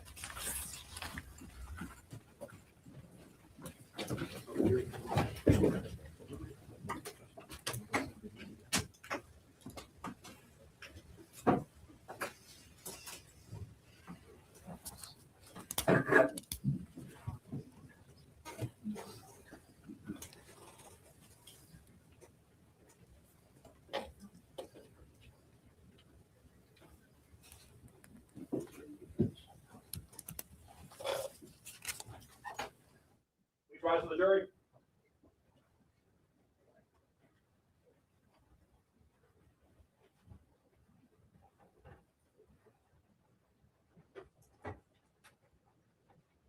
Now, George in the box. All right, we're gonna pick off where we left off. We fixed our difficulties. Let's go back. Yeah. Where we left off, we were still on the playground. Yes. January 6, 2023. You had spoken to Ms. Warner. She was now on the playground. You were in communication with her through text message. And at some stage, you went out onto the playground to speak to her. Correct. Let's go back. I'm going to show you what's been marked for identification as Exhibit 64F for the defense. You can see it on your display. 64F. Let's go back. Do you recognize that display? It's a playground for Virginia. Yes. Your Honor, permission to publish to the jury. Any objection? No objection, Your Honor. Without objection, 64F admitted and published. Let's go back. I'm just going to play this portion and ask some questions about it.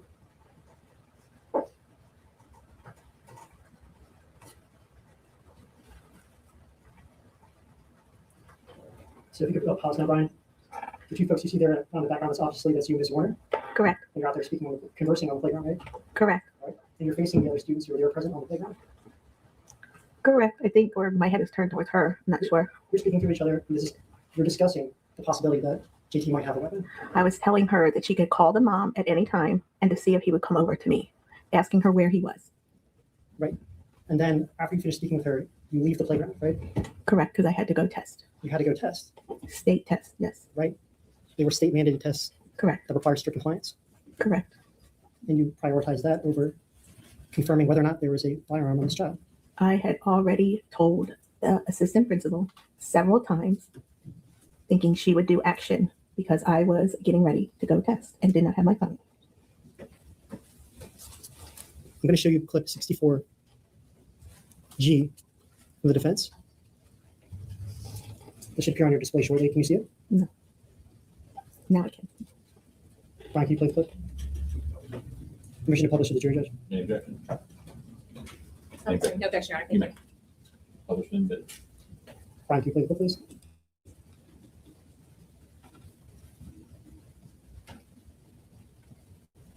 That's you and Ms. Warner walking back towards the building. If you could pause, Brian. You're walking just normally. There's no urgency, right? It's just a casual pace.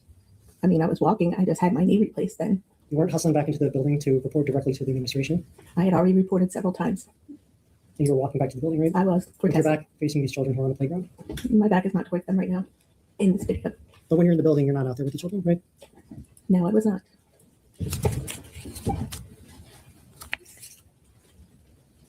Ms. Kovac, do you remember after the shooting happens, you spoke with law enforcement? Correct. And you told those folks that when you were speaking to Mrs. Warner on the playground, you told her that you thought, if anything, JT had a toy gun. I do not recall that. Your Honor, I would ask you, I'm going to play Defense Exhibit 57A8, what has been marked for identification. It should appear on your display, Ms. Kovac. I'm going to ask if you recognize this. What number again is it? It's 57A8, Your Honor. Oh, okay. 57, let's switch to 57.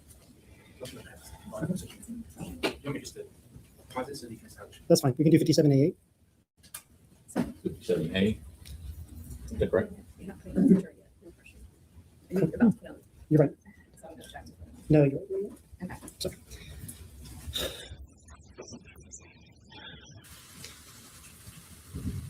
Ms. Kovac, would it refresh your recollection to review your interview with law enforcement? I have not reviewed that. I know after the shooting, I went into pretty much shock at that time. So yes, I've not seen it or heard it. The only thing I've seen is one body cam when the police were coming in on us.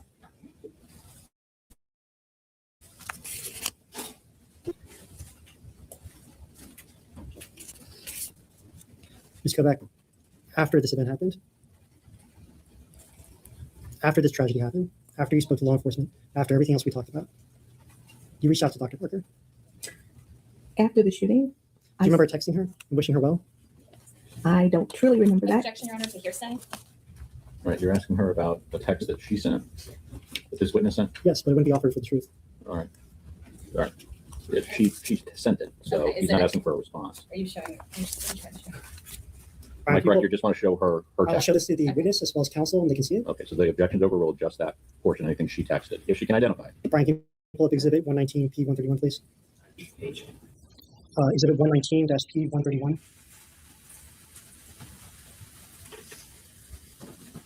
Ms. Kovac, do you see that on your display? Yes. Please take time to review that. You want me to read it out loud? No, read it yourself. Oh. I'll focus your attention on the third text down. This document that you're looking at, Mm-hmm. do you recognize this as a text message you sent to Dr. Parker? I think it was in the group text. Group No. text, and you can see. Yeah, I see it. And the date is, I- this is in January of 2023, after the incident, correct? Correct. I mean, I'm a kind person. And permission to publish to the jury, Your Honor. Any objection to just, I guess, her text? And Your Honor, I would object to this text. I think certainly the entirety should not come in because of hearsay, Your Honor. But then when you send just her text, I do feel it is out of context. I would object to having that come in. And I don't see how that's relevant to what happened on January 6th. All right. So what she sent after when she said she's in shock. Right, so your objection is relevant. Yes, Judge. Okay, I'm overruling that, and they've now brought up just her text. So I'm going to overrule that objection, and you may publish. Ms. Kovac, Yes. have we published?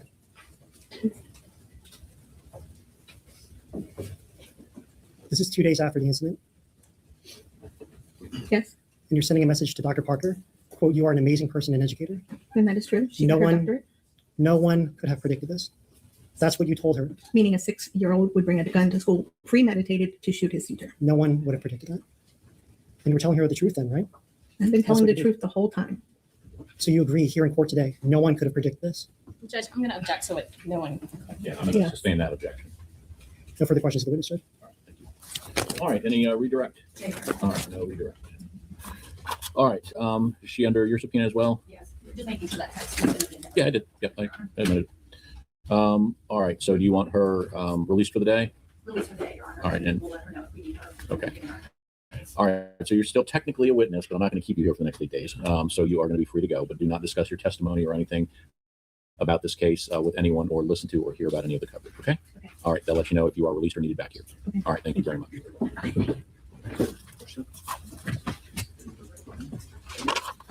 All right, who is your next witness? Dr. Alan Chapp, Your Honor, he is in the witness room.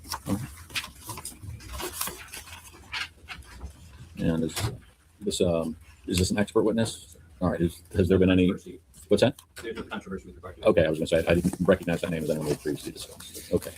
Ladies and gentlemen, I know I told you this at the very beginning of the trial. I know I said a lot of things at the beginning of the trial, but I just want to remind you that statements by attorneys or the court during any evidentiary arguments, as you've heard, we're not going to make you get up and leave every time we do that because we'd never get this done, are not evidence and should not be considered as evidence. They're just legal arguments for the parties. Okay. Thank you very much.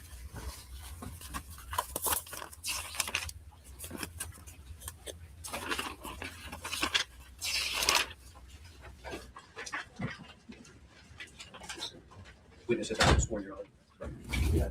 Has not. All right. Stop there and raise your right hand for me. Thank you. Do you swear that the testimony you're about to give will be the truth, the whole truth, and nothing but the truth, so help you God? All right. Have a seat over here for me. Come over here, just watch yourself.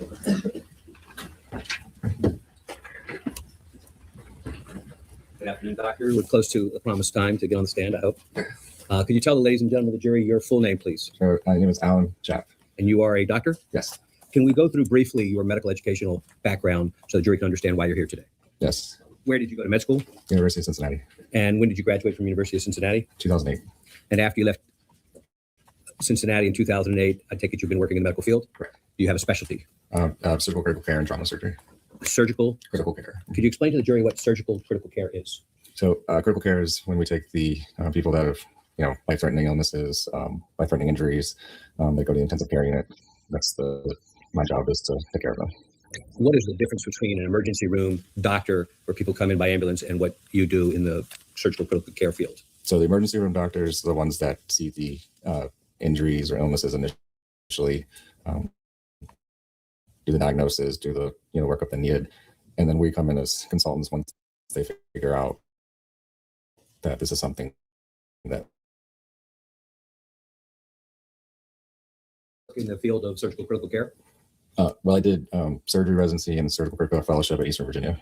And when did you finish that? 2013. And after 2013, did you continue your education or you go to I worked afterwards. Tell us where you went to work. So initially it was in right outside Durham, North Carolina, at a hospital down there. And then I was in private practice for another 2 years. And then I came back to I started at Riverside as a critical care and trauma surgeon, and I've been there for 7 years. So you have been at Riverside Hospital as a critical care surgical doctor for 7 years. That's correct. At this time, and your specialty is surgical critical care? Yes, sir. Your Honor, at this time, I'd like to tender Dr. Chapp as an expert in the field of surgical critical care. Any objection? No objection, Your Honor. So amended and acknowledged. Now, Doctor, before I ask you about your particular testimony here with regard to Abigail Zwerner, did I show you and prepare, based on the medical records, an anatomical illustration showing what happened to Ms. Werner? Yes. Permission to approach? Record proceeding. And let me ask you if this is, in fact, that medical illustration, would it help you describe to the jury what happened for purposes of your care of her? Yes. Your Honor, at this time, I'd like to have permission. I'll leave one up there that's going to show up on your screen. Permission to publish it to the jury? Any objection? No objection. All right, without objection. MV11? I'm sorry, what number is that, Gila? MV11, Your Honor. Thank you. Looks a little bit different on mine. Now, you see what on your screen? You can see it as well. I want to go over, if we could first, upon arrival at the hospital, could you tell us what were, and I believe it's in the upper left-hand corner, and I think, with a little luck, I can show you on your screen. Do you see the red? I do. Congratulations. Could you go through and tell the ladies and gentlemen of the jury, what were your concerns upon her arriving under your care? So the first time I met the patient, the medics brought her in, and you could tell that she was anxious, diaphoretic or sweating. When she was hooked up to the monitors, her blood pressures were dangerously low, her oxygen levels were low. She was complaining of chest pain. She was complaining of trouble breathing. Well, let's go through some of the terminology that's used in this record, which is in the medical records given to you. What does hypotensive mean? It means that her blood pressure is low. And when you say blood pressure is low, what does that indicate to someone in your field, surgical specialist? Well, with a traumatic injury, like I worry about that she's bleeding from somewhere. All right. What does hypoxic mean? It means she's not getting enough oxygen. Her oxygen levels are low. And I take it you measure that, and there's a certain critical level where low is a danger to someone like Abigail Zwerner. Correct. Lightheaded, chest pain, all of those things. Let's talk about the last one. Tachycardia. What does that mean to the jury? Her heart rate is high. Now, this is how she arrives in your care initially with diagnosis. Yes, sir. And what do you do with regard to stabilizing her upon her arrival at Riverside? So every time you meet a trauma patient, you want to make sure that she basically what we call is protect her airway. So if she's breathing, or does she need support, and she did need a face mask for additional oxygen. You check to make sure you look at her blood pressure, and you with her blood pressure being low, we start to figure out where why her blood pressure is low. Is she bleeding from somewhere? I take it there was a bullet hole in her body that was evident? Yes. To you? Yes. Do you all do scans and x-rays as well for purposes of trying to zero in where the damage is? Yes, you do a chest X-ray in what we call trauma bay, or initial resuscitative room. I want to start using this diagram by first going to the bottom right-hand corner, which is the anterior skeletal view, and tell us. Oh, no, sorry. On this one. Tell us what this is and what are we looking at for purposes of Abigail Zwerner's injury. So you're looking at basically the bone in the front is the sternum, and then she's got ribs on either side. And you can see her, since you're looking straight on it, it's her left shoulder, and you can see the bullet wound right underneath her left shoulder, or we call it the axilla or armpit. And that is a broken rib, if I'm not mistaken, on the fracture left fourth rib? Yes. Now let's go to the center and explain to the jury what we're looking at first, describing the bullet entrance for purposes of her body and what was going on here in this diagram. So the bullet wound was in her left axilla or armpit. It went into her chest. You can see that by the going through the rib, and basically it's gone into the chest wall, then through the lung, and that basically sits right next to her backbone.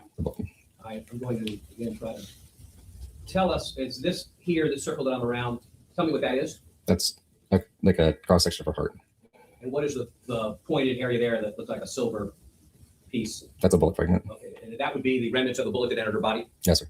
Now, I'm going to shift from that diagram for a second into the bottom left. Describe for the jury what we're looking at here as it relates to the center diagram that shows the bullet entry into her lung. Are we looking at her spinal column? Yes, that's correct. And is that, again, the same bullet fragment that entered from the center diagram? Yes. Now, what does that mean to you as a surgeon? Can we go into someone like Abigail Werner urgently and remove that? Is that something that you would do immediately, or would you not do it? What's the diagnosis and how do you get through it? I would not take that bullet out initially, no. I tell the ladies and gentlemen of the jury why layman's got a bullet, get the bullet out. Tell me why you don't do it as a surgical in someone in Abigail Werner's condition. Well, it's too much important structures around it, nerves, bones, muscles, large blood vessels, that you can cause more damage. Well, as you sit here and look at the diagram and you see the bullet close to the spinal column and close to her, obviously through her lungs, what is it that you do to help stabilize her with a bullet that's remaining in her body? So what happened to her is that you can see the bullet track, and what happens is it goes through the chest wall into her lung, basically what we call pulmonary contusion or a large bruise and a laceration. And then what happens is that air from the lung and the chest wall fills up between the lung. Dangerous because she won't be able to breathe. If it pushes on the heart, her heart will stop.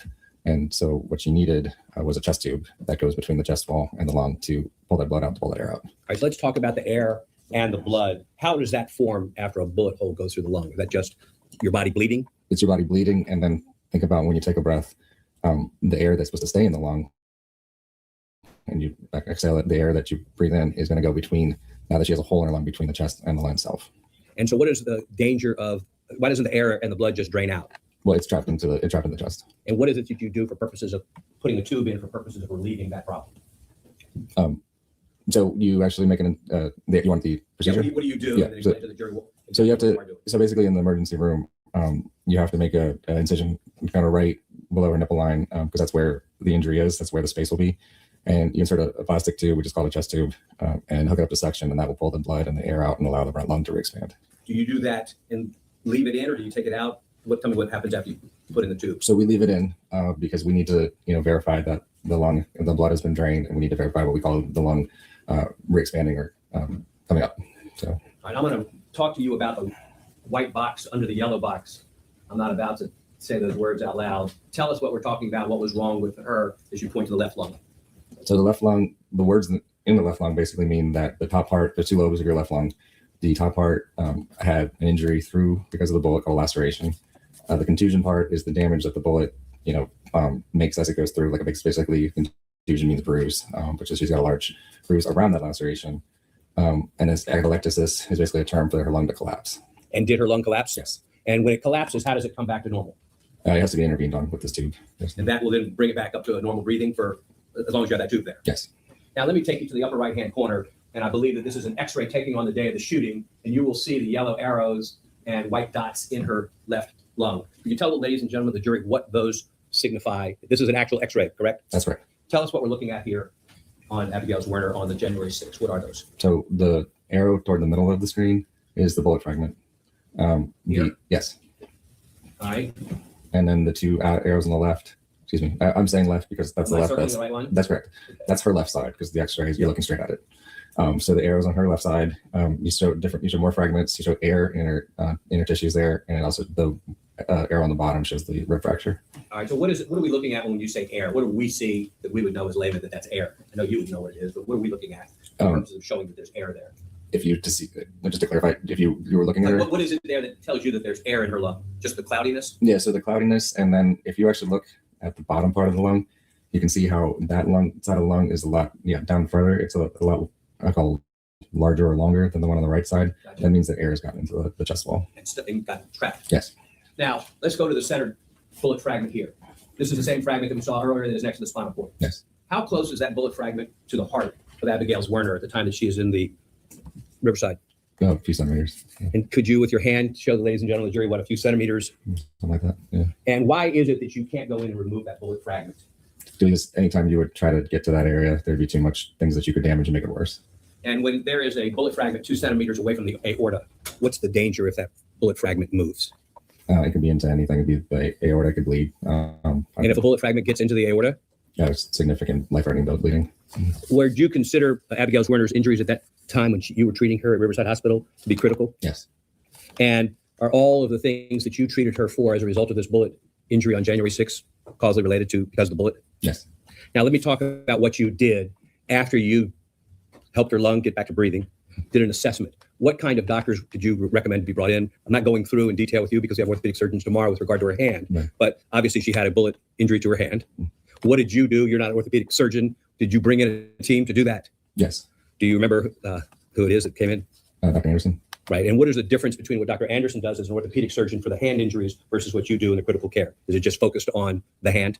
Yes. Did you know whether or not he had brought in an extra doctor to assist him with the injuries to the hand? Not at the time, but I did later. Did later. Now, with regard to the bullet fragment near the aorta, was a doctor brought in to assist with that as well? Not at the time, no. Was another doctor brought in besides the orthopedic team, but a different team? Dr. Munn? Yes, he's one of my partners. Okay. And what was the difference between Dr. Munn doing and what you were doing after you did the initial assessment?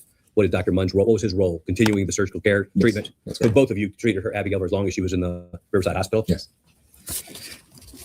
Any idea as we sit here how long she was in Riverside? I honestly can't remember, about a week. I'll let her talk about it. Yeah. I take it that she was not healed when she left, but that's all you could do for purposes of keeping her in the hospital. She was going to continue on with treatment elsewhere. Yes. And you let other doctors take over the care after she left Riverside in your care and Dr. Munn's care. Yes. 1 second, Ron. I said that. Doctor, of all of the opinions you've given here today to a reasonable degree of medical probability, all of the things that have happened to her, what you've talked about, your reasonable medical probability, all your opinions you've given? Yes. Thought I asked that, but maybe I didn't. I think those are all the questions I have, Doctor. Thank you, Bright. All right, cross-examination? No questions for the doctor. No questions. He excused? Yeah. And no other subpoena, correct? Correct. All right, your time with us is over, Thank you, Dr. Doctor. Thank you. All right. Next witness. It will be Julie Zorner.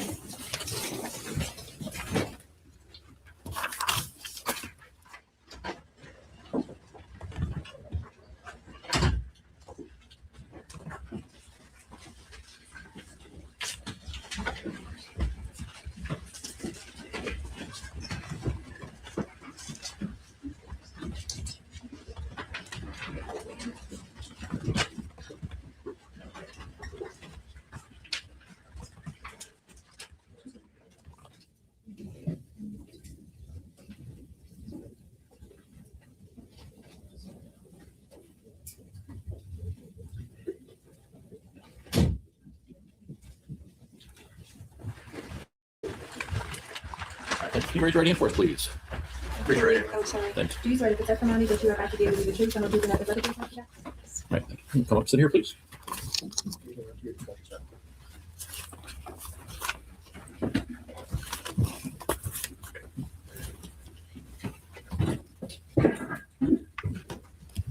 Good afternoon, Julie. Can you state your name, please, for the jury and then spell it for the court reporter, please? Sure. Julie Zorner, Julie Zwerer. And can you tell the jury what your relationship to Abby is? Yeah, Abby is my middle child.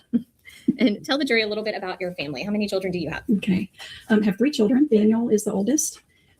16 months after he was born, I had twin girls, Abby and her sister Hannah. And tell the jury, too, a little bit about yourself. You were a teacher for some time, correct? Mm-hmm. Yeah, spent 23 years in the classroom. And what are you doing right now currently for your employment? I'm back in a school as the registrar in an elementary school. So left the classroom, but still am in an elementary school doing what I think I'm good at, record keeping and crunching numbers. And can you tell the jury a little bit about your daughter, her career path, why she became a teacher? Yeah, well, ever since kindergarten, I was in Abby and Hannah's school. They were in the same grade, of course, being twins. So when they were in elementary school, I was a part of their school through their graduation of high school. So I taught elementary, then I moved to high school, and I've always been a teacher in her school. I do think that Abby kind of grew to love the profession. She decided to go to college to be a teacher and earned her master's degree from James Madison. She did a 5-year program to be a teacher.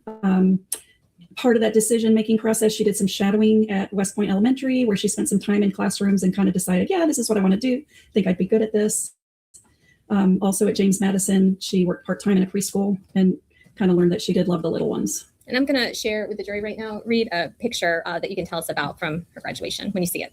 We'll share with the jury. Oh, you want me to talk about that? Yes. Yeah, that was that was her graduation at James And Madison. can you publish it to the jury, please? Thank you. Hold on. Yeah. Any objection? No, Your Honor. All right, what number are we giving this? And this will be plaintiff's 90A.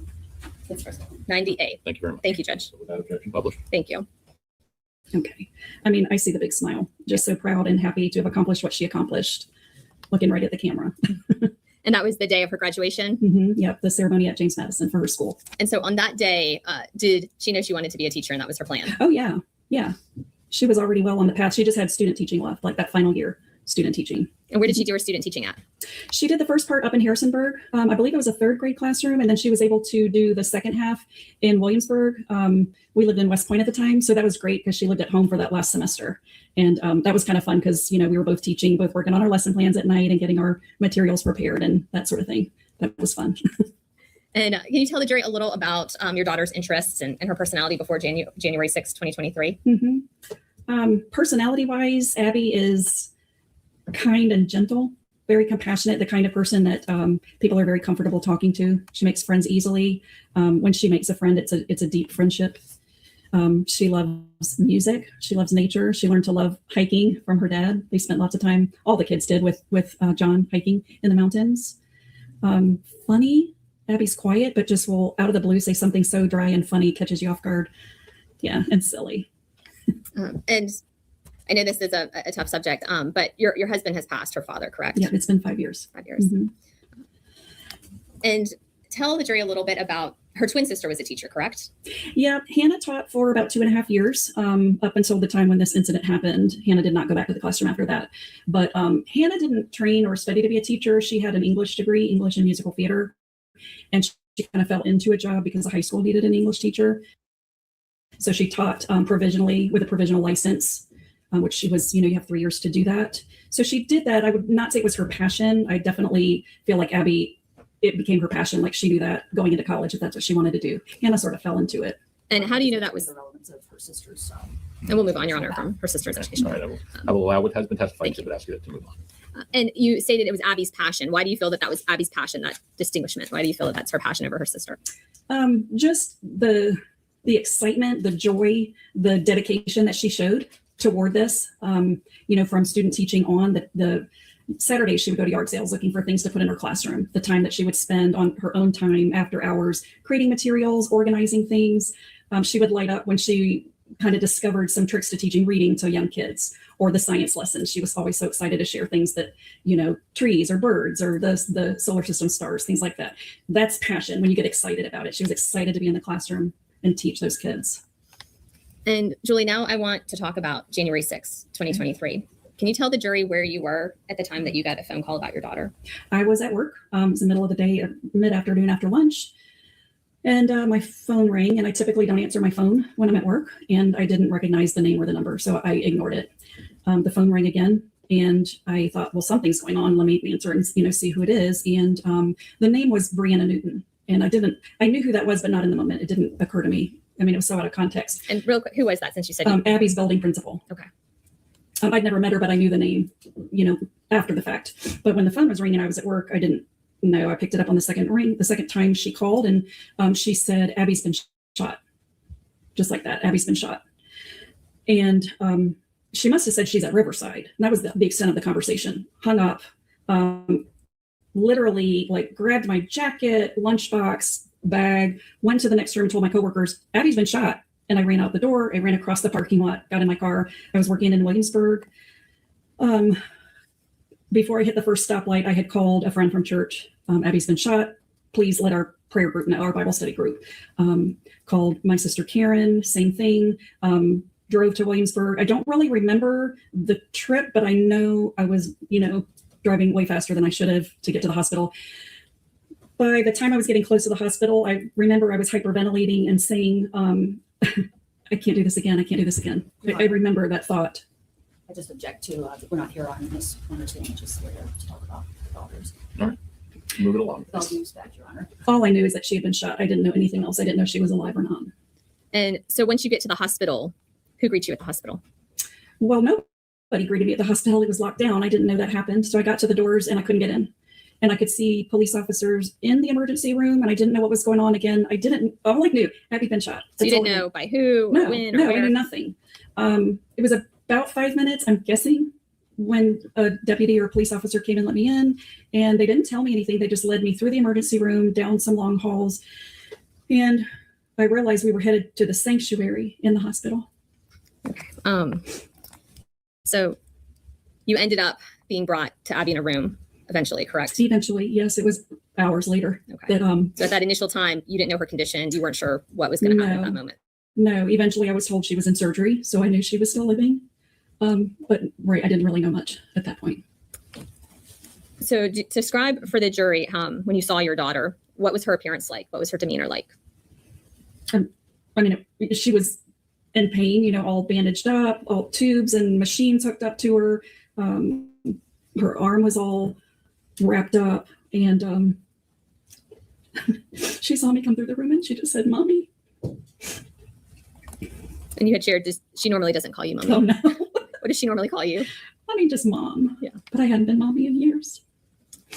And when you saw her, was she able to communicate with you? No, she was pretty out of it. I think she was in a lot of pain and just, her eyes wide, like she was in shock and kind of didn't know what was going on. And how many days was she in the hospital initially?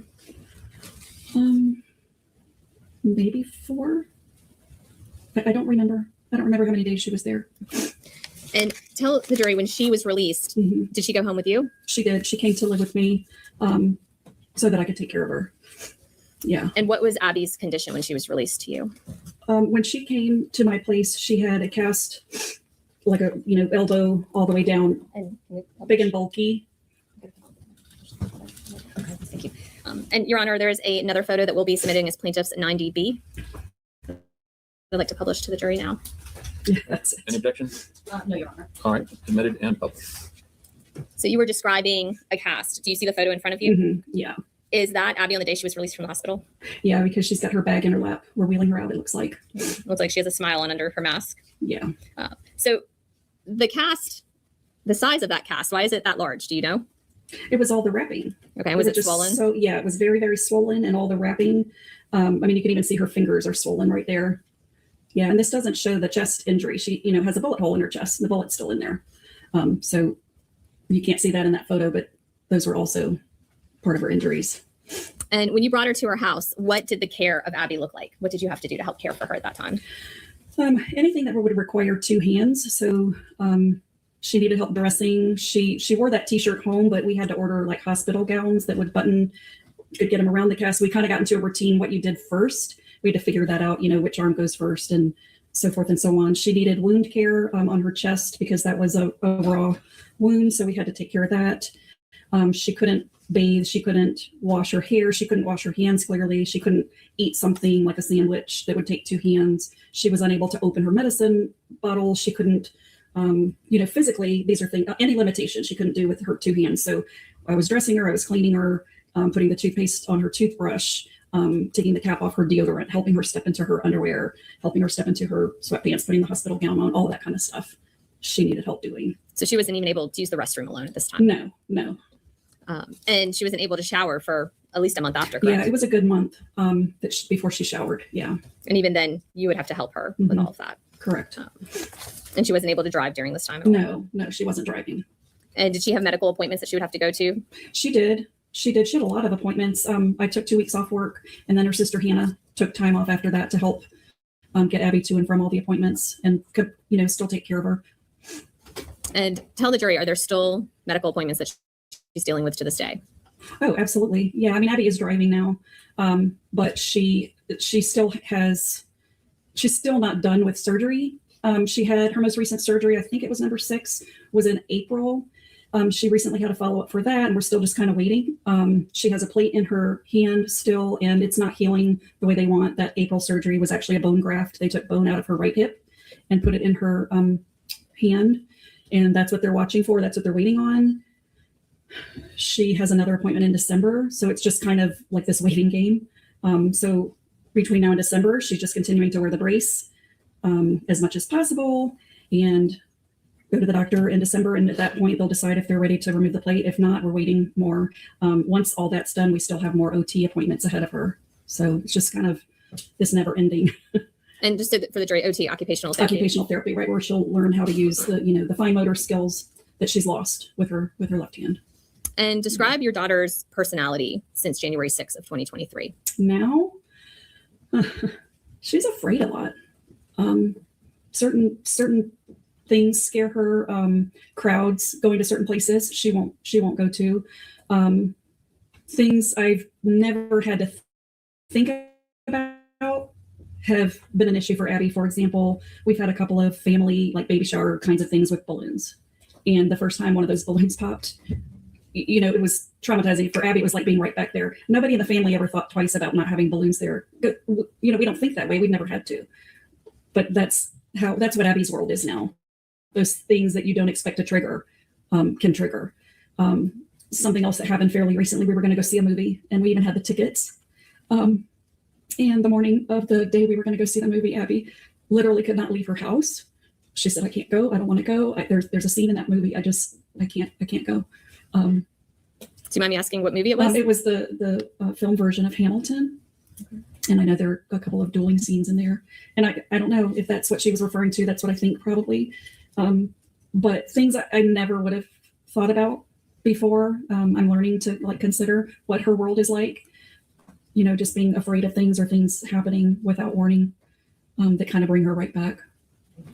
She really has trouble staying in touch with people.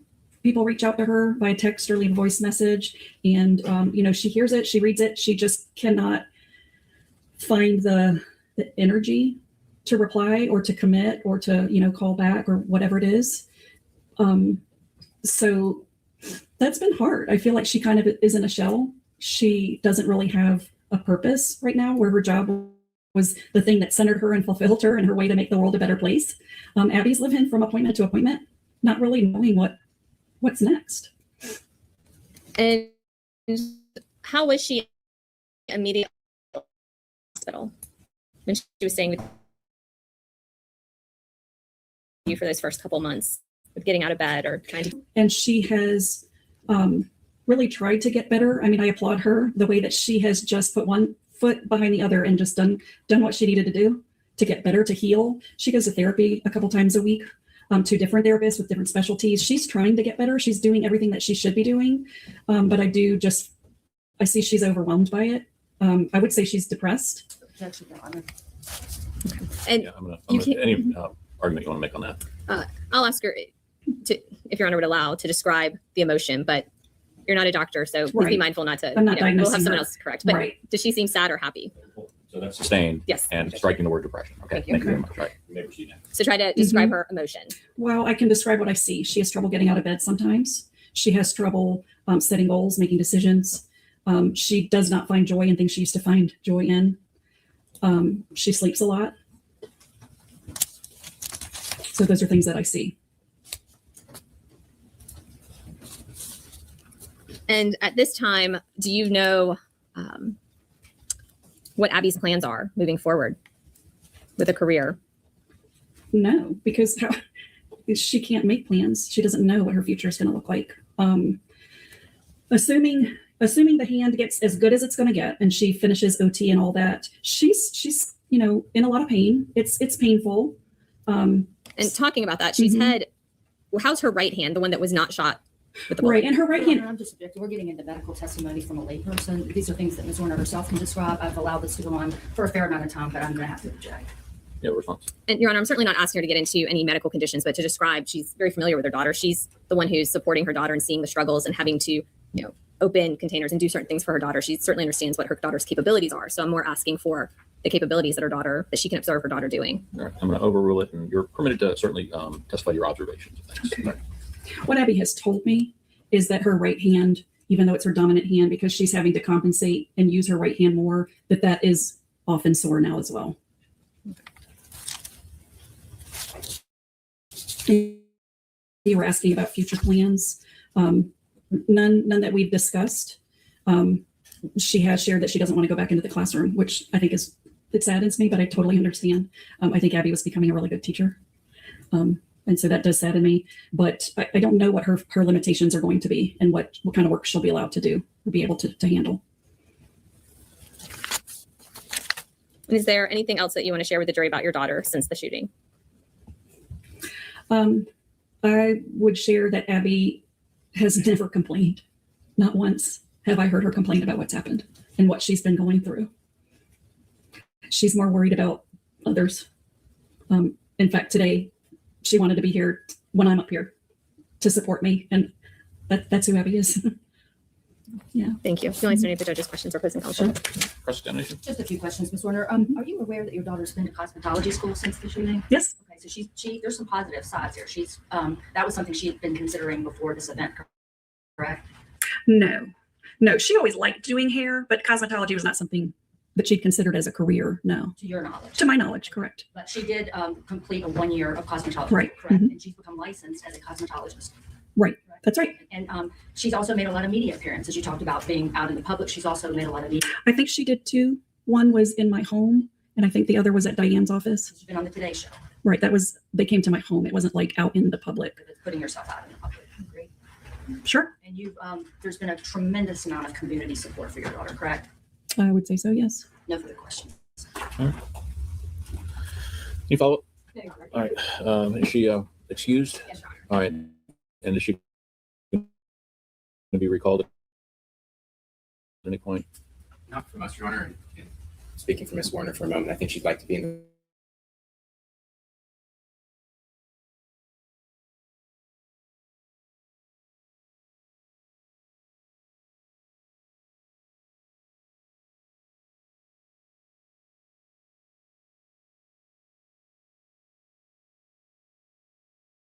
I think there are some matters that we could probably address with the court, but we have no other witnesses to call this afternoon. I think it's probably a good stopping point then anyways, and pretty close in lawyer time. So, all right. So you would ask that I excuse the jury for the night, same admonition, and then we'll start at 9 tomorrow. Yes, okay. All right, folks. You are going to hear this every night. I'm required by law to read it to you, so I'm going to read it to you, and you know what I'm going to say.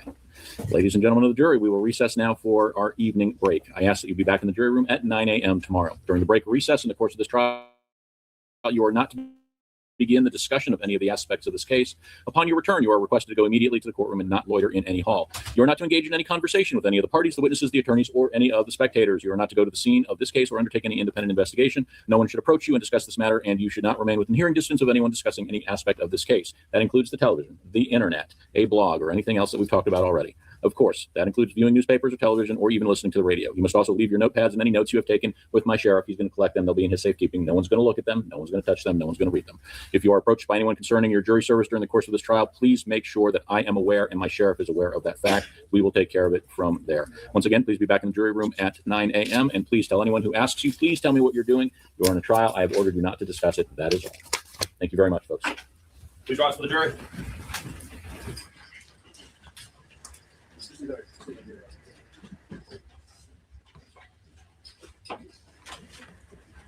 All right, y'all. That is the end of day one, y'all. Excuse me. We'll be back tomorrow. That was a lot. We'll be back tomorrow for day 2. Okay. I want to thank y'all. Thank you, Natasha. I want to thank y'all so much for joining. I know I ain't do much talking once we got into it, because I was listening, because there's something about this case that intrigues me. I don't know why, but yeah. Until next time. Thank you, Sonia. I'll see y'all tomorrow morning. I think I'm going to start at 8 so we can get in as much. I want to finish each day. I want to finish it on that day. So tomorrow we'll do day 2. I'll see y'all in about an hour and a half over on the other side. Y'all have a blessed, beautiful rest of your day. All right. I appreciate the support. Thank y'all so much. All right. Y'all be safe, be blessed. Never. I can't even end it. Hold on. All right, there you go. All right, y'all. Until next time. Truth Seekers stand up and we out. Thank y'all so much for support, and I do appreciate it. Y'all know what? I can't even tell you. I think it's this one. All right, y'all. Love y'all. See y'all in a minute.